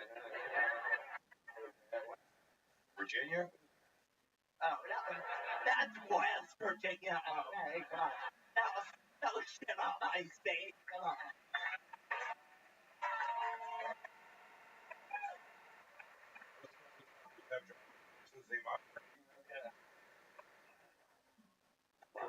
Lewis. Yeah, were they like old family members or something? Well, they weren't related or anything. Well, they were in their 30s, so like I would say, people don't wait. My sister, I'm the only like disabled guy in the family, so I don't know. Well, what guy disabled? Oh, dude, I guess. Well, you're funny as hell, Martin. You're an absolute monster. No better way to get the show started than with you tonight. He shows us how it's done time and time again. Truly taking the territory as one of the greatest golden ticket winners in the show's history. We found the bucket. Just like we find everybody. Oh, there she is. The great and powerful Heidi is with us. We get to our first bucket pull of the night. Anything could happen. Could be a great comedian that has a rough set. Could be a bad comedian that has a good set. Bad comedian has a bad set. Good comedian has a good set. Could be somebody's first time. They could be doing it for 2 decades. Anything can happen. This is 60 Seconds Uninterrupted by your first bucket pull of the night. He goes by the name of Will F. Everybody. Here's Will F.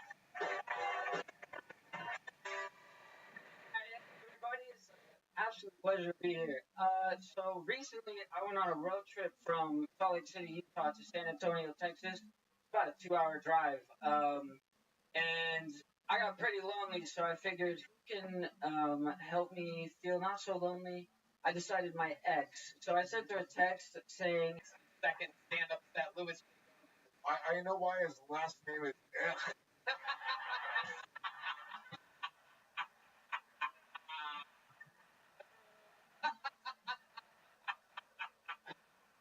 Oh my goodness. Will. Wow. Will is short for will he ever have a punchline? Wow, Will, so let's talk about it. That was 60 seconds, and you made everybody kind of depressed.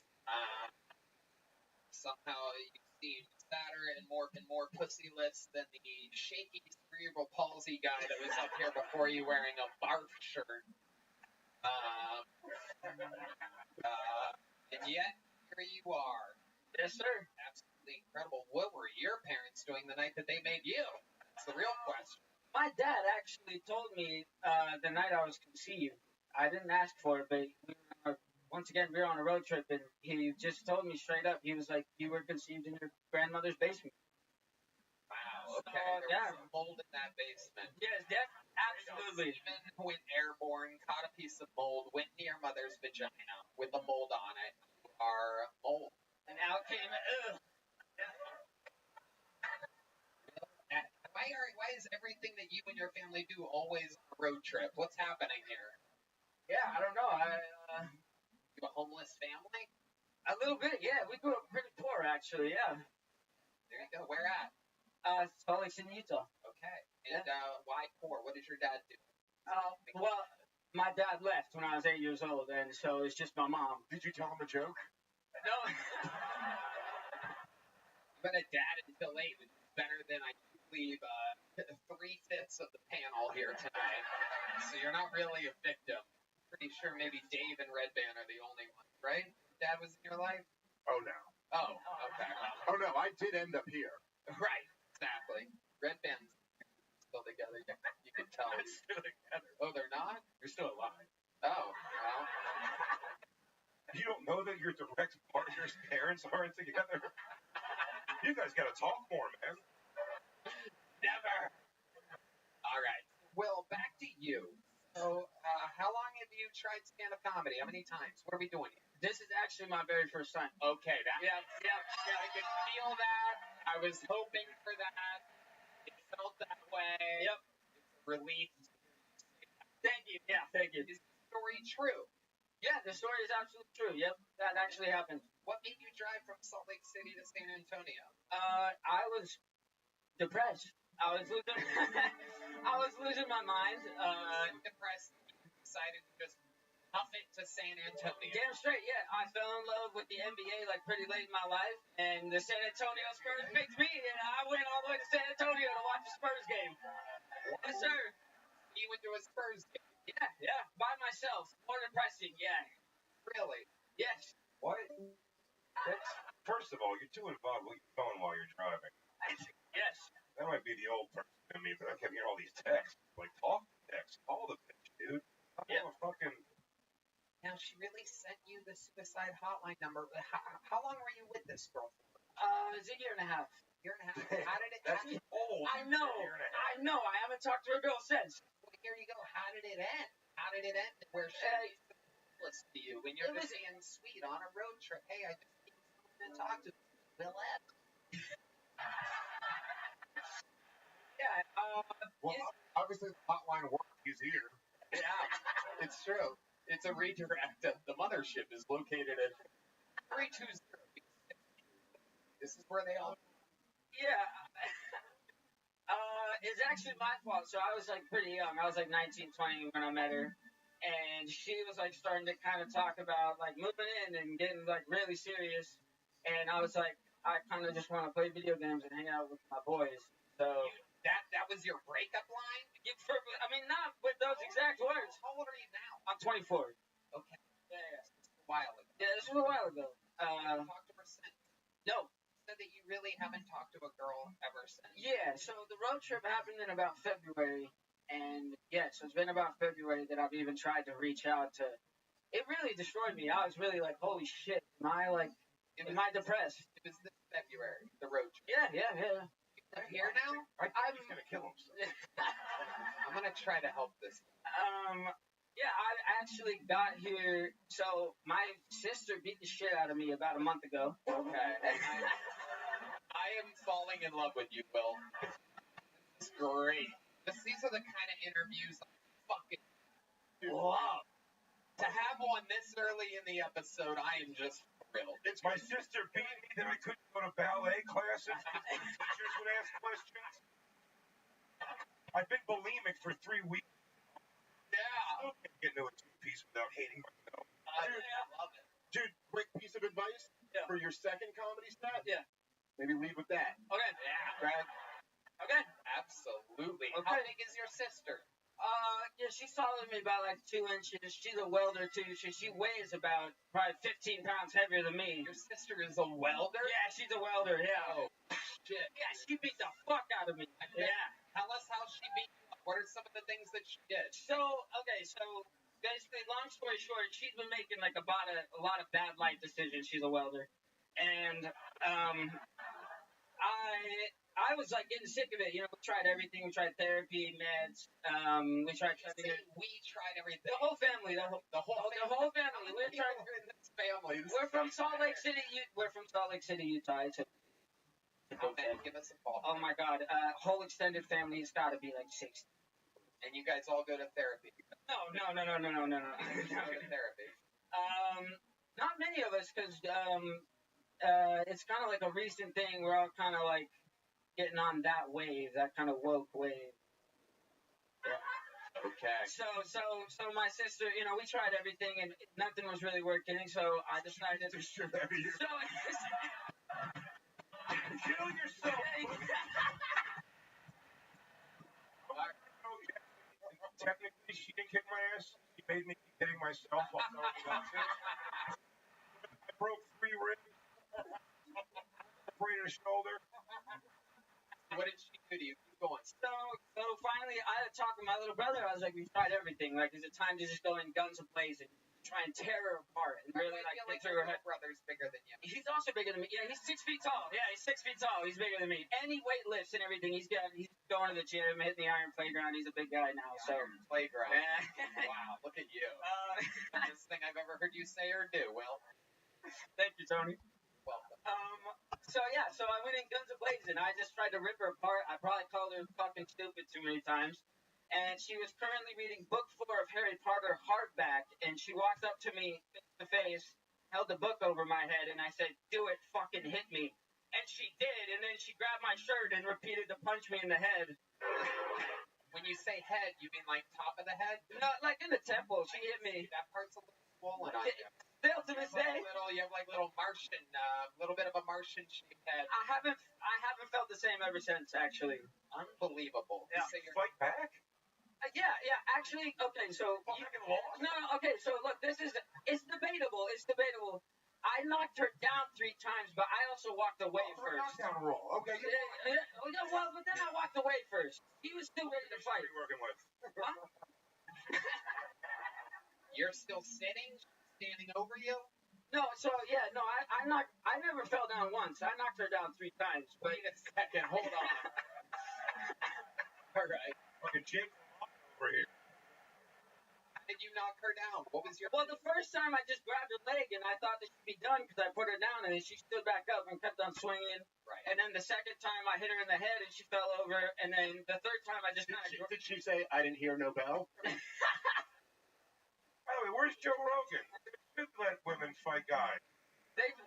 Dude, she beat my ass. I got she's 1-0. Yeah. Dude. I got scars on my chest from her scratching me while doing it and everything. Yeah. Here now? So I literally moved here yesterday at 6 p.m. Wow. Tell us more about that. From an abusive sister. Yeah. I couch surfed for a month after it happened, and then I said, "Fuck it, I'm moving to Austin," and here I am. Wow. Here you are. You're the first bucket full of the night. That's absolutely incredible. Now, you said you haven't talked to a girl since. Is that true? Yes. Well, like I talked to coworkers and stuff, but I haven't talked to a girl like for work. Well, okay, so I just moved here, so I don't have a job right now. But just previously, I was working at like a cafe diner. A cafe diner. Yeah. You were a waitress? I was. And you were judging your girl for being a welder? Oh no, your sister's a welder. Yeah. My sister's a welder. Yeah. So that's what you're good at? Cafe diner? Yeah, I was like a line prep cook. Yeah. Okay. Yeah. All right.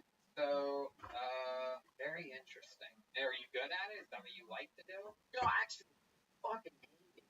Really? Yeah, my last week I told my boss repeatedly, I fucking hate the line. I fucking hate the line. He said, "What are you gonna do? Your sister beat you up."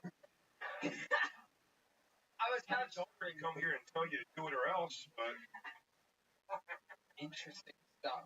So, first of all, we're going to help you get a job. Wow. Here in Austin, Texas. And thank you.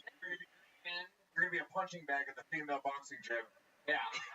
I'd be incredible at it. You wouldn't believe. I'm gonna go over to Orange Theory and beat the shit out of the fucking guy. Yeah.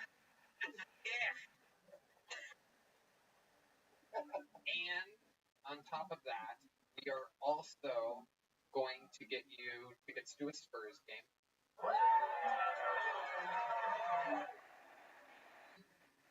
of that, ladies, I find your interview to be so. You gave us so much work, Will, and that deserves a reward. Will, when's the last time you kissed a girl? Oh shit! Oh shit! Let me put the mic back in the mic stand. I'd like to introduce you a young lady who was on the show once before. Ladies and gentlemen, this is a little segment that we call Kiss Me in the show's history. For a young buck that gets, I'd like to reintroduce one of the most famous kissers of all time. Only kissed one boy on this show, and he took the internet by storm. Make some noise for Riley, ladies and gentlemen.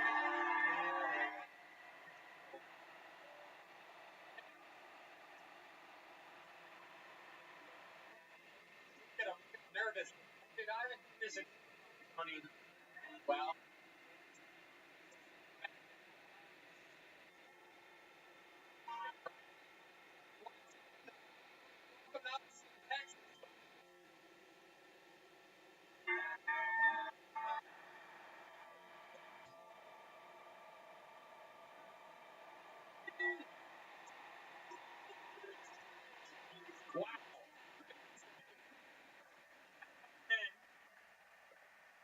Hey, how'd I do?